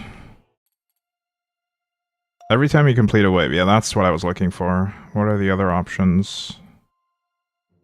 Definitely take this. No, we get a long-term investment here. For the 100 waves.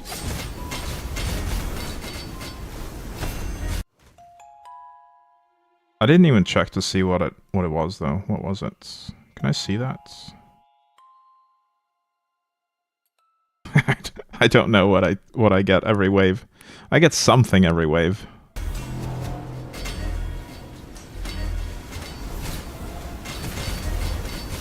It might have been one of the chests quantities or quality. Rest of expedition. Oh, that's the curse again. Let's not.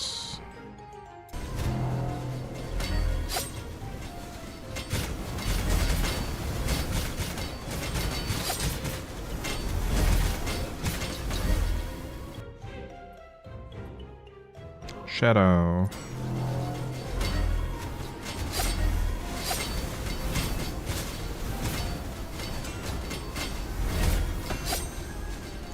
Oh, I just had a thought. My brain did a thing.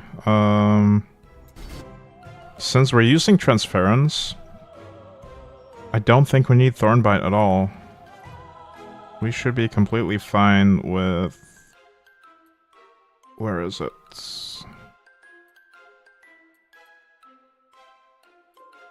I'm blind again. Inner Fire Chance. This is Inner Fireworks, but we're not using the Inner Fireworks sword anymore. So we can still have Inner Fireworks from this. And we get a bit more Inner Fire Chance whenever it procs. Could you highlight that sword again? This one? It's Relentless Transference. It allows my Inner Fires to leech. I'm just playing around with stuff right now where the actual build that I was using earlier was Inner Fireworks for the sword. I'm trying to see if I can make this one work as well. And so far it seems okay, but I need a bit more Inner Fire Chance on gear. I don't think triggering this every 10 seconds will do anything. So we should change to constraint reduction, probably. The other Inner Fire weapon, the one that gives a ton of duration, it is probably better if you've built the gear for it. Like, you want to not have duration on gear, you want to have max charges instead. And you need a certain amount of Inner Fire Chance to get enough charges. But yes, I think it's probably the strongest option damage-wise, if you build for it. I just like the idea of being able to leech with my Inner Fire, because my Whirlwind almost never gets to hit stuff.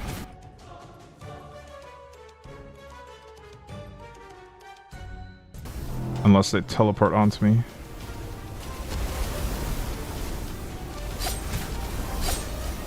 Oh, cute. We get the smaller Inner Fireworks from the rune.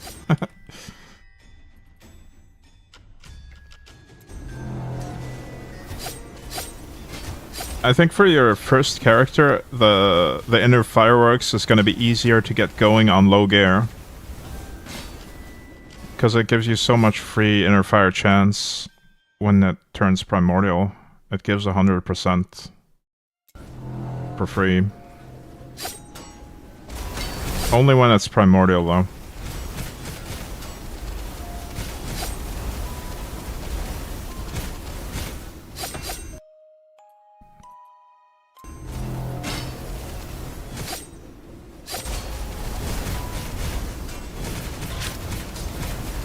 Actually not sure how I feel about this fireworks, because it's obscuring my vision of the character.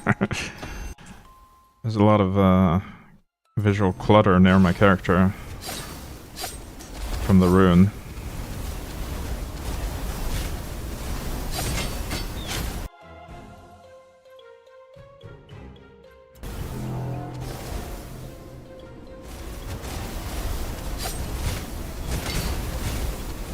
Incoming damage cannot exceed half my life. Nice.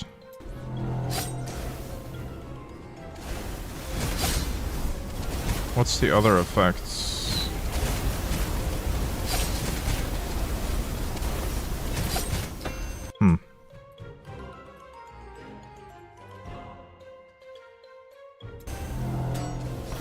Let me look at it again. There's so much text. Indirect damage deal additional crit strike damage. Equal to your skill damage. Huh. It also just gives a flat 150% increased damage and a flat 15% crit chance, which is good. Whenever you're dealt damage, that damage cannot exceed half your life pretty much if the stacks are 50.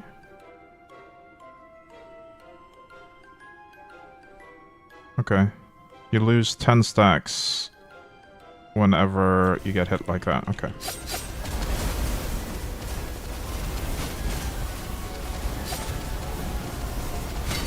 I guess that's one defensive option. I can't be one-shot with that on. With that up, rather. But I was already not really struggling with one-shots. It's more the damage over time effects that kill me when there's nothing to leech from.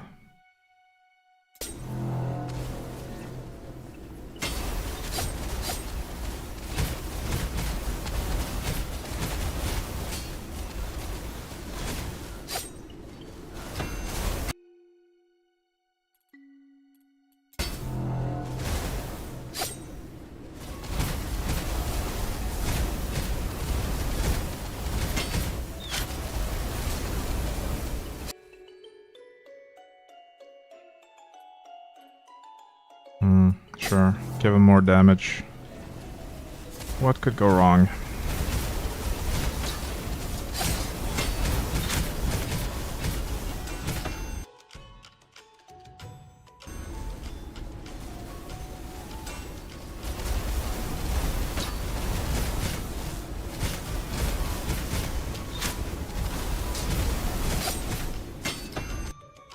I feel like with inner fire leeching like this, I can't get one shot anyway, and I'll instantly recover my health if I do take a hit that consumes this.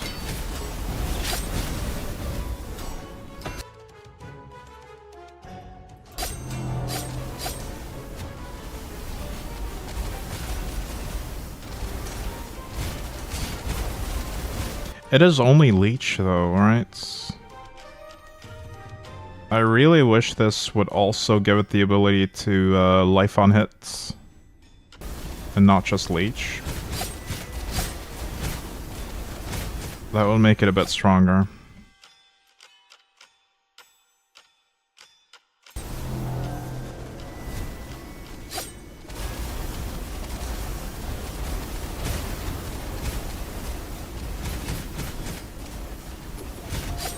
Hey, no fact. Welcome in. Is there leveling for this build, or could I level even with this one? I wouldn't recommend trying to level with Inner Fire on a knight, no. I kind of struggled with the leveling myself, honestly. I thought my graphic clutter was bad, but this is Vampire Survivor level of screen estate coverage. Hey, Sunlink. Ooh. Every allied obelisk. Nah, let's not do that. Let's do that one. I mean, the minimum I would recommend to get this build online is the primordial weapon. Sort of Inner Fireworks. That's when the build really starts to feel good. Because that's when you get all the free Inner Fire chance without having to craft it on gear. And you're gonna have a hard time trying to get enough chance on gear at lower levels with a limited amount of money. If it's your second or third character, maybe you can craft the Inner Fire chance anyway.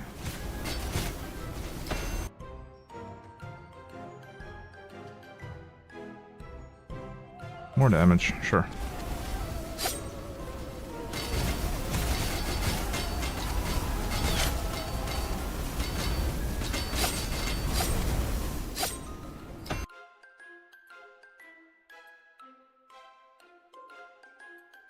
These are all bad options.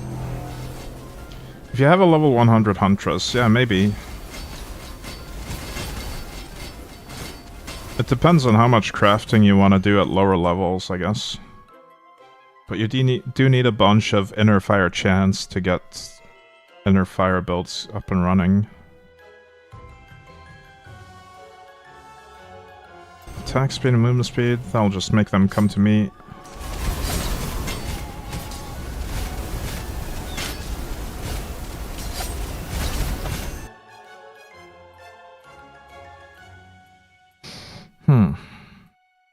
I'll take that.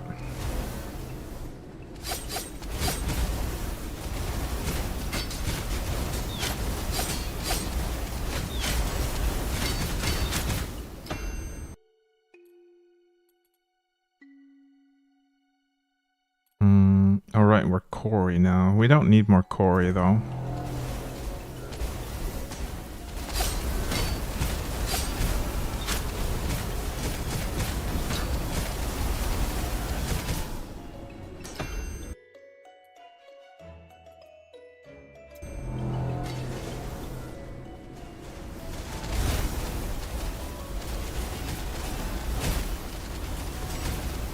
Man, I'm really bummed out by the fact that the life stacking Reaper does not apply to Inner Fire.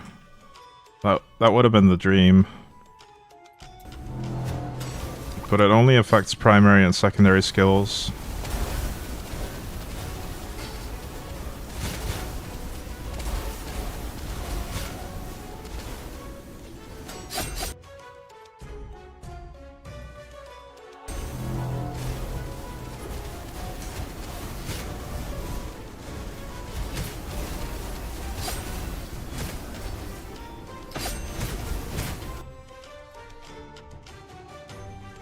More max life.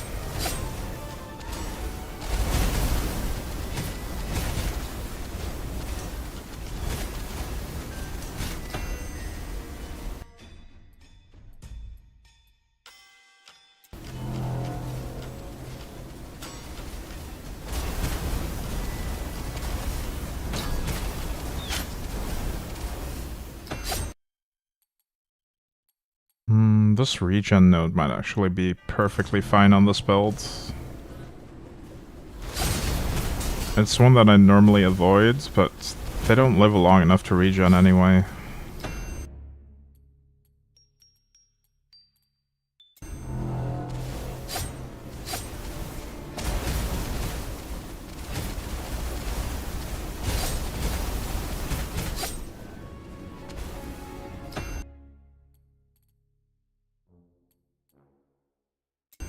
Shadow symbol.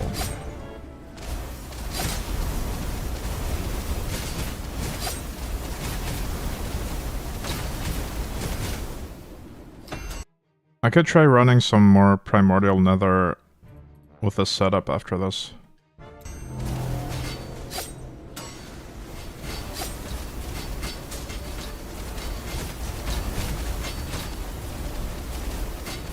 I think damage over time is still gonna be problematic, though.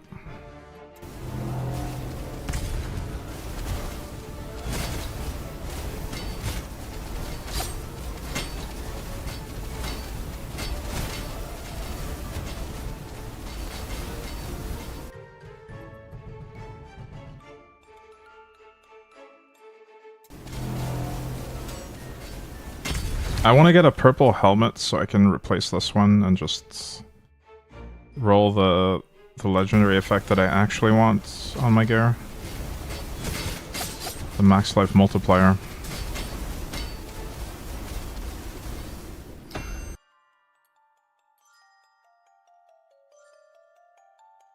I don't want that. I don't want my Corey spirits.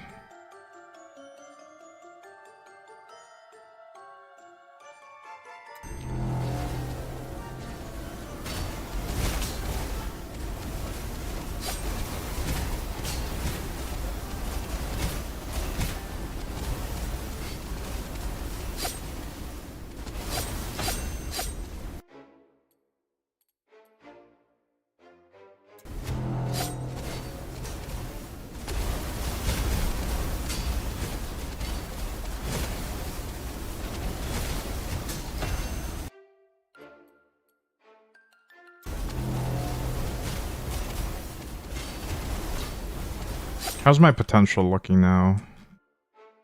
54%. Okay, I'll probably get enough throughout the entire Forge run, but it does take an entire Forge run then to fill that potential.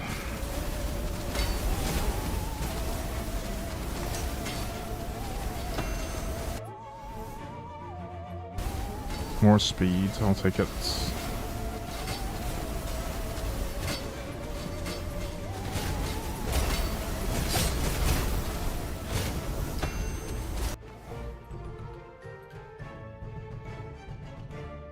No, not the curse. Let's not do that.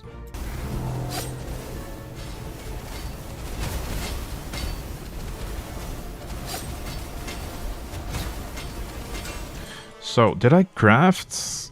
No, I didn't graft Inner Fire Duration.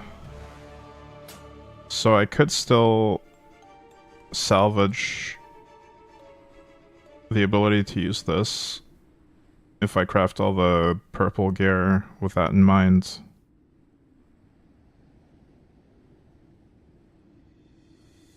I'll just not craft duration on the other pieces of gear.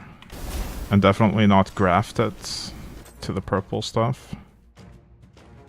And I'll recraft this duration into something else, maybe. We'll see, maybe I'll do that.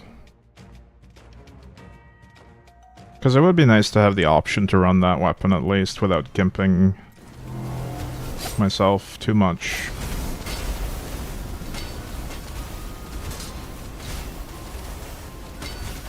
It means I need to rethink my legendary effects as well though, right? There's one at least. Yeah, this one.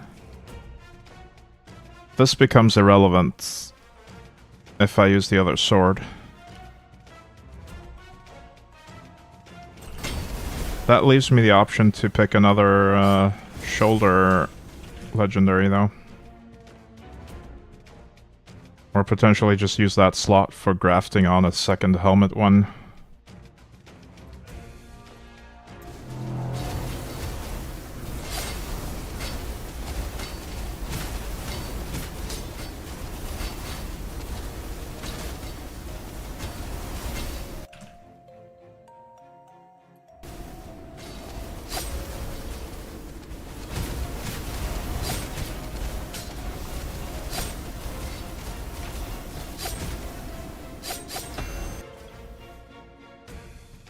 The actual plan today was to farm stuff for the mage. But I'm ending up enjoying this build so much that I'd rather just craft on this. And the mage can wait until later. I think we'll actually just go for full purple gear on this. Just make it impervious to any nether mod. Make sure it can run anything in the nether, no problems at all. And then once that's done, I'll think about the mage.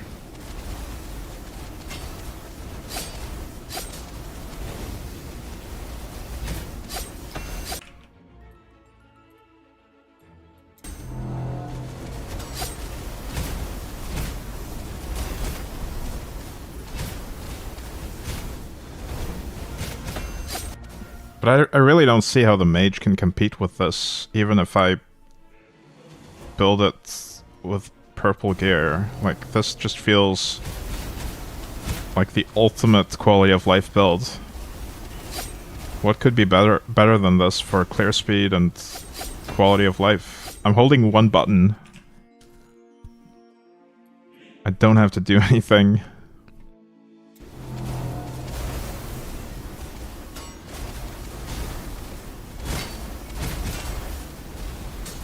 Maybe I should have done this build last, so the mage wouldn't feel like a downgrade.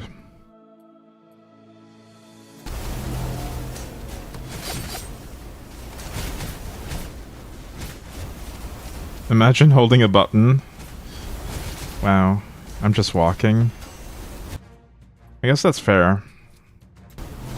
Walking would be better, but can you achieve the same amount of clear speed with a walking only build? That's the question. Maybe there's a build like that.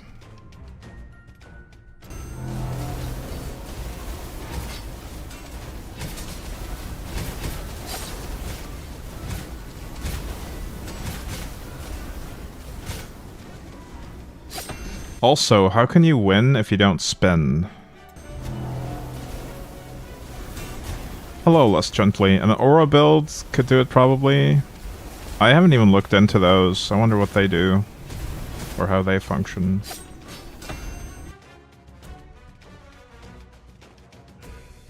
Demacia power. I don't know what that is. Also, hey, D-Kidda, welcome in.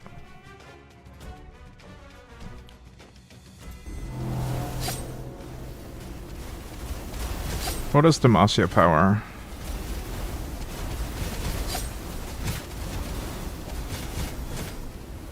I'm playing one right now. I just stand still and things die. Nice. Yeah, I still have a lot of builds that I haven't explored yet. Oh, I see. It's a character from League of Legends.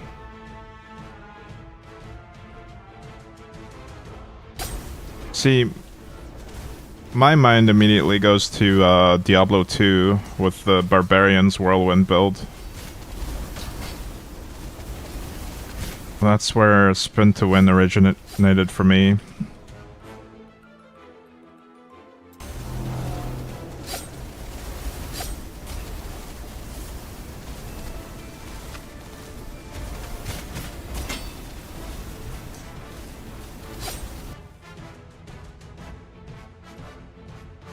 Recast, sure.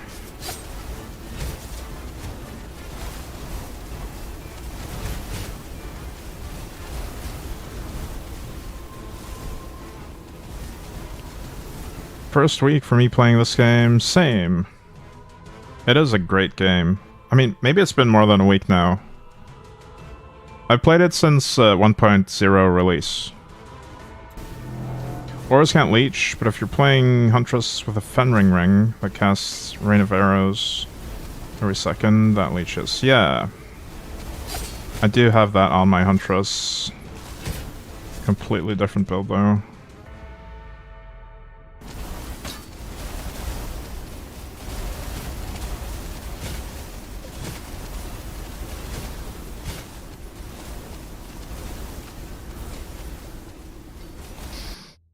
There's a lot to learn, but also one thing I really like about this build is that you can learn a lot of the game by just playing it. You don't really have to look up outside resources that much compared to something like Path of Exile, for instance, which you have to do a doctorate degree outside of the game to even be able to play it somewhat competently.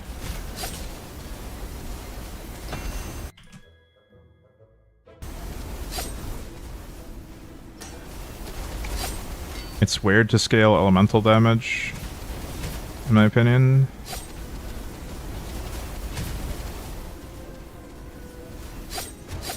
What do you mean? Weird how?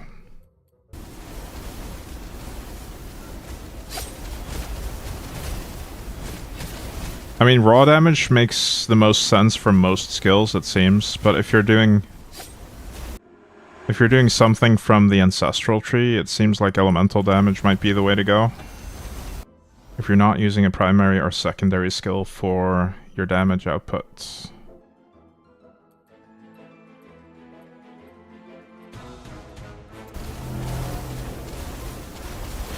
All my builds so far have been raw damage based.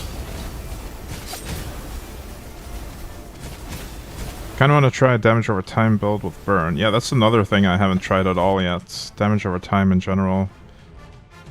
I have had damage over time effects, but I have never tried to scale it. Like, my burn in this build doesn't do anything.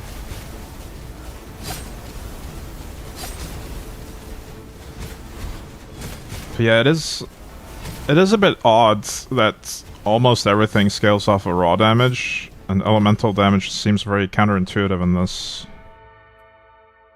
It's only certain effects that actually benefit from elemental damage scaling.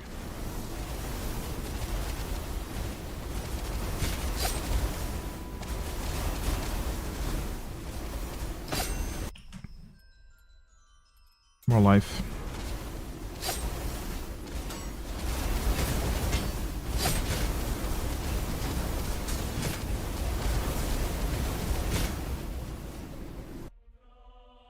The only skills on Huntress that can do Ellie are Rain of Arrows and Void Arrow.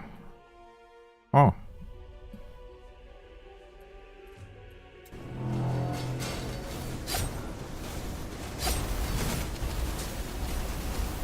I did not know that.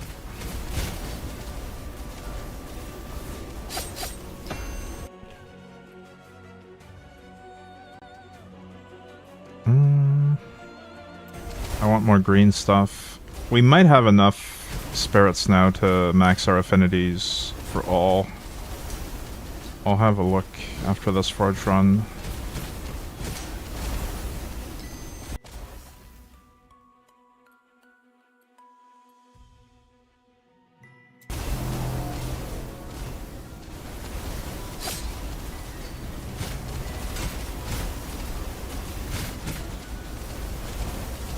You know how when you do the forge you get more spirits for the Reaper you're using? I am aware of that, yes. You can also use Vengeance or that craftable one just to get all the bonuses, but problem is I don't want to use those. I want to use the Inner Fireworks or the Transference right now.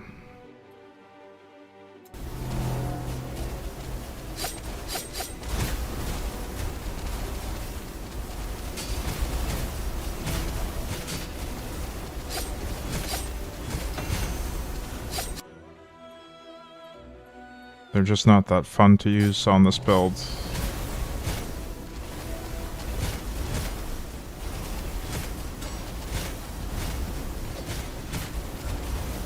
I mean, Vengeance would... with enough victims, Vengeance would be strong for this build as well, because it does scale raw damage.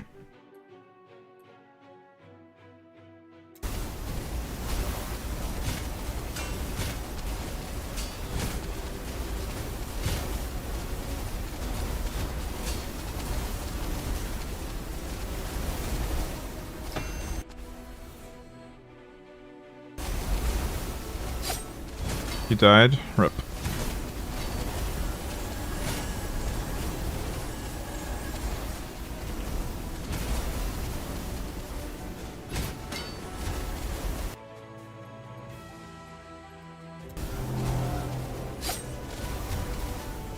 Probably have enough now, right? Yeah, potential is maxed. I'll just finish these last 10 waves and go reinforce it again.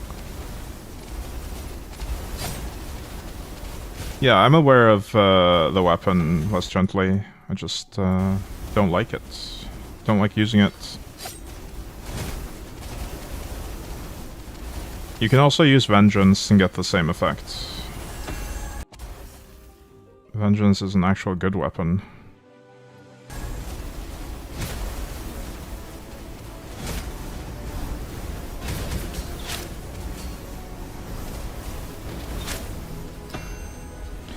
You know what I don't like? The gardens layouts. Same. Definitely don't like the gardens layouts. Yeah, the spider nests, I also used that for a while on my Huntress while leveling. It was a lot of fun. I don't know if the scaling is super strong, but I had enough damage at least for the leveling process.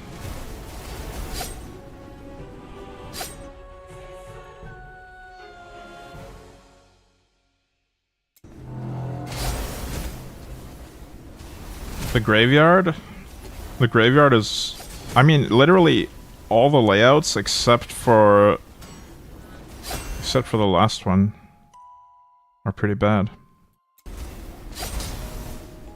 I guess the Academy is not too bad.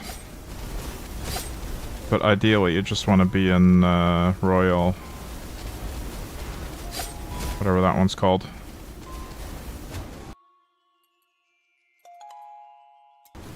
The layout feels way better there.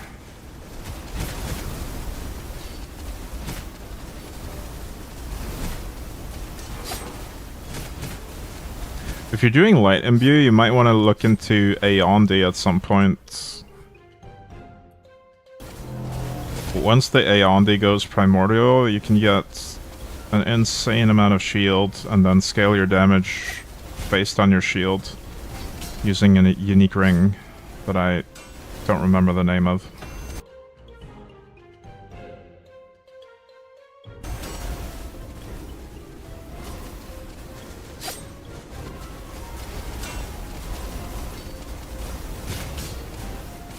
The only thing I don't like about prison is the gate that is sometimes closed, making you go all the way around. Yeah, the fact that it looks almost the same as an open doorway. I get trolled a lot by it, because I'm kind of blind. Aw, this would have been nice earlier on. Every time I complete a wave, I get quality.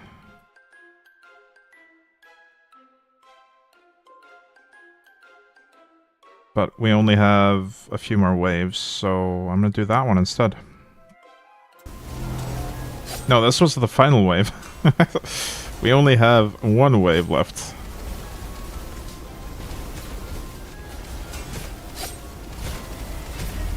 Not even a few. Just the one.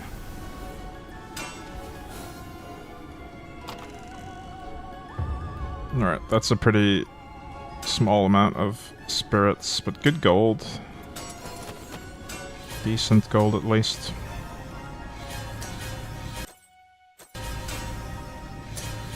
And a good chunk of random legendaries too. That's probably one of the biggest forge payouts I've seen for legendary items. Thorns damage, I'll take that. Ellie resist. Ellie resist. Man, maybe I start scrapping Thorns damage and Ellie resist. I got way too much of it.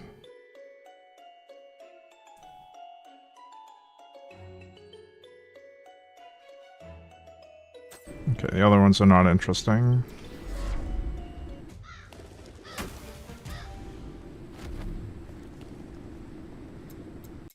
Yeah, we're gonna scrap the Thorns at least. Ellie resist can still be useful because I can get them on different slots. So defense on this, base on this. Don't care about Thorns though. And let's check the legendaries, see if there's any new ones in there.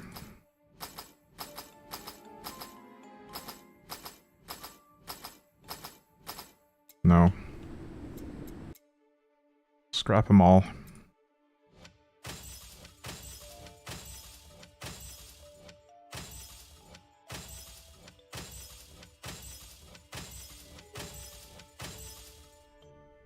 And keep these.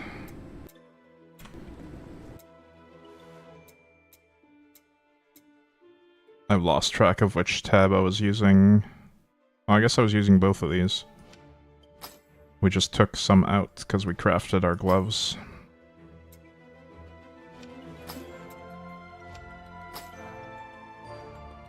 That's a good one for the ring. Well, I think we graphed the defense stat slots with max life. I don't know what's best. Percentage max life or flat max life. I don't know which one we want to boost with the defense stat on both rings increased modifier.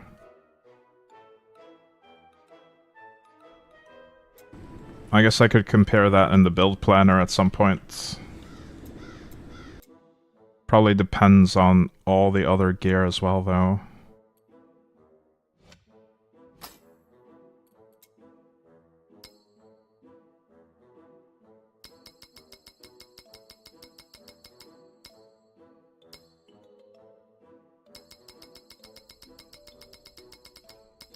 We're gonna force the double here.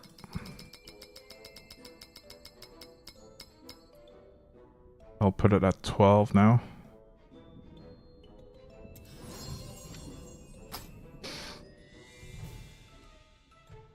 Well, that's looking pretty strong.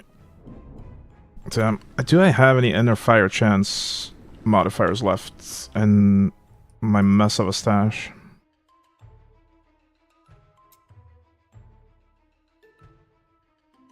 I have to check every single item because there's no search here.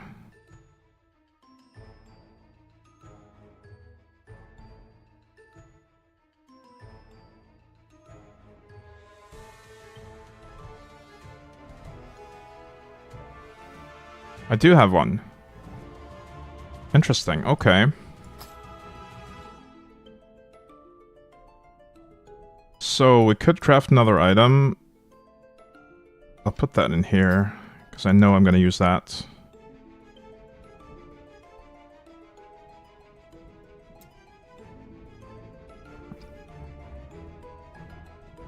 I would like inner fire damage as well. That one. But that's a magic stat too. No, that's a rare. So we can have one magic, one rare. That's gonna be big. And then we avoid duration. I want inner fire, what's it called? Max charges. But maybe we just put some life on it as well, instead of that. Or the next item might be the helmet, actually, in which case... No, not helmet. Shoulders. In which case we'll graft a helmet effect. So we'll only have 2 pure stats. But we'll graft a helmet legendary effect onto it. So these are the only pure stats we want then.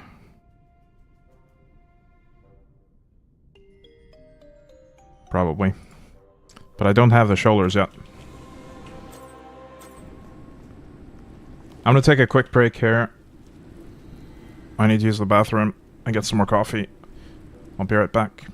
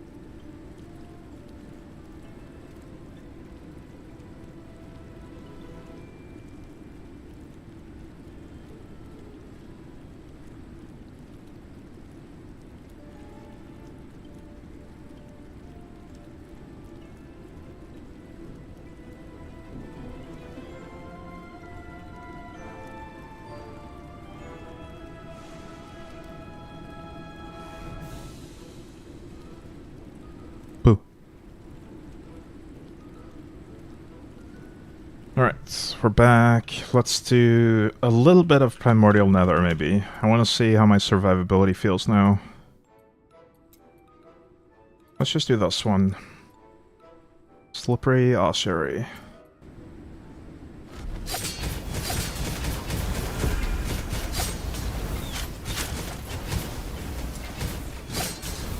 Man, the slippery effect on this one is kind of rough. I'm not moving very quickly.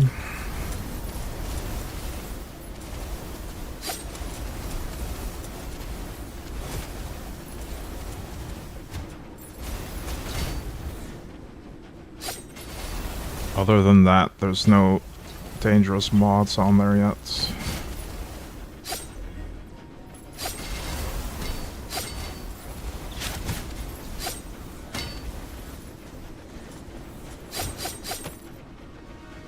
Oh. Yeah, the graveyard layouts are all so frustrating. I'm navigating by minimap mostly. At least the graveyard lets you navigate by minimap a lot better than some of the other ones. Because there's fewer blockers in the middle that aren't listed on the minimap. There's no tables or anything like that. They actually show the obstacles here.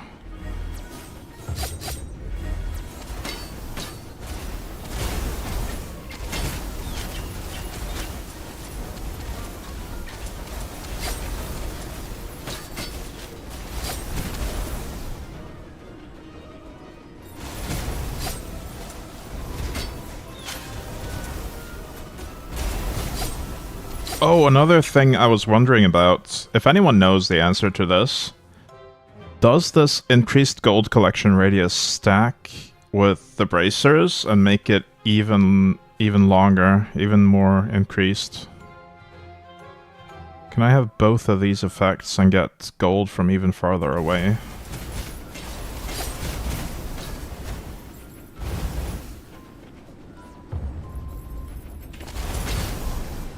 I honestly don't know.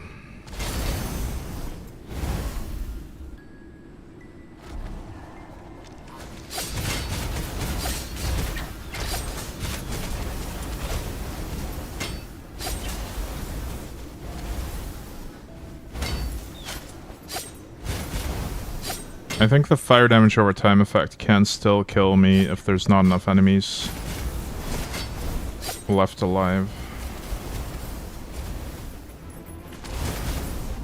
Even with this extra health pool and inner fire leech.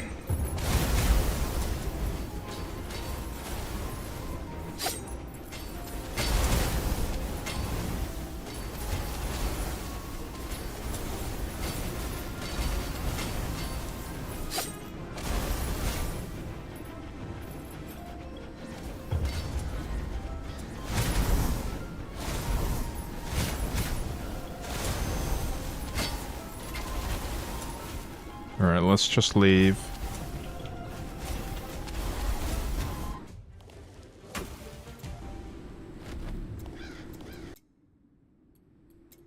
Next up we have the actual boss. This one seems fine actually. Shouldn't be too hard.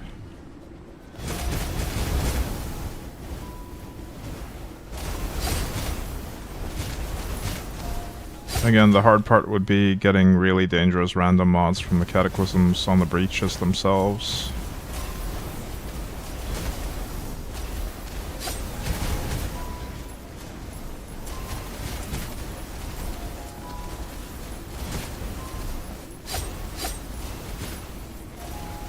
Just do some casual ice skating here.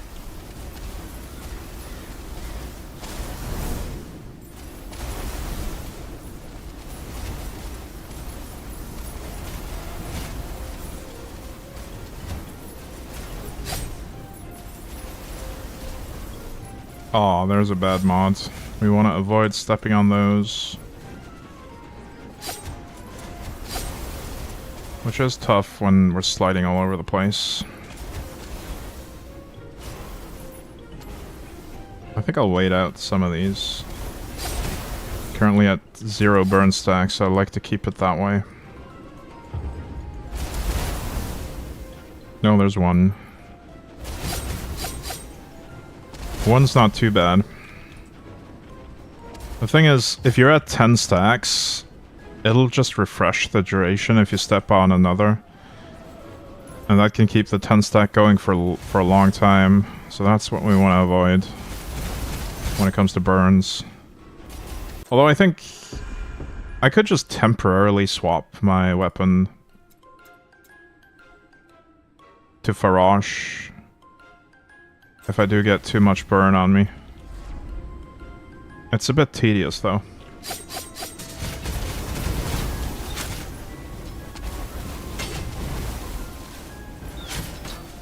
It's not something I'd like to have to keep doing. I'd rather just be able to stick to my one Reaper for everything.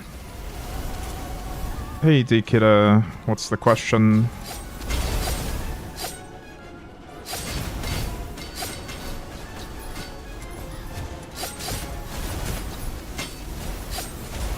It's easier for me to answer if I know what the actual question is. Legendaries, is there a point to keeping low-level ones? You can upgrade the item level of any item, but usually it's not really worth keeping legendaries if they're super low level. Like, at one point, you don't even want to keep them unless they have a good pure stat. And you can target farm legendaries or craft specific legendary effects very easily in the end game, so I wouldn't worry about keeping them. You can salvage them for yeah, I would salvage them for effects or salvage them for fragments or craft them into other ones that you might need for other characters. Like, it's way cheaper to reforge a legendary effect than it is to add a legendary effect to an epic weapon or epic item. So if you use them as crafting bases for your alts, that's a cheaper way to craft a legendary for an alt character.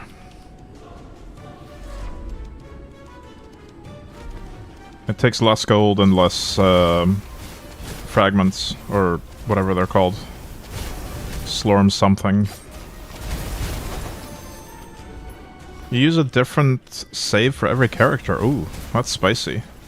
That means you have to do all the grinds again. Like the affinity for the Soul Reapers.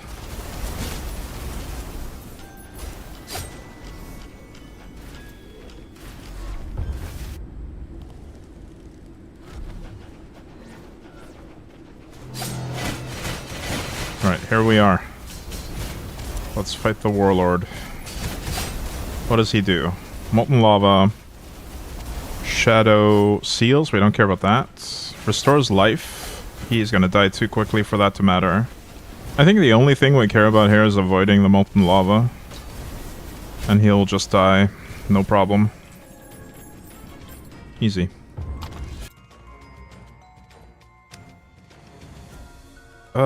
Since we don't need any of these, we might just re-roll them all. I have a lot of Slorm anyway. Oh, there we go. Purple. I already have an amulet, but I'd rather have a purple than not having a purple, so that's fine.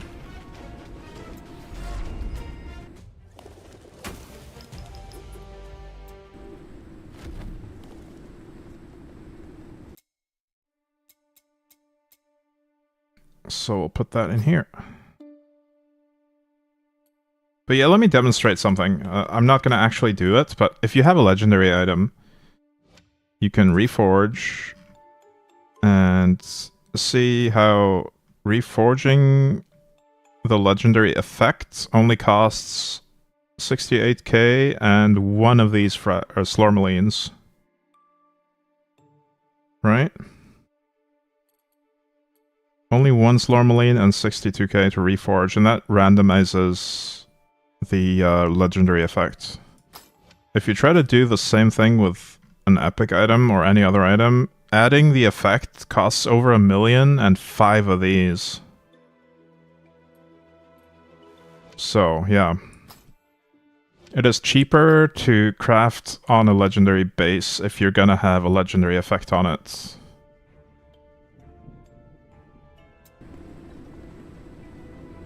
But you can basically craft any item into a legendary with enough resources invested. You can scroll in that menu? Yes. You can. Movement speed, nice. Armor. Life regen, I've been looking for that. That seems really rare. I haven't seen any triple exclamation mark life regen yet. Until now. But I am just gonna scrap this. The pure stat ones give some pure slorm as well. When you scrap them.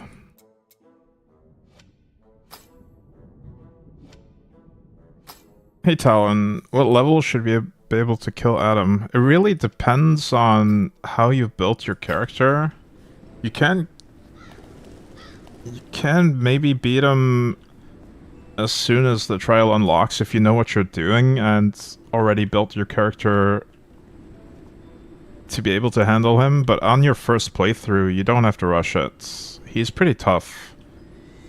You need a lot of extra damage, otherwise his abilities will just overwhelm you and spam the arena. And his abilities will probably one-shot you as well if you're not prepared.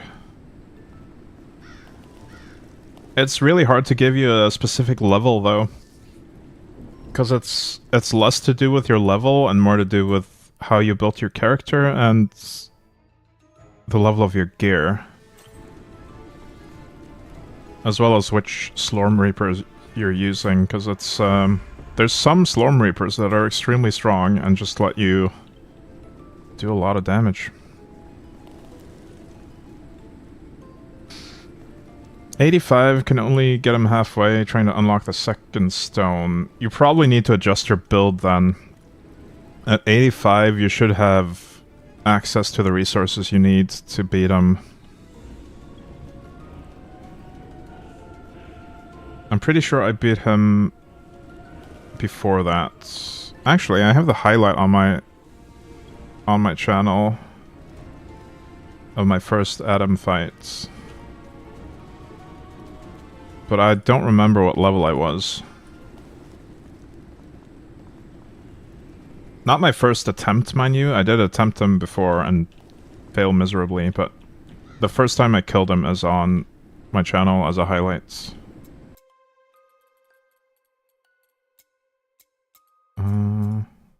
There we go. Now we have full Gororn maxed out. And Begarth. And Adrienne. Nice. All the Slorm Reapers affinities are maxed. That's huge. Now I can invest in runes.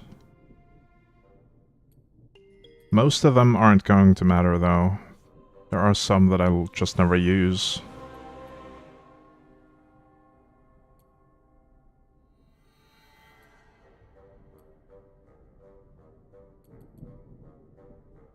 I think I'll stick to this for now. I don't seem to need the thorn bites currently.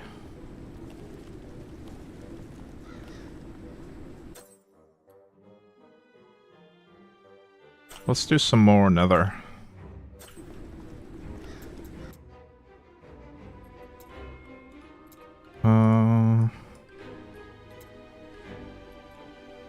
Light Strike, Gargantuan, Shadow Clone. Oh, this was the tough one. We could try that one now. Shadow Clone should be less of an issue when I can leech from my inner fires.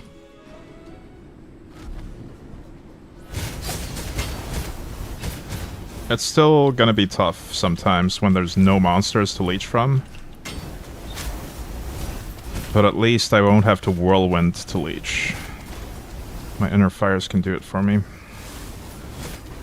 Oh, and it's also gonna be tough if we keep getting ground-based damage over time effects on top.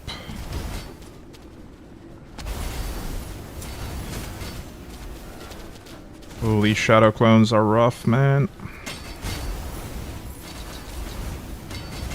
They hit so hard. And so often.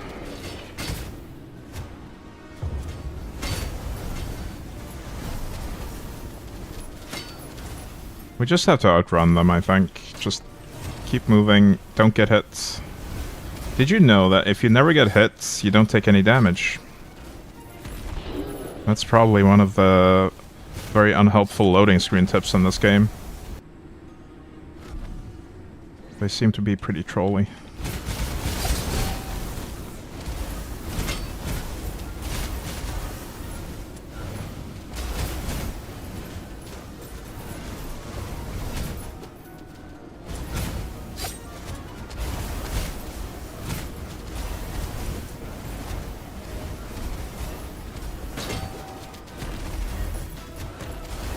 I'll also make sure to actually use my deflect. I've gotten so used to Forge where I don't need any kind of defense modifier that... Oh, I died. I mean, my cheat death triggered. Sounds like a hidden evasion ad. True. That loading screen tip was literally... Tip, parentheses, tap. Nice tip. Tip tap. Right, I don't know if the shadow clones are gonna be a nightmare on this guy. But I will try not to get hit by them. At least. On the bright side, we don't have any additional random cataclysms on the boss fight, so... In some ways, the boss fight is easier than the rest of the level.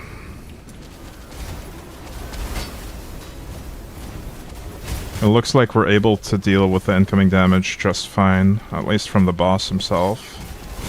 As long as I'm dodging the shadow clone damage.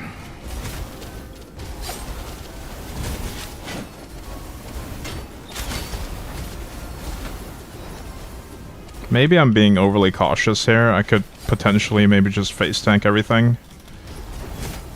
But I don't want to risk it. Oh, we do have cheat death now. So I could risk it.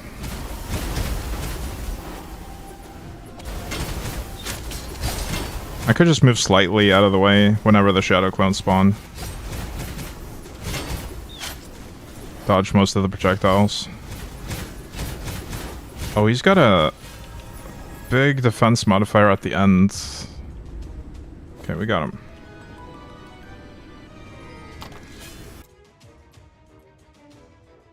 I don't think we can get another purple with this low of a nether charge, but we can certainly try. Nope. None of these are very interesting to actually use, but we'll disenchant this one.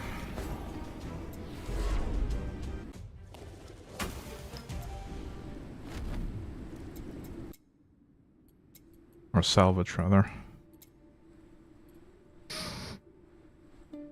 That's just a lot of extra elemental damage on this one. I'll try it. It's gonna really suck if there's fire-based dots, I think. If those are affected as well.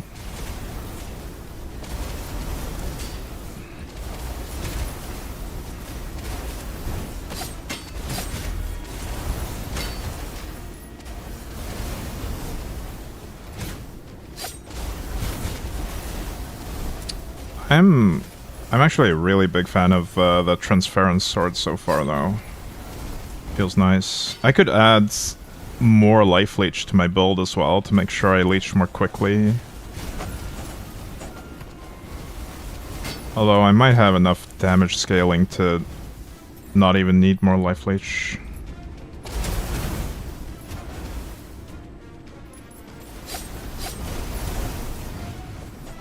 Like, if we're dealing millions of damage, 1% should be more than enough to heal me.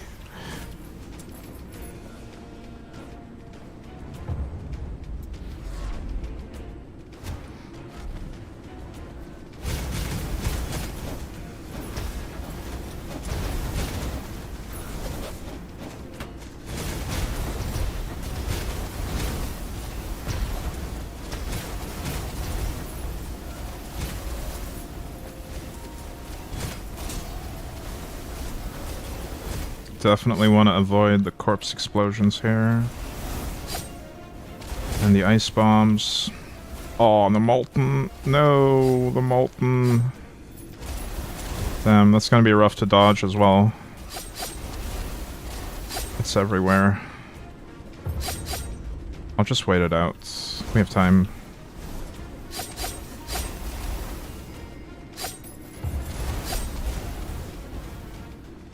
If only I had 100 fire resists baked into the gear. That would have been very comfy.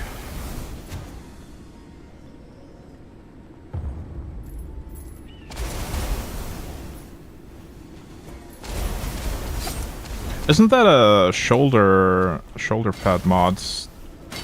All resists, or all elemental resists. I'm pretty sure there is one. Not 100%, but a decent chunk for every single elemental resists. Like all the individual ones. I'm gonna quickly check that in my unique stash, because I'm pretty sure I would have it.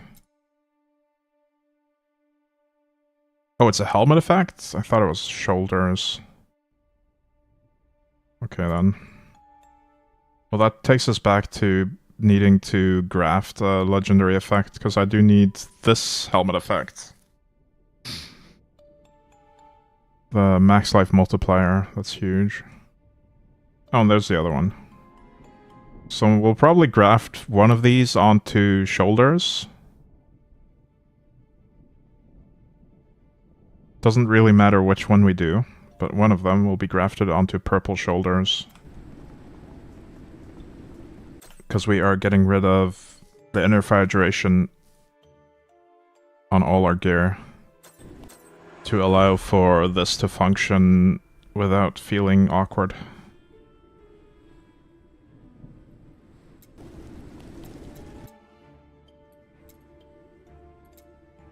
Oh, it's the witch. Shadow clones, damage, revived gargantuan. Oof. 400% gargantuan shadow clones. That's gonna suck. I don't know if we can do this one with our current setup.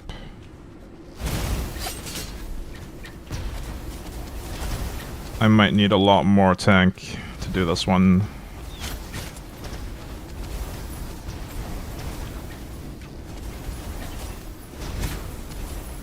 Or just don't get hit. The evasion adds. I don't have evasion though, is the problem. And I'm also quite bad at dodging, especially when I can't see anything.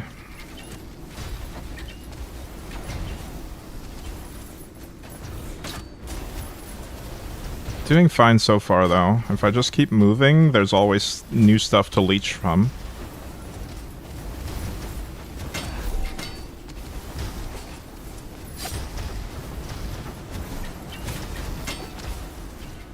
Nice. Oh, I want to loot that.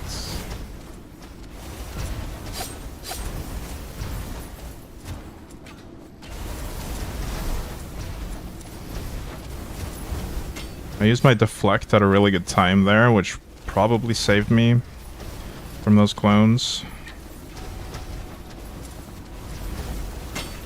Don't know for sure though.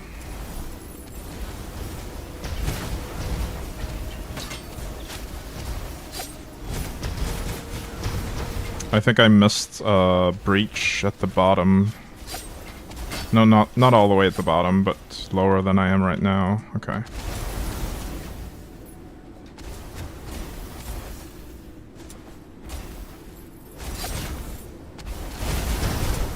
Oh, floor is lava. No.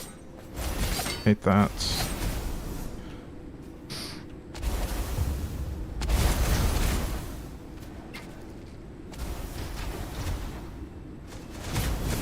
Wait, they're both shadow clones and reincarnated. Okay, nice. I think actually the reincarnation helped me a bit there. Because that allows there to be monsters still alive during the shadow clone debacle. Debacle is probably not the right word for that.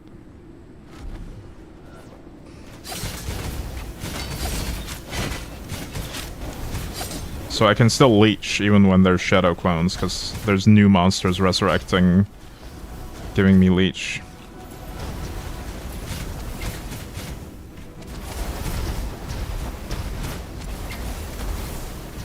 The shadow clone debacle of 75. Exactly. Yeah, I don't know why that word came to mind. It was not appropriate for the situation.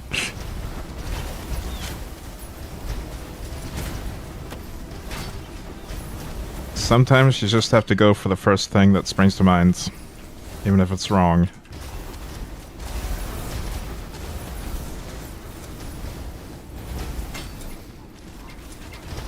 Wait, why is it still not open? Let me out!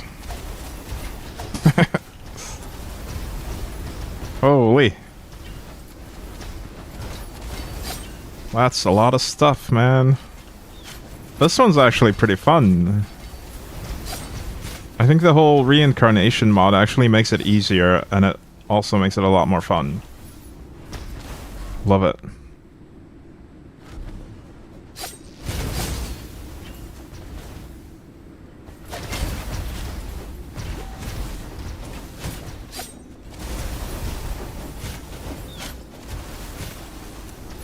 Okay, we got the portal now.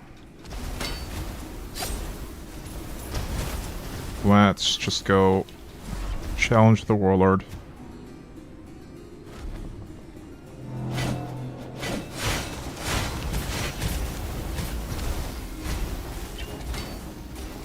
I think we're fine to just face tank here, maybe? Actually, I don't want to risk it.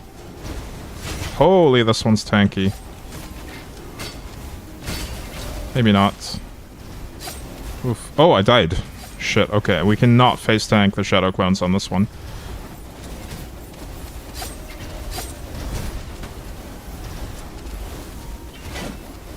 I cannot afford to die again.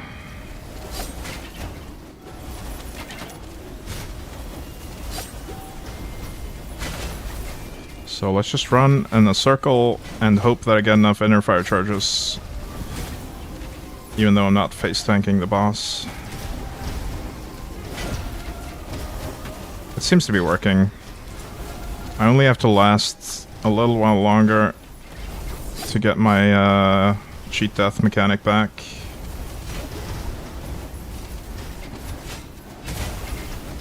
And then I'll feel a lot safer.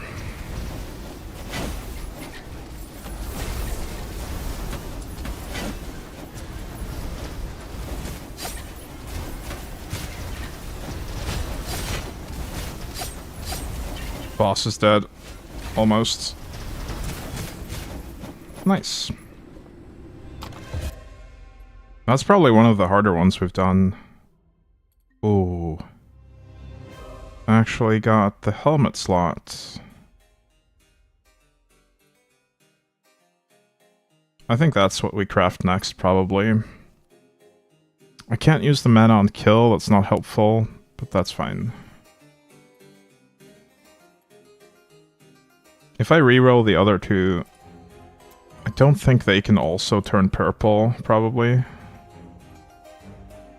If we already got it purple, I believe that already consumed our nether charge. It was worth a try, though.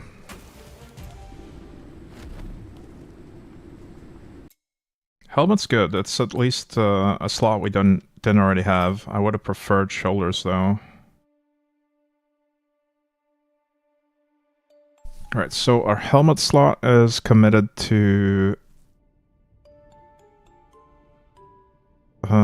shadow resists.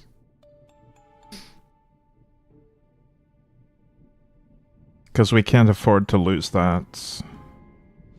But that's only on an epic stat, so that's not a problem. We have magic and rare for inner fire and inner fire chance.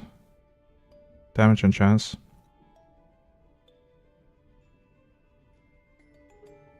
Right, so one epic is already occupied, and the rare and magic are already occupied. Let's see what else we can get. For normal, we'd probably just go for max life. And armor. Unless we can graft something else. On to normal. Defense, obviously also max life.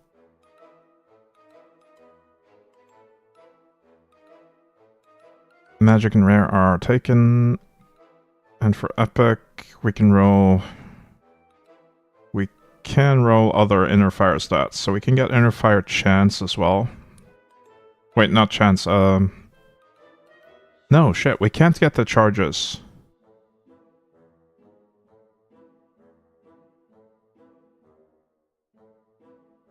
No, not on helmet, okay. We can maybe graft though, if we get max inner fire charges on an item, we can graft it on there. Don't know if I have that available right now.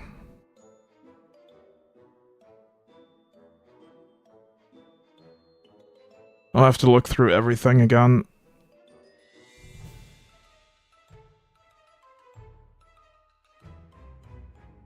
I'm not even doing it systematically, because I'm too stupid. Just randomly checking items. What about this tab?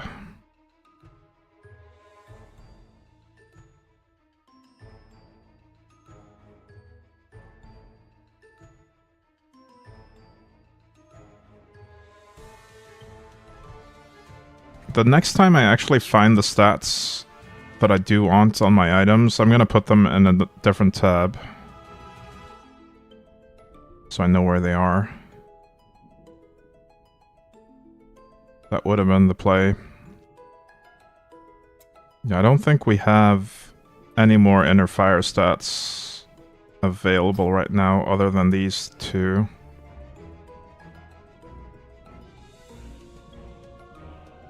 Unless I found them during that run.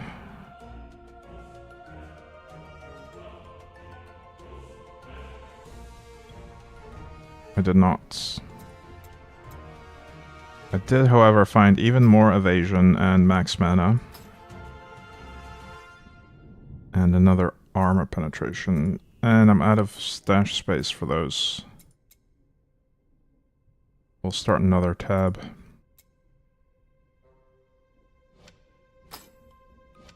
Maybe I'll sort this sometimes. Or sometime in the future. Why are we saving those green items? Because of the pure stats. We don't actually care what quality an item is. You can always just craft onto them. See, even the gray items. The crafting system in this game is so powerful. The pure stat is the maximum possible roll as well. So this is both a pure stat and a perfect score on the elemental resist. But we can easily add a magic stat. And then once we've added a magic stat, we can add a rare stat. And then once we've done that, we can add an epic stat. So this could literally be a yellow item.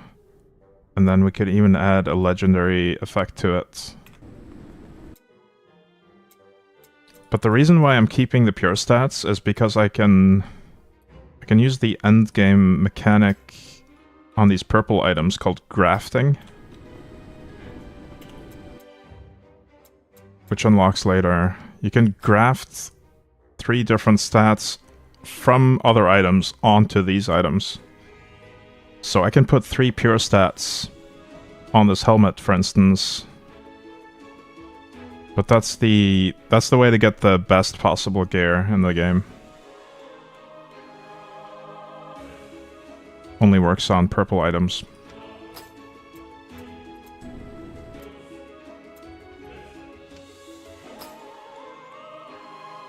So magic, rare. And this will be 1 helmet effect anyway.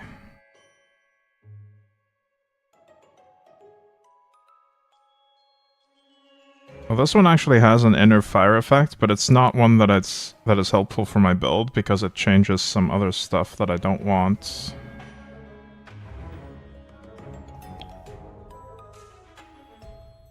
I'm super in love with games like this, but I always have a hard time figuring out stuff like this myself. Well, just do it gradually. That's the thing. It doesn't... You don't learn about these things instantly. You just learn one thing at a time, and if you spend enough time on the game, you'll eventually learn what you need to learn. But yeah, streams also help a lot. Or YouTube videos. There's a lot of things I didn't realize at first as well when I was just playing. Like, one of the first days, I didn't realize you could only have one passive per row active at a time. So I was wondering why I wasn't getting the benefits of all three from one row when I invested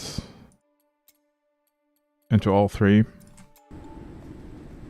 I'm sure it's explained in the tutorial, but I must have missed it. Or forgotten about it at some point.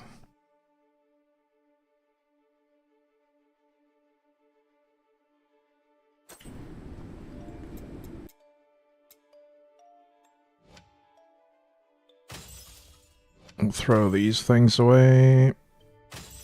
I don't think I want to do the helmet crafting right now, because I'm a little bit too fried, and I also think I want inner fire charge, whatever it's called, max charges. I think I want to graft inner fire max charges onto the helmet in addition to these two, or maybe replacing one of them. So I'm not going to do that helmet craft just yet. Let's do some more nether. It would be nice to have access to every one of these. We are getting closer. Light beams, helmet craft, yeah. I wish I had that jaw.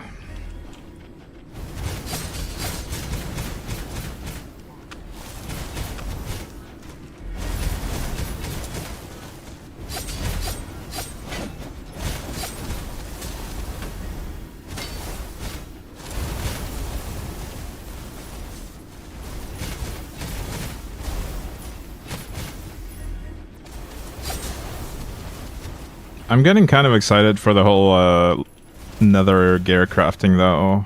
I think the character will be insanely strong when I'm done crafting all the stuff. It's gonna be great. But it's also gonna take a lot of time and effort invested into actually doing the crafting itself. And planning for it. Because if I don't plan properly for it, it's just gonna end up being really sad.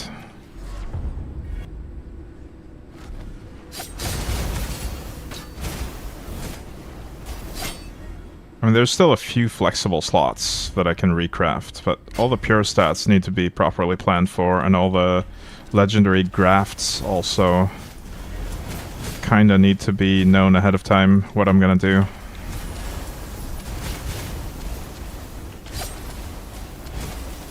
If I mess it up, I have to start over with a new item.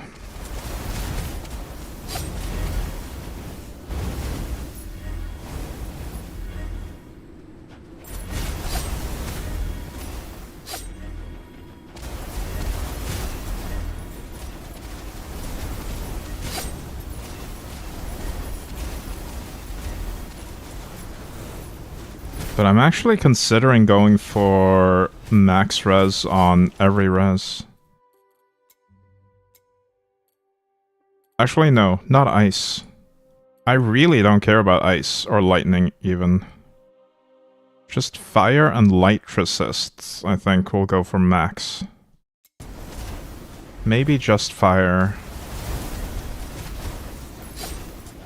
I don't know, light resist could get me... or lack of light resist could get me killed in some situations. I hear the debuffs are pretty strong, like the armor broken one. I just haven't noticed it myself. that I actually died to that.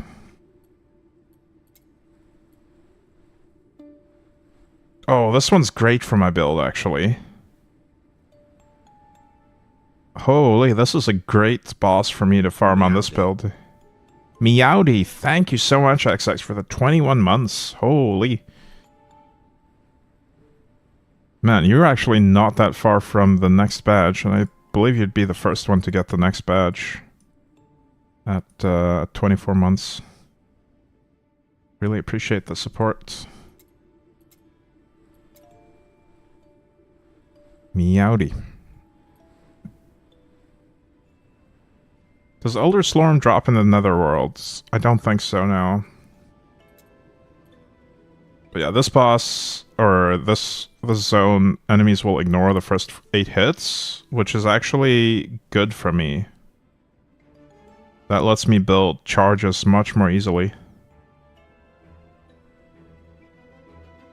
And they just... Resistance to damage over time does nothing to my build, because I don't deal damage over time. Not that I care about anyway. And the shield, same thing, they just have more health. I'm fine with that, I'll just hit them more. This is great.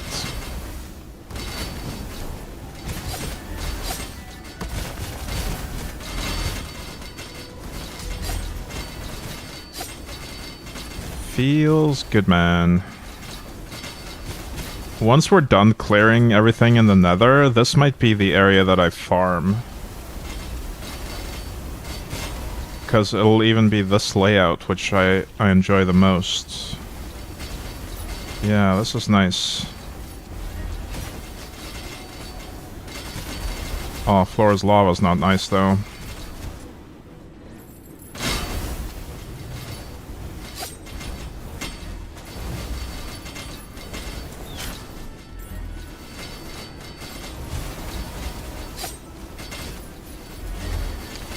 On the subject of Elder Slorm, it kind of becomes a non-issue at one point. Once you've done enough Slorm Temple, you don't really care that much about Elder Slorm anymore. You'll get plenty of it from Battlegrounds, and you can even convert the normal Slorm if you have an excess of that.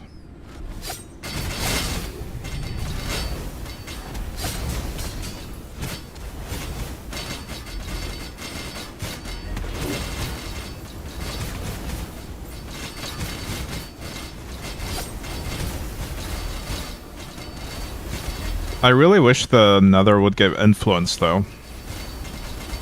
Because as it is currently, you need to do normal battlegrounds to get influence, and it affects certain things about the Nether pure stat drop chance, I think.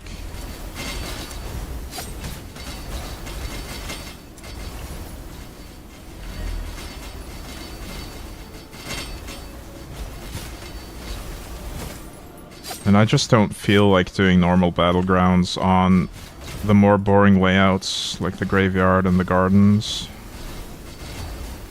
Those are just a pain to run.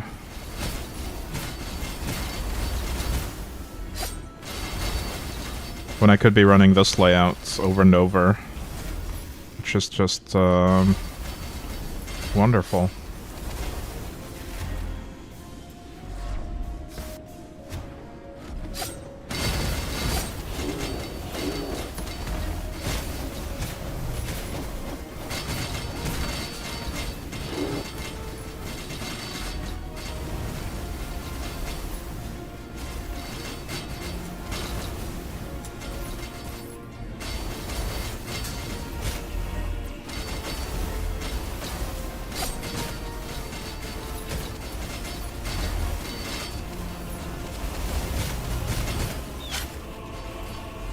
I almost wanted to just full clear that. I guess I'll do the boss.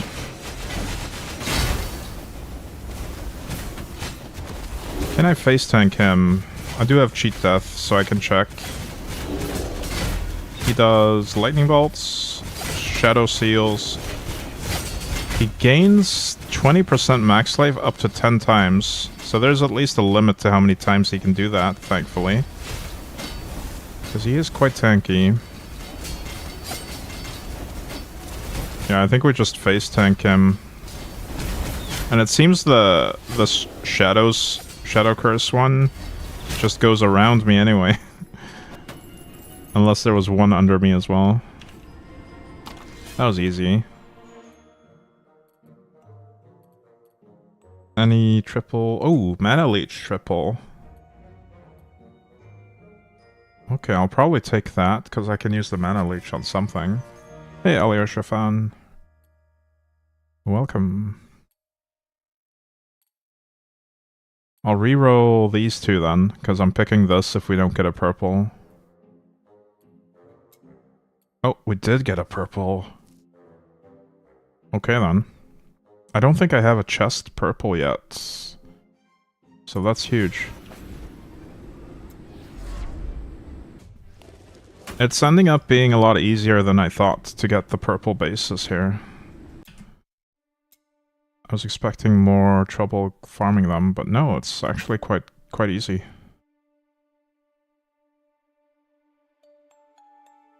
Chest is one of the items that I maybe should do next. Helmet or chests are both good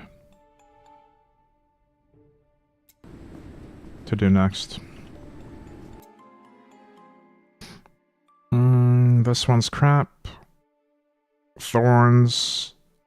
Evasion. I'm gonna stop keeping thorns and evasion. And just scrap those instead. I keep getting too many of them.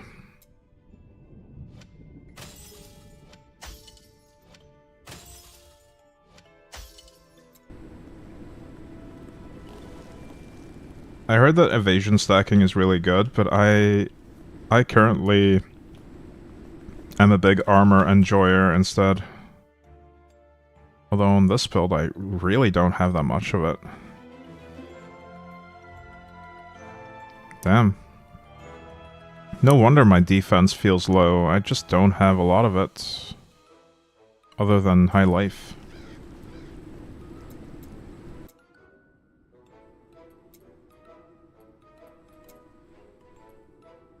Oh, it's this one. With the fire waves. He's rough. What about that one? Lights. Lights. Ignore hits. Lights. I'll try him. He's just a beefed up version of the previous one that we just did. But with a lot of light modifiers. And gardens layout. Yikes, okay.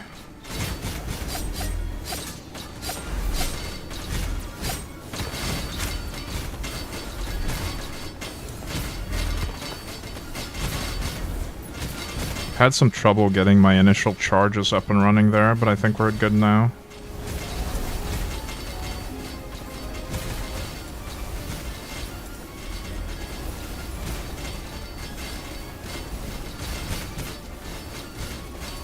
The blindness makes it even harder to navigate the gardens here.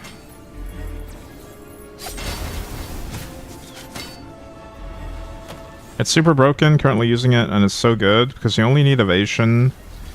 Every nether piece works, can craft double evasion and legendary stat onto it. Super fast to gear up, only need to find the pure stats. Oh, okay. Yeah, I wish I had more time and energy to invest into this game. But maybe I'll put it on my future to-do list once they update the game. I'll have to try out evasion stacking as well. But I think after I've finished the two builds that I've currently got planned, one for mage and one for those, I'll probably take a break from the game until they update and add more stuff. Even though there's a lot of builds I want to try. I don't want to become a Slormancer main forever. I have other games I want to try as well.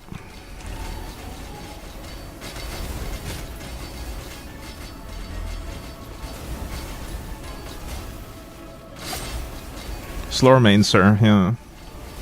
Hey Booga.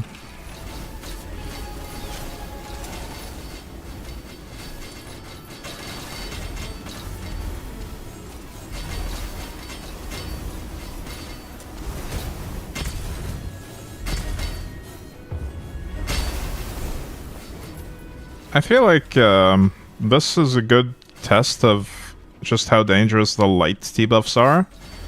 And I have to say, they don't seem that dangerous. We had all the light modifiers on the map, and I'm not really feeling a struggle here at all. And that's without light resist.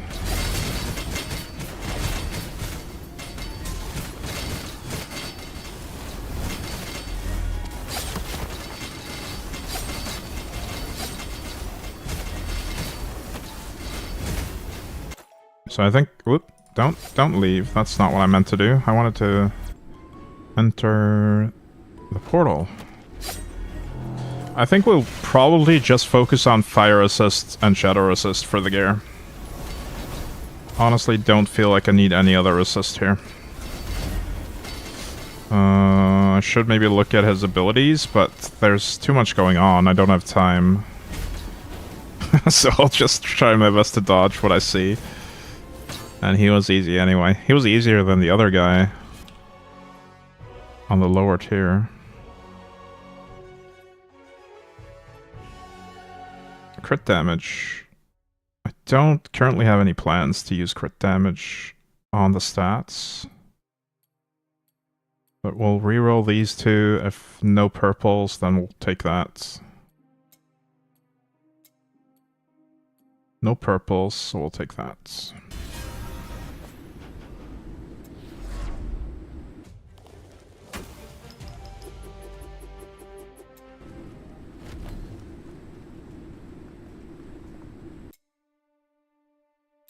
And I guess that goes in one of these tabs. I need to clean up the old tabs as well that just don't have any relevant stuff in them anymore. These have like pure stats for with just one exclamation mark. Before I had maxed out my Slorm Temple. These were basically my go-to crafting bases. Because I couldn't get the better ones. But they're pretty much irrelevant now that all three characters are looking for nether gear. So I can scrap these. I can scrap all of these too. These are leveling gear from one of the other characters. And that frees up a bunch of tabs that I can just use for pure stats. Evasion, crit damage, area reduction, and more crit damage. Should we do the sorting now? Whenever you're dealt damage refers to me receiving damage, yes, I think so. That sounds about right. Like the, are you thinking of the Immortal Grasp or whatever it's called? Where is it? Whenever you're dealt damage, yeah, that's when you take damage. It basically applies this life, this heal over time every time you take damage.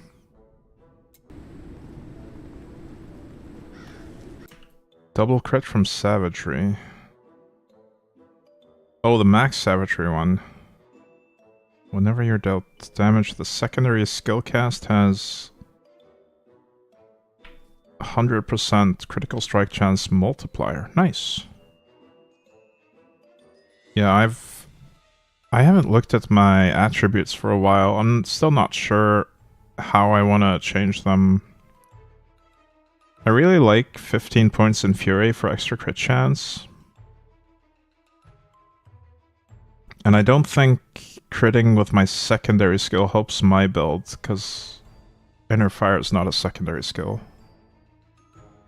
And neither is Whirlwind. Unless maybe if I put it in that slot it counts as a secondary? Is that a thing? If I do this, is this now a secondary skill? Maybe it is. But then I'd have to hold the other mouse button. That would be literally unplayable. Although I don't think I care that much about whirlwind critting either, right? I think we only care about an inner fire critting, yeah. Whenever an inner fire deals critical strike damage, it grows. That's the one we care about. Don't really care that we crit with the whirlwind. Oh, actually we kind of care. We want ancestral strikes as well, which require critical strikes as far as I know. Right? Whenever you deal critical damage, yeah. So for the Gazloka's Conquest, it would help to have more crits on the Whirlwind.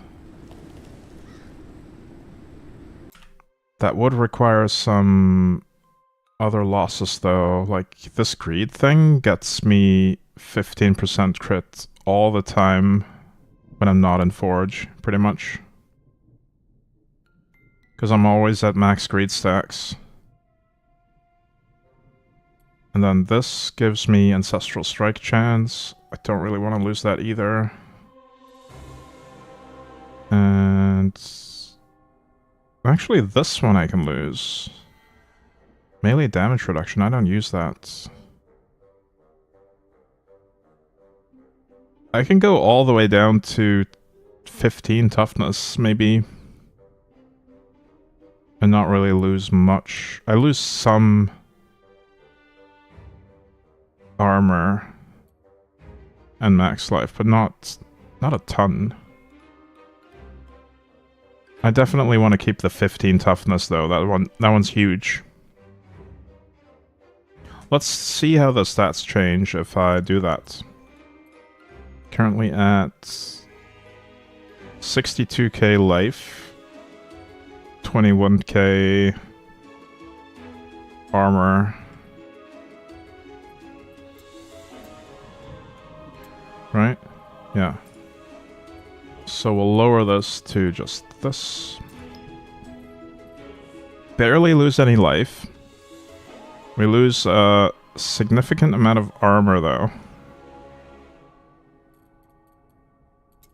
But that does let us get to that.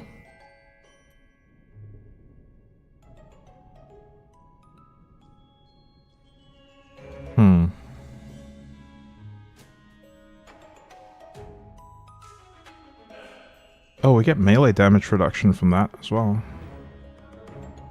Interesting.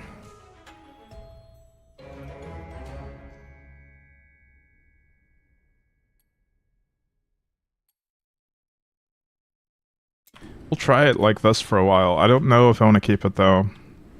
I feel like my armor's already kind of low.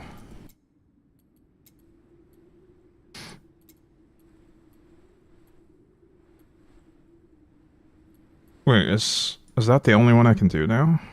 Have I really done everything else?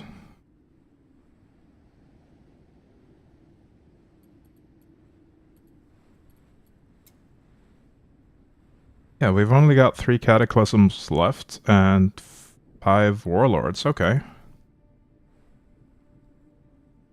Pick item for crit is also means gold? I'm not sure what you mean. Oh, yeah. Yeah, you get... I don't know. I don't know if gold counts, but I keep getting it all the time. Let me show you how quickly I get that stack. So I think fragments and maybe even gold will count. Or maybe it's just the filtered items that turn into fragments. But I have 15 greed stacks already from just one room. And that's gonna stay at 15 for the entire battlefield, probably. Because I get items all the time.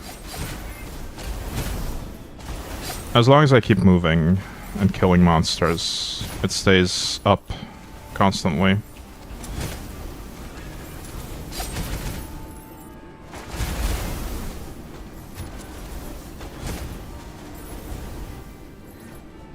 Hey Gilgamesh Union.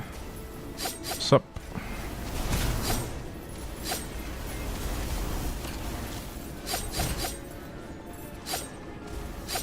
Yeah, I love Bravery Greed. whatever it's called. It's very strong for a crit build. It doesn't work in Forge though. It does nothing in Forge. Because you don't actually loot the items until the end of the run. So that's a bit unfortunate. However, I'm already demolishing Forge, so I don't really feel the need to respec every time I do one. Forge is easy mode.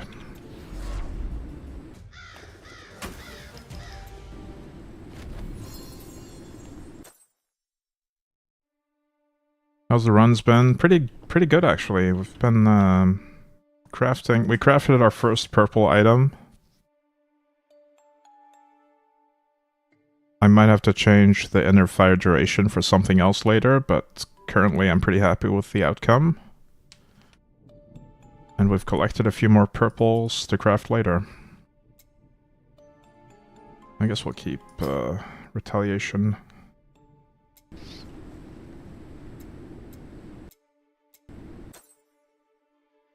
Potential is only about a third on this one now. Okay. The grind is real. It is a fun grind though, at least. I'm enjoying this a lot.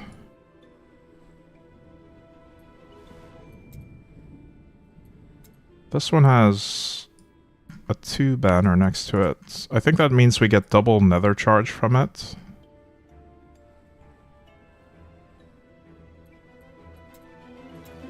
Why are these not available? Oh, I need to kill this boss before we can get to these. I see how it is. So we're only missing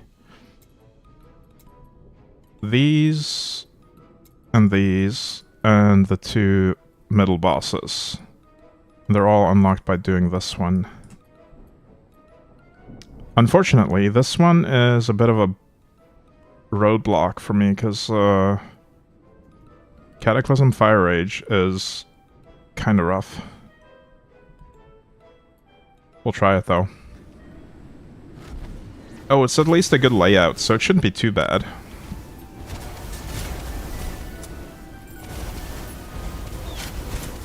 Although I will have an insane amount of burn damage on me constantly. I just have to keep moving and leeching from new enemies.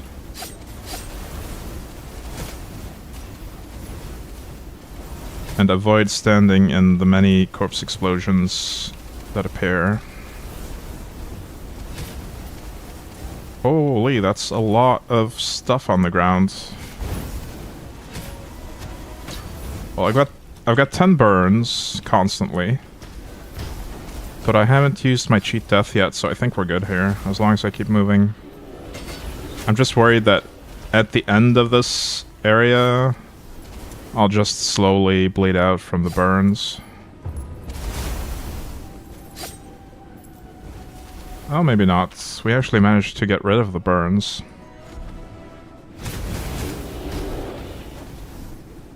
That was easier than I thought.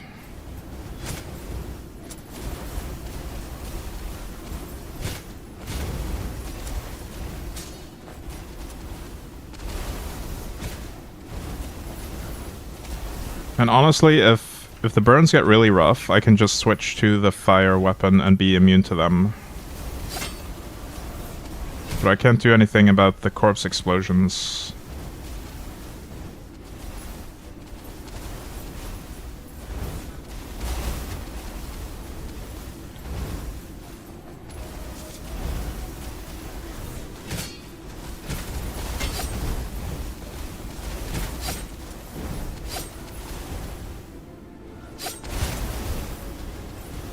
Ah, I'm stuck.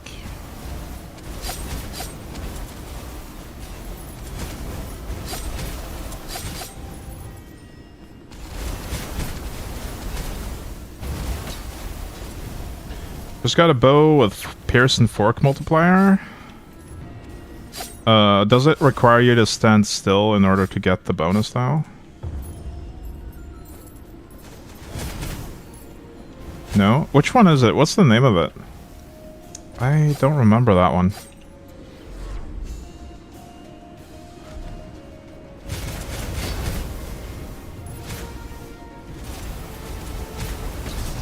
Resounding drum. Oh, that one. Yeah, I remember. I believe it alternates between different effects, though, right? It's not always the same effect. Unless I'm misremembering.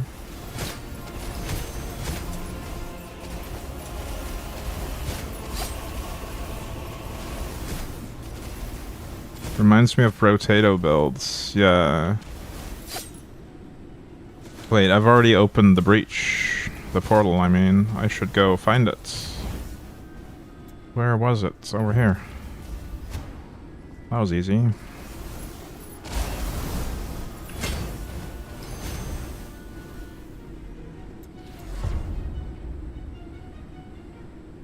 Already working with everything this bow does, so it's perfect. That's nice. What does this guy do? A shield that lasts 5 seconds. Frost bombs in a direction, okay. He also still has a lot of ads that do the exploding effect, which is annoying. He casts multiple light beams. I think the main focus here should just be to avoid the corpse explosions and the burns. Everything else should be okay. As long as I can maintain my stacks this way, I think I can. My charges, I mean.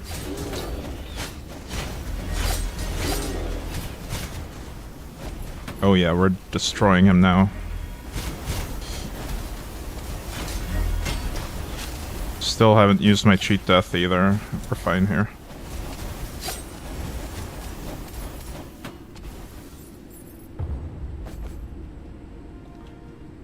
Blender build, yeah. Nether boots. Ooh. It already has movement speed. Only one exclamation mark though. But still, that means I can graft 3 other mods and have 4 total that are good. Yeah, we're taking those.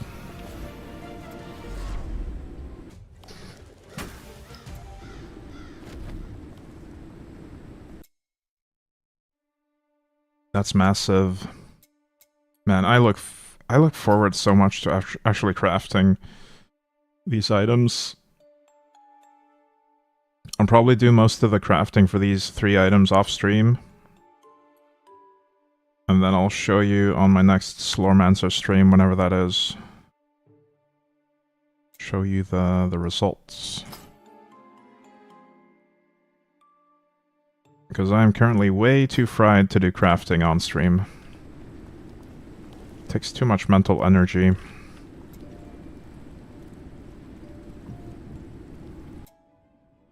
And I need to make sure I don't mess it up. Ice Ray should be okay.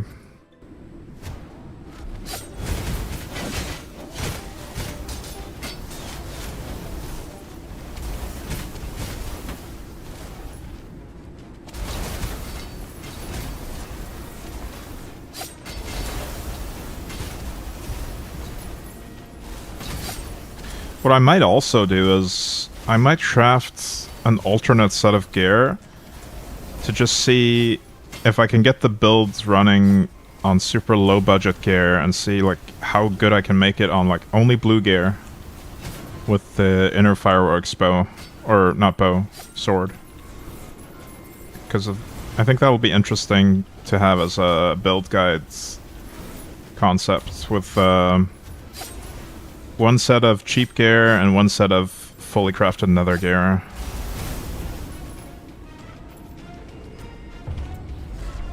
I want to see what the minimum gear requirement actually is for this build, because I kind of skipped past a few steps by virtue of already having a bunch of gear and resources to craft with.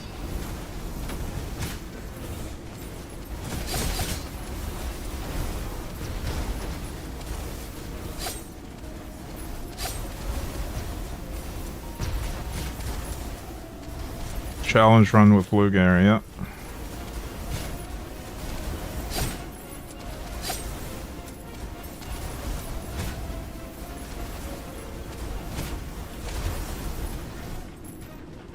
That's another thing I really like about this game, is that the most powerful stat slots are the base, defense, magic, and rare.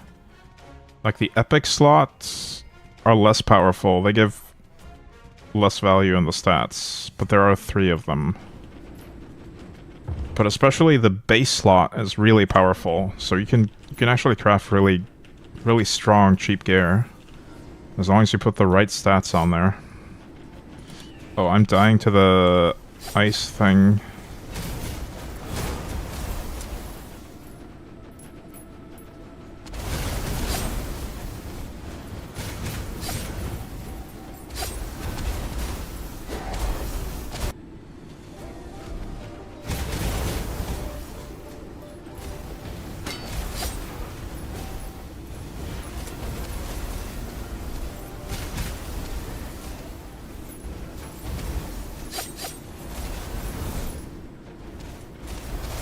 I have to keep my momentum up in this one, because the ice beam will whittle away at my HP.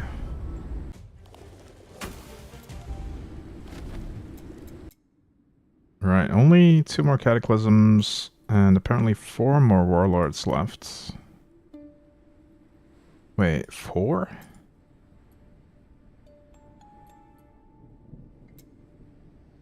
No, that's the netherworld. No, wait. We are on the primordial. How are there 4 warlords left? What am I missing here? 1, 2, 3. Oh, 1, 2, 3, 4. That makes sense. I'm just blind again. Let's do the prerequisites for this guy.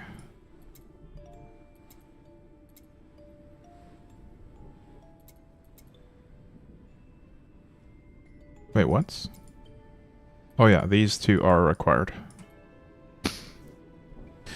Oh, the fireball one. That should be fine, I think. Especially since it's a good layout.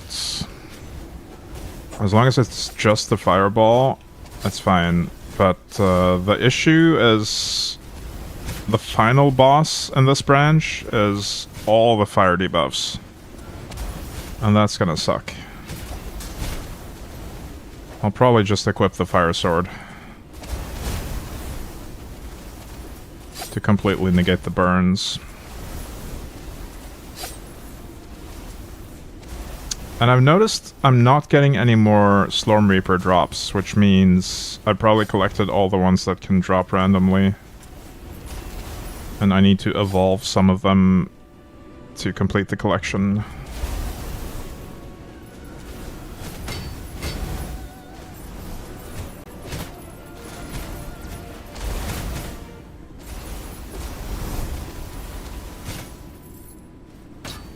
Ow.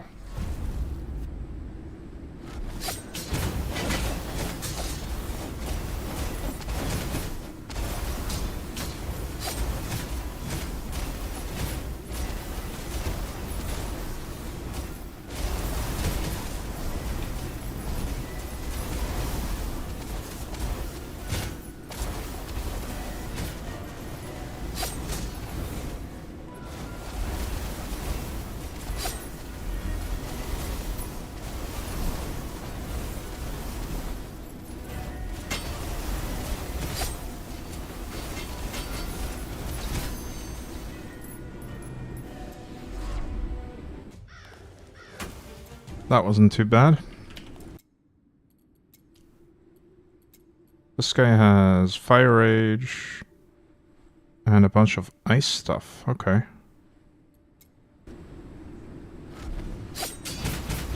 That's a bit of an odd combo.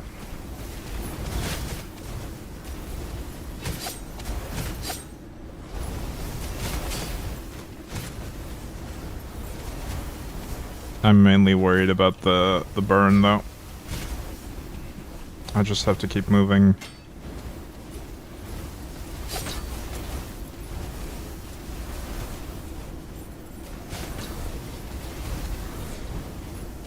I'm not gonna worry about looting this one. Just go from breach to breach instead.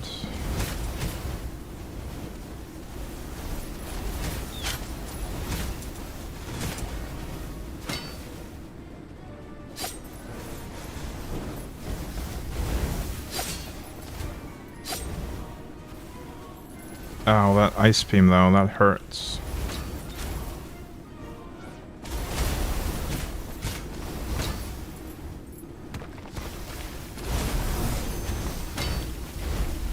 Instantly enter the portal. Oh. Let's actually play the mechanic here so we don't take a lot of damage.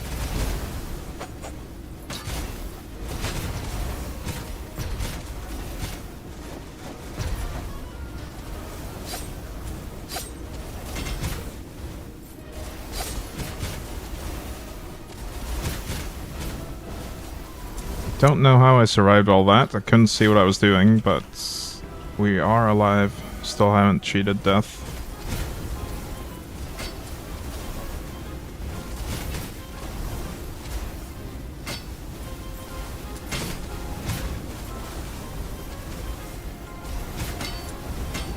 Yeah, this is pretty absurd. I really can't see anything. Oh no, there's molten lava as well now. Those burns are gonna be even stronger, I think, than the fire wave ones. Or maybe not, because the fire wave one is a permanent modifier.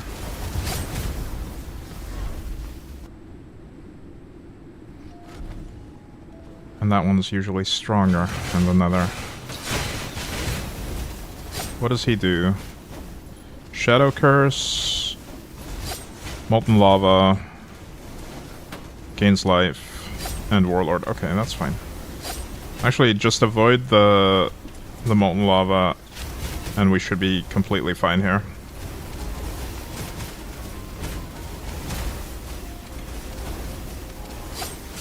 And obviously also avoid the ice crash, and maybe even sit in this. Oh, I just took a lava.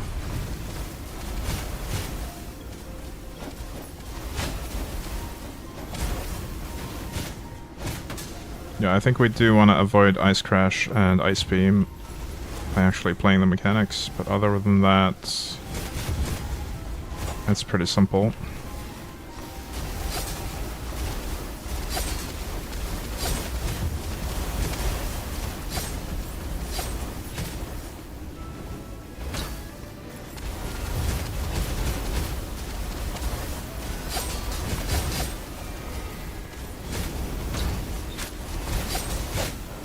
Nice.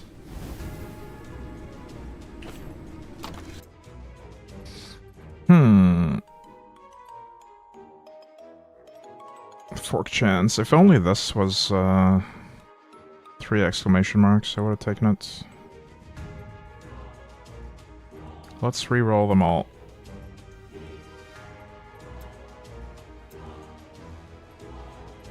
Alright, I'll take this because it's got a cross on it, which means I don't have it in my collection, so I'll take that and add it to the chest.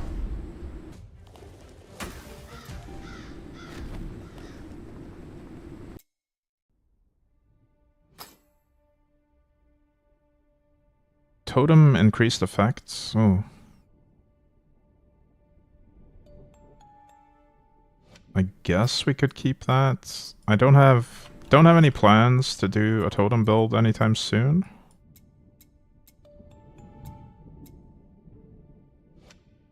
But I think if we revisit this game after they do a big update or something, I'll probably just keep this save and do whatever new content they add. And it'll be nice to have a bunch of stuff flying around for crafting when that happens.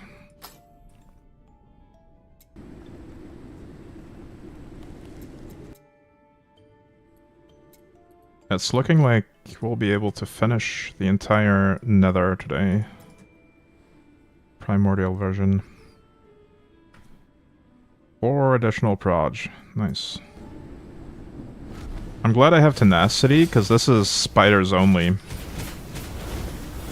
I would be locked in place constantly. By the webs.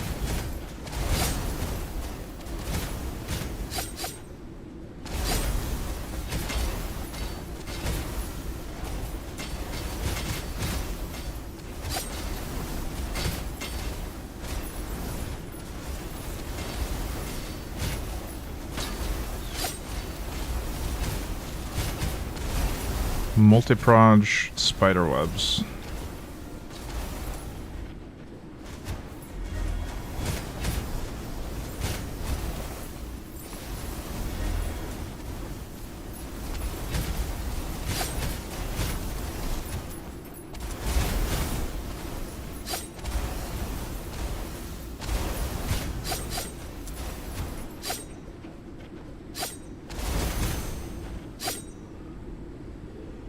Poke me. There we go.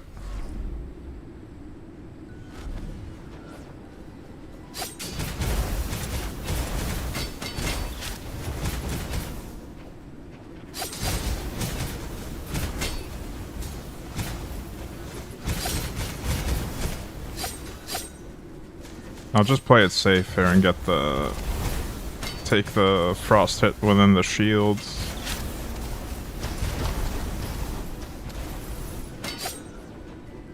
Trying to avoid these lavas as well, but I was failing at that.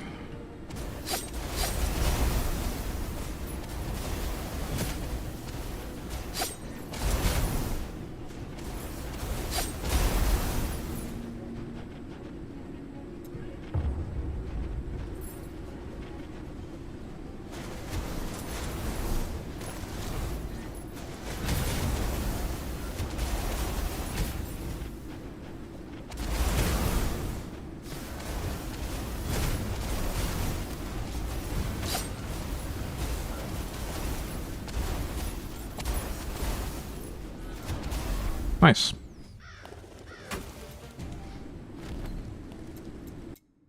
Now we've done all the cataclysms, only 3 bosses remain.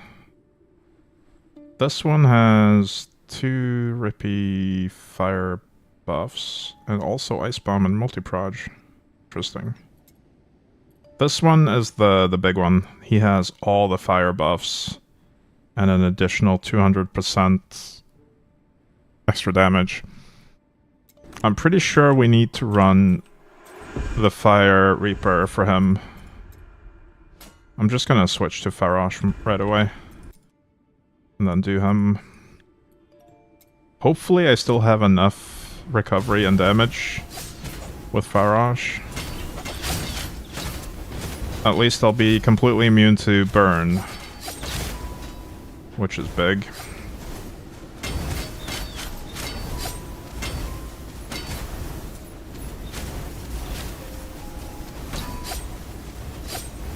That basically negates 4 of the modifiers on this completely.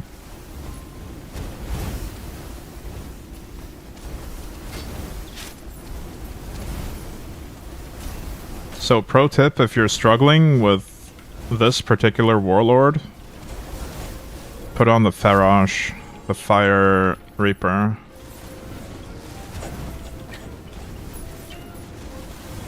It only works if you can actually change your Reaper, though. If you have a build that doesn't really work without a specific Reaper, then you're kind of out of luck there. Your best bet then would be to build Fire Resist on your gear.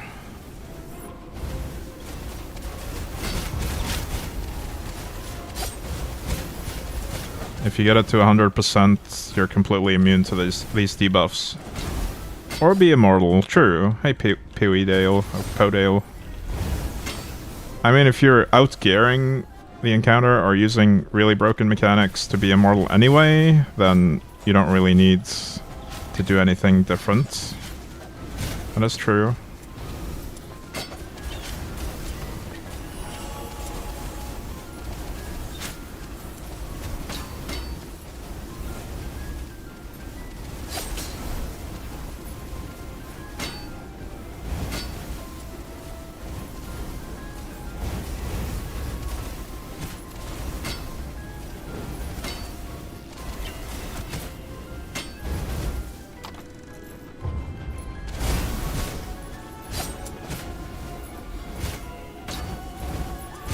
I don't actually know if my recovery is going to be good on the boss himself, though. When playing like this, or with this weapon. Because I have to actually hit him with my whirlwind. to recover.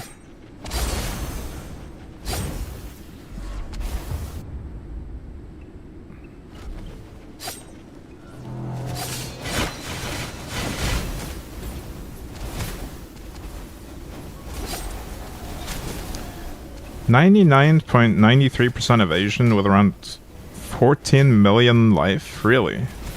Well, it sounds like you already have full purple gear, so what are you really grinding for then?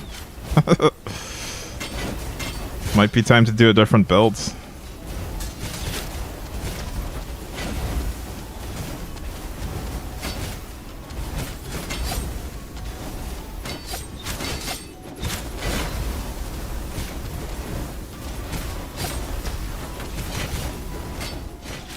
Like, it's not really helpful advice for new players to just have better gear. Because they need to reach that point first. I'm sure the evasion stacking builds are good with low gear as well, though. I haven't tried them yet.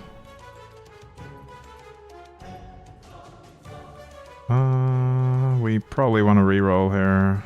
Ooh, that has 3 pure stats.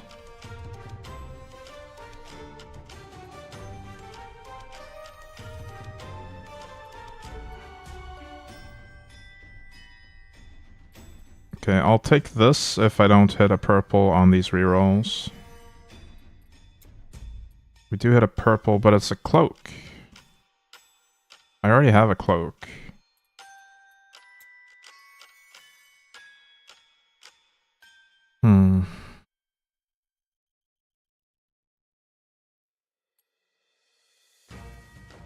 I'll still take the purple item every time, I think. It's good to have them for future characters, too.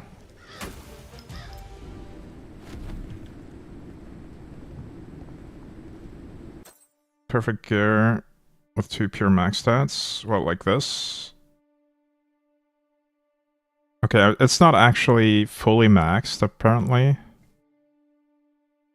But, oh, as base, I see what you mean. So you can graft 3 additional after that. Yeah, that's just, yeah, why though? Just why? There's no content in the game that requires anything near that level, so why are you grinding for it? What is fun about it, though? I mean, if you're having fun, I shouldn't judge, but for me, getting the actual perfect gear is not really enjoyable unless I have something to use it for. I'm always an advocate for getting good enough gear, not perfect gear in games like this, because perfect gear will just drive you crazy trying to get the absolute perfect rolls on everything. I think getting 90% of the way to perfect is usually more than enough. But to each their own, you do whatever tickles your fancy.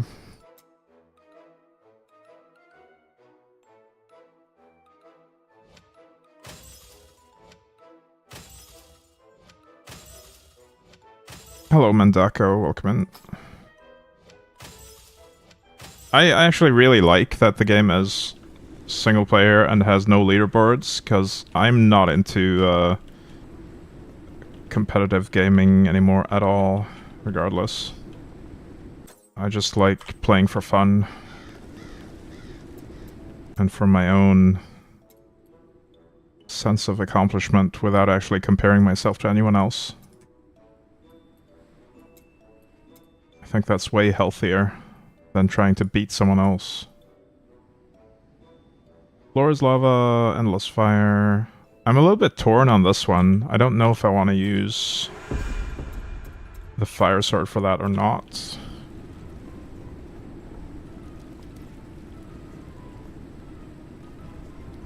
Stacked all the life mods and got the curse with 800% life mods and the obelisks.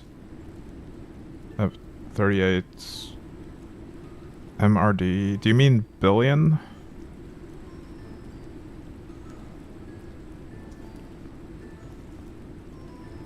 I also did the the forge with the life curse on this build earlier. I don't know if I could perfectly... I don't know if I got the maximum possible amount, but I tried to pick a bunch of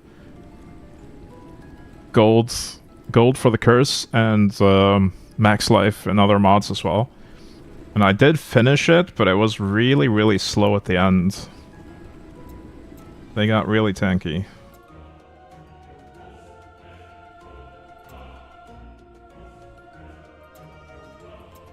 And the game was lagging pretty heavily at the end.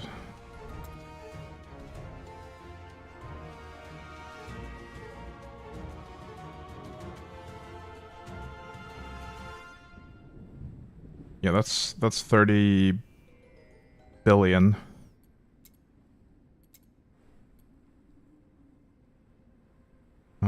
Floor is lava, endless fire. Yeah, let's try it. Let's try it with the, what's it called? Relentless Transference.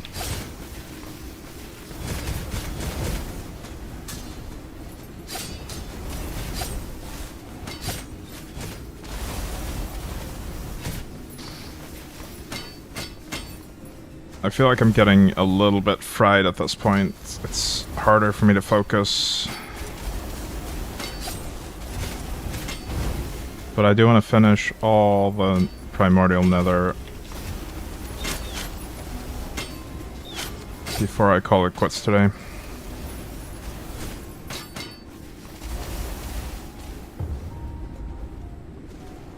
We randomly got another fire mod too. That sucks.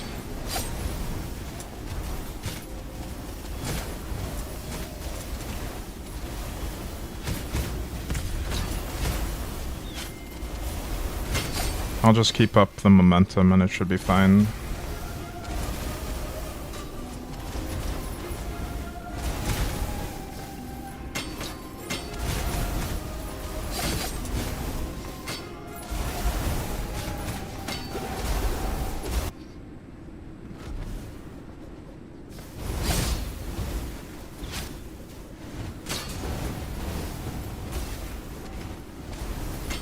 I'm really looking forward to having a few more gear pieces crafted with inner fire chance on them, just to get the momentum going a bit quicker after we portal in, because currently it does take a little bit of time to get those stacks up without the inner fireworks.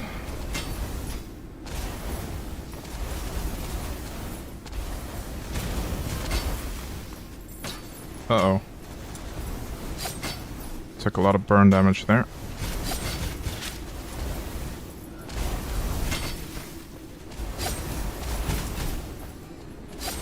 Still haven't used the cheat death though. I think we're fine. And on the boss we should be more than fine. I just need to get to them. Enter the portal. Thank you.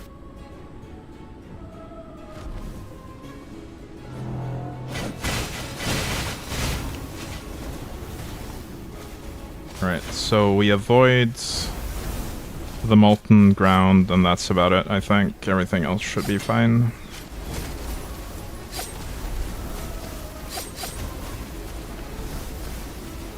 I have enough inner fire stacks, so I should be fine to just skirt the edges. Yeah. Didn't really have to hit him directly.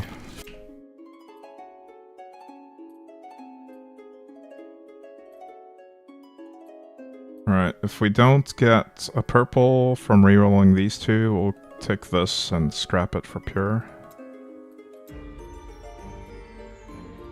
Alright. Welcome in, Mahouse.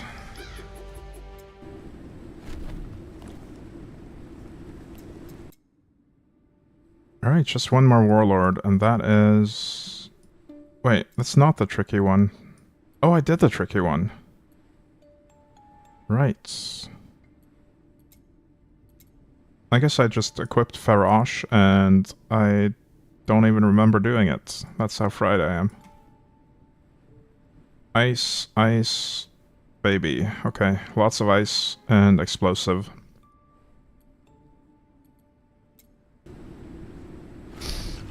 This is the one with the slippery floor. Oh, we immediately get a burn as well. Oh, that's nice. Get me out of here. I might die.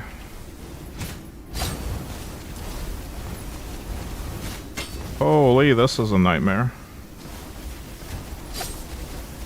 It's so hard to navigate and there's corpses everywhere, blowing up.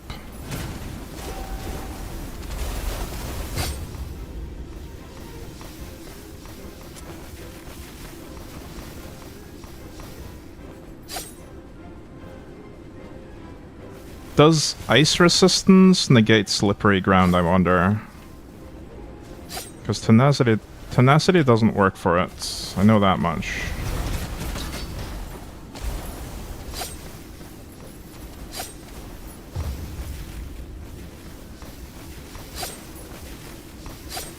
Does not? Oh, that's sad. That makes this one pretty much uncounterable. It's just gonna be annoying to deal with. I mean, you can at least be immortal to the damage, but navigating the map is still gonna be annoying.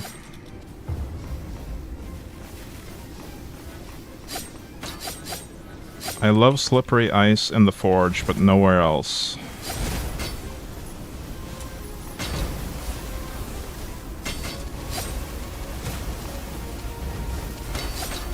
Okay, we still haven't used the cheat death, but we are struggling here. Ooh, there's the cheat death, and I have no monsters to recover from. We might die here. Ugh.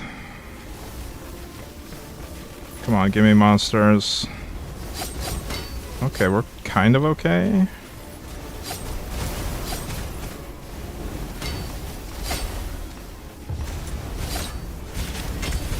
Slept for at least 5 hours and you're still in the game. Or still here.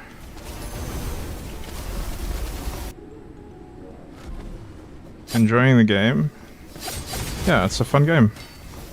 I mean, I usually stream for at least 5 hours when I stream. Today we're probably gonna get closer to 7, I think.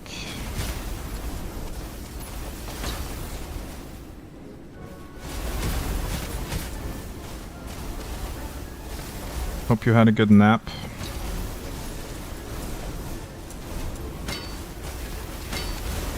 Uh-oh.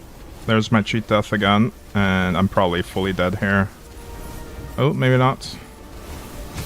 If I can just outrun the chaos.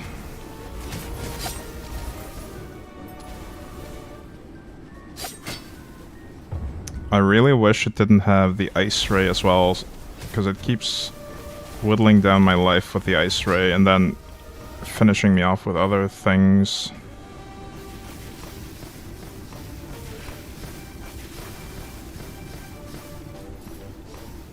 And I just can't get to the monsters in time to recover.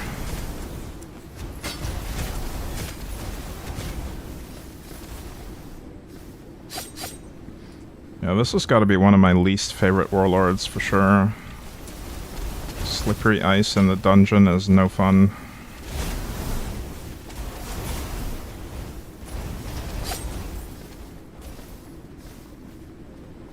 But we're almost done with it. Oh, I have nowhere to go. Last breach is down there. Shit, I took the ice beam again. But I do have cheat death, and I think I'll trigger here. Yep. Managed to make it to the next floor.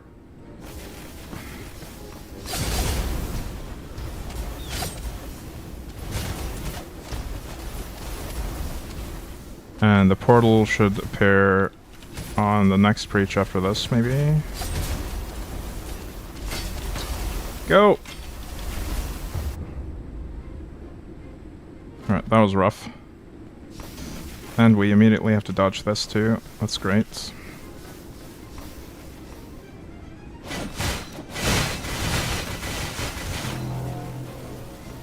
Oh crap, I didn't get I didn't engage the boss, so those crest shields did nothing. I need to get close to him sooner.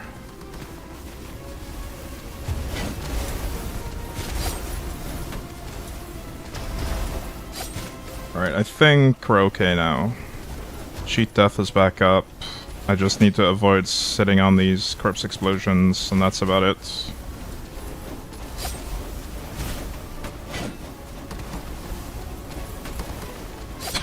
The ridiculous amount of corpses exploding.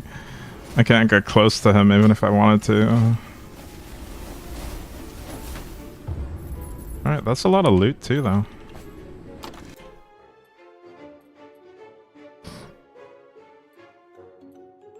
Another triple evasion. This time on a rare stat. I think I've mostly gotten it on base and defense, so that one might be worth keeping. Let's reroll these two. No purple today.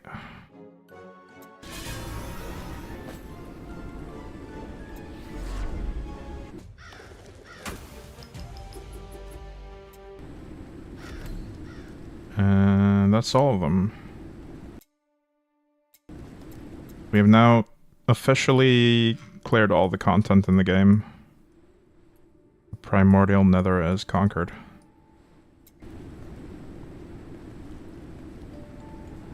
All that remains is to, I guess, grind the achievements, collect all the Slorm Reapers, and make some fun builds.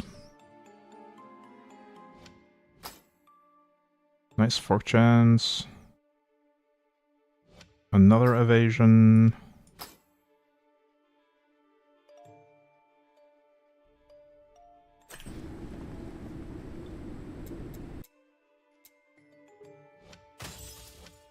Wait, what is that? Just some random crap.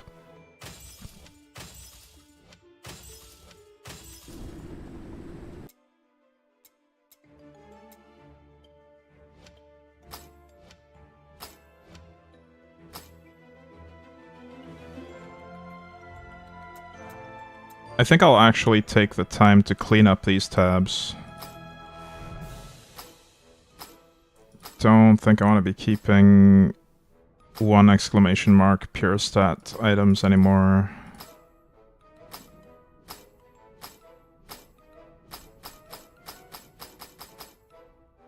I don't think any of these have completed all, so done 100 waves at 20k life. Why specifically 20k life? What is that?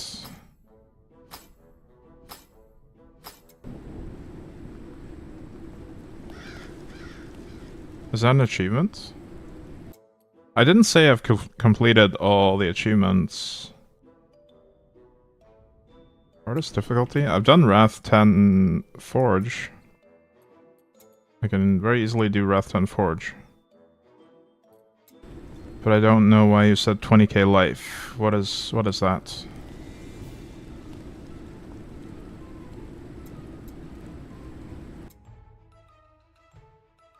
The Forge doesn't have this modifier. I can't add more Wrath to the Forge. So I don't know what you mean by 20k life. Oh, that is just the base of Wrath 10, I see. I see what you mean, 20k life multiplier. Yeah, I can easily do 60k life multiplier. On battlefields at least. We could try like 15 maybe.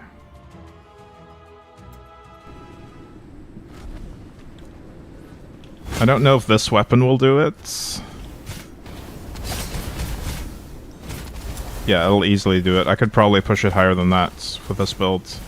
But, what I could do is I could put purple gear in all the slots with stuff like this, with 3 perfect score pure stats in every slot.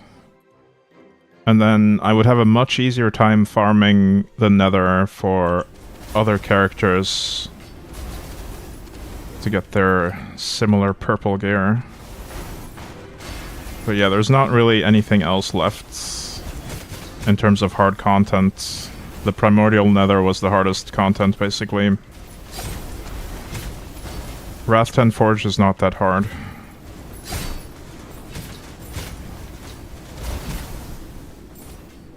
If you look at my build in the planner here, the Wrath 10 Forge was easily clearable in that without even moving. I could stand still the entire forge and do Wrath 10 Forge. And since then I've upgraded this piece of gear and might have reinforced an item or two as well. What do you need to do to enable scaling for quest areas? I don't know. I think it just activates when you're a few levels above the quest area's level, as far as I can tell.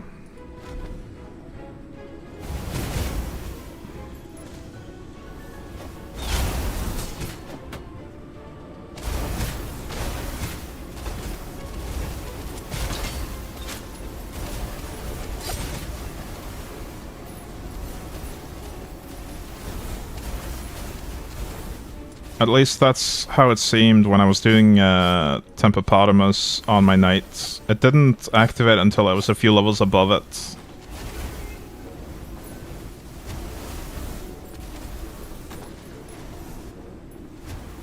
I couldn't scale it down either. It doesn't let you scale down if you're lower level than the area.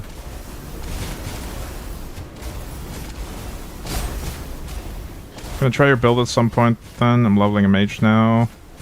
Yeah, there's a lot of fun mage builds as well. And you can actually run the inner fire mechanic on mage too, with a very similar setup.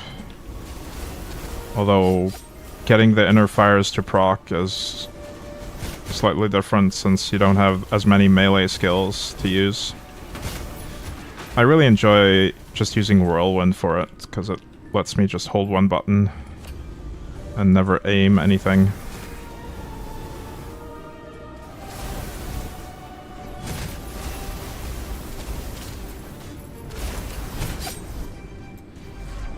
So that was 15. Wrath 10 plus 15. We can do 20 maybe. What's the limit? Can I just keep increasing this? I obviously will not be able to finish. Oh, plus 100. So I guess that's the benchmark for the ultimate build then. The one with all the purple gear. You want to see if you can do Wrath 10 plus 100. I don't think I can. I'm probably just gonna get one shot here. Good luck, yeah. Hey Valinar, how can I unlock these bonus levels in Battlefields? I don't know. I don't know why I have access to that. Wait, can I do it? Surely not. This elite enemy is dying. I'm also kind of dying, but... Holy! This build is stronger than I thought. I mean, I can probably get one shot at any moment. Or at least... Well, I can't get one shot as long as I have indirect defense maxed out. But it's not going to be maxed out. It doesn't actually improve any gains, no. It's just for build benchmarking. I actually had no idea I could do Wrath 10 plus 100. Hey Merlin, what's providing the high DPS? Inner fire, basically. 200 million DPS there for a moment. Yeah. I could do more DPS with a different weapon.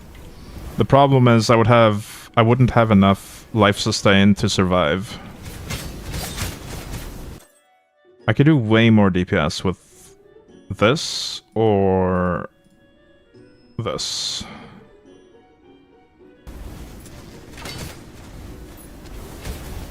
The transference is what is allowing me to leech life with my inner fire. And that's pretty crucial here, because otherwise I wouldn't leech enough. I mean, we could try unequipping it. Switching to, this thing, for instance.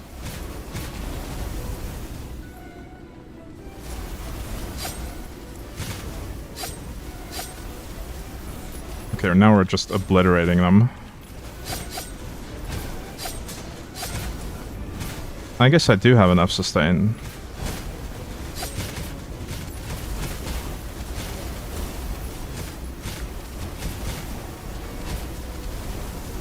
But I've seen the DPS number go much higher than that in Forge. I've been at 1.2 billion at some point in Forge. When giving the monsters a bunch of life modifiers and having a lot of monsters on the screen. It also lags the game though, quite significantly.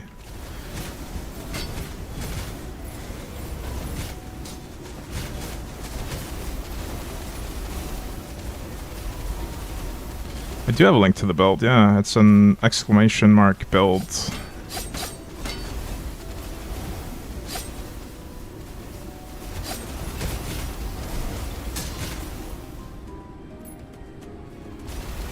That is a snapshot from yesterday when I'd just put the build together.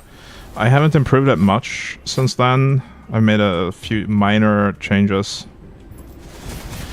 And I'm using different Slorm Reapers right now.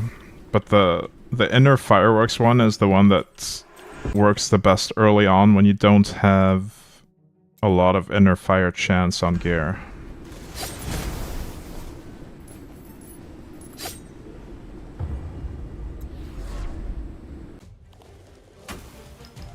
Wow. I guess this build is just more broken than I thought. Because we just did plus 100 first try. There's no reason to play at that difficulty other than build benchmarking though. There's no additional reward. You get the exact same loot as you would on Wrath 10. Hey Bizlemon. I did make this build myself. But there is a place where you can look up builds. The official Slormancer Discord server has like a build compendium channel. But I just stumbled across this one. I basically thought to myself, how can I use Inner Fire? And then I saw that this enables Inner Fire without having to get the chance on gear. And then from there I went to another page. Let me show you. I went to this page, the legendary list, and I typed Inner Fire into the search bar to see which items would affect Inner Fire. And then I just went from there. So I ended up with this item, this item, this item, and this item as the core components of the build. But the Inner Fire duration one, we can get rid of if we want to do concentrated inner strength later. Because that one changes how that works, which we'd much rather than stack Inner Fire max charges. Because Inner Fire duration will be obsolete then. Currently I'm really enjoying Relentless Transference though, for the ability to leech. Did it take a long time to get all the legendaries? No, not really, because this isn't my first character. And you can literally craft any legendary effect on any item.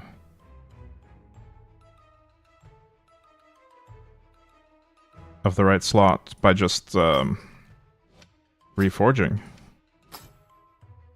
So we'll just you could just reforge these boots to have a different legendary effect. It is a bit costly, but I had a little bit of gold and Slormin saved up from my first character. So I really just crafted my leveling gear into the required uniques.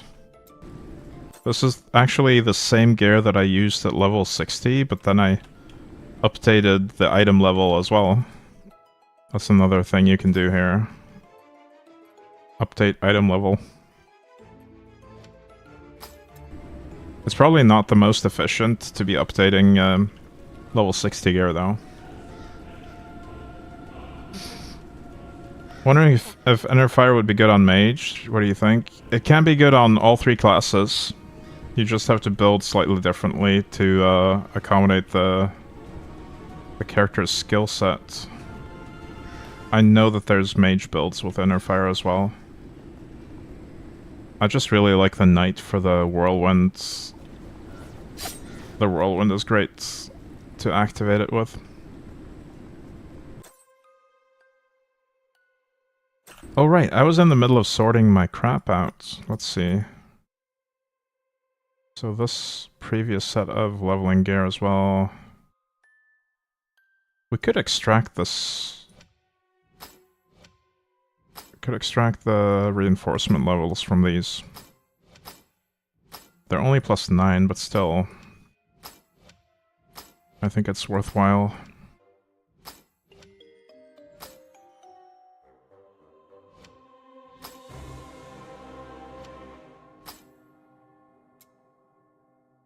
And this stuff will probably just disenchant. I need to make room for it though.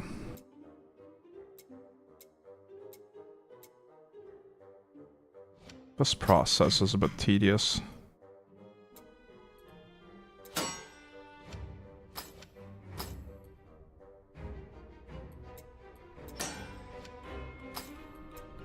So I'm getting... I believe I'm getting... this one for +9, maybe? We have 19 of those currently. Let's see if that's correct.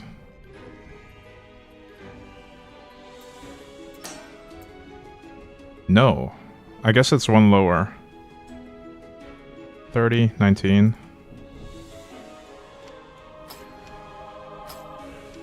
Let's do another +9.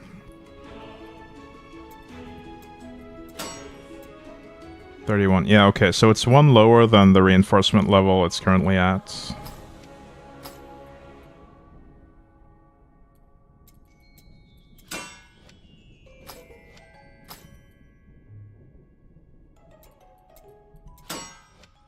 Doesn't feel as worthwhile then, but probably still worth it, because it's kind of hard to get big quantities of Slormite in my experience.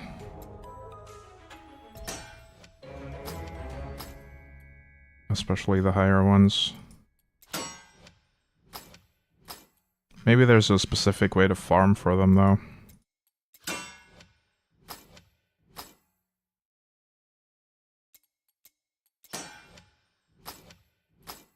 But this is a really tedious process.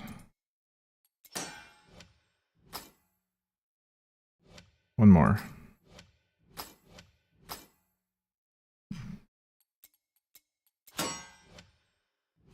Alright, the rest of this, I believe, is ripe for disenchanting already.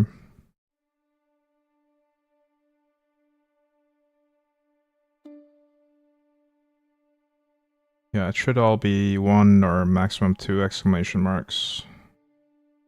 Which I don't care about anymore. We'll add a bunch of these as well.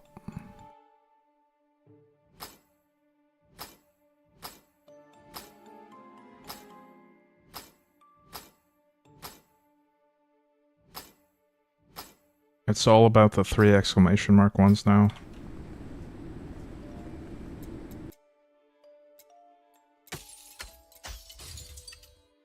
I just wish they'd add a legendary salvage button as well.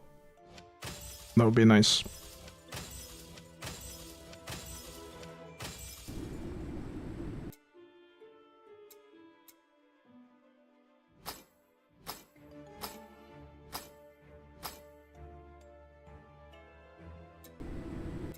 You had a gray reinforcement level 8 item drop at level 10 while leveling earlier. I wonder if there are high level grays and greens dropping all the time we could extract the Slormite from.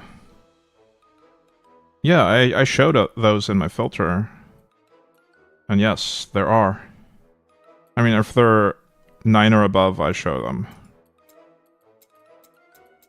They drop occasionally. They don't drop all the time. But I have gotten a few of them.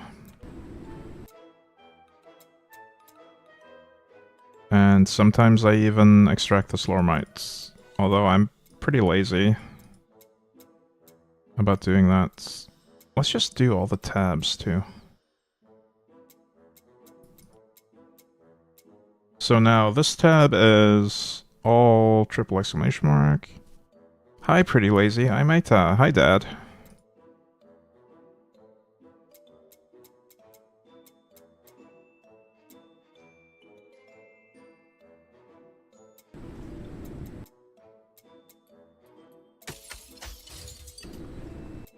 Alright, I'm gonna sort some more gear out. Let's move this to the top.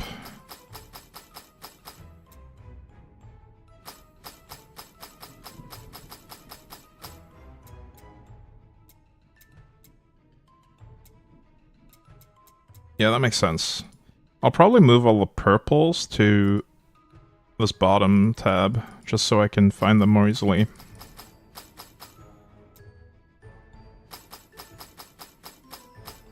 And then all the other tabs will simply be for exclamation mark gear with 3 exclamation marks. Right, the chest is one that we were going to craft. The helmet. The boots. And I think, ooh, this one's in spicy cape. It already has triple armor.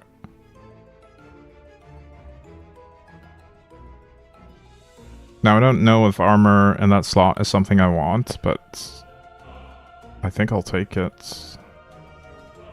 The problem, though, is my existing cape has a triple stat already.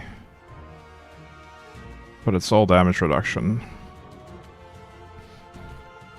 I could literally graft this onto the new cape, though, if I wanted to keep that stat.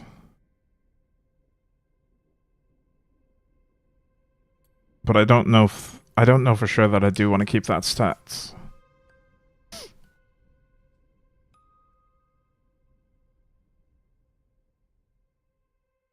Alright, cool. We've sorted everything.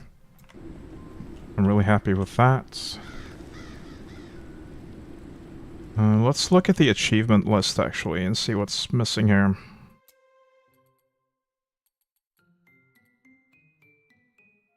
Destroy furniture. Wow, I've been slacking on the destruction, apparently. I mean, that'll come on its own. We are literally obliterating the entire map's furniture when running through with inner fire. We don't have to manually do it.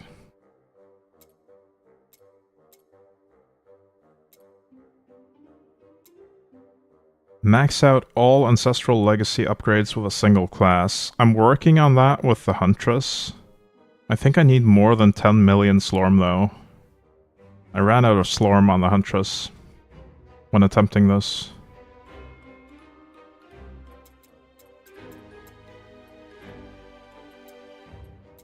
Expeditions. Complete 1,000 floors. This goes all the way to 2,500 floors. That's pretty crazy. Battlefield expedition bosses. 100. That should be perfectly doable. 250 floors in the graveyard and prison. Mage Academy is kind of fine, but the 3 other ones, graveyard, prison, and gardens. Oof. That's just gonna really suck, honestly. This one we can easily do. 7 bosses in a single expedition. It's just a matter of not quitting until we kill 7 bosses in one. It's a bit boring though.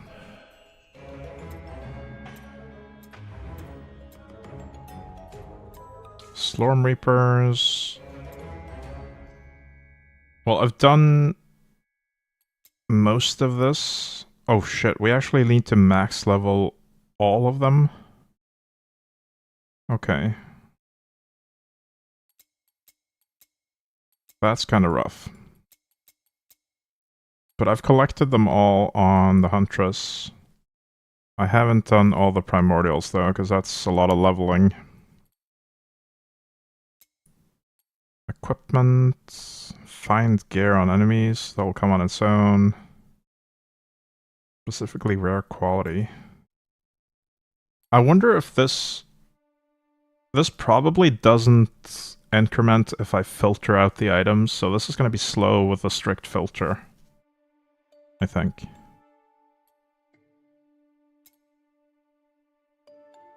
Because surely I would have had this by now if I wasn't filtering so much. I find it hard to believe that I haven't found 1,000 rare pieces in total. Or 500 epics.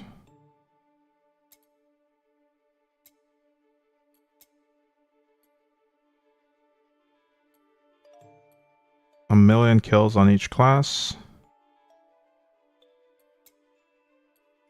All the Reapers. Where's best to farm gold? I've been struggling with gold as well, honestly. I don't really know. The Great Forge is pretty good sometimes, but it's random whether you get good modifiers offered to you. In the late endgame, I heard that you can get a lot of gold by selling these purple items once they're fully reinforced. See, this one's already worth 2 million. So if I kept reinforcing it, it would be worth a lot more. I don't really want to do that though, because I like to keep those items. I need to max out my gear with purple items. That's more of a late game thing though. But honestly, I think as long as you're killing enemies and not spending gold, you're probably earning gold. And getting the Midas Collector's Bracers also helps a bit, because you'll miss out on a lot less gold lying around the map, since it'll pull it in from afar.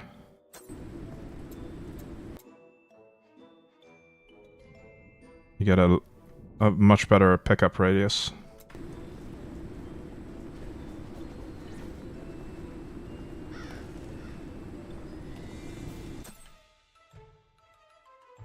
Potential at 78%. Okay, so we're not quite ready yet.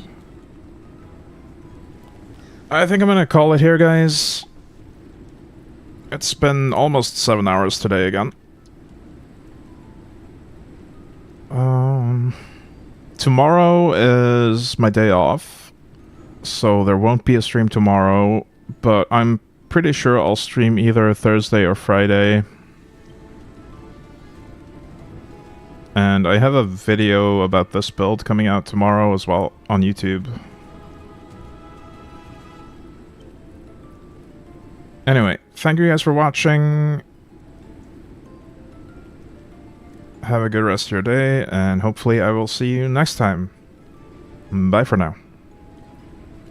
Also, I'll try to schedule the next stream whenever I know which day it'll be on, but probably Thursday or Friday. Bye.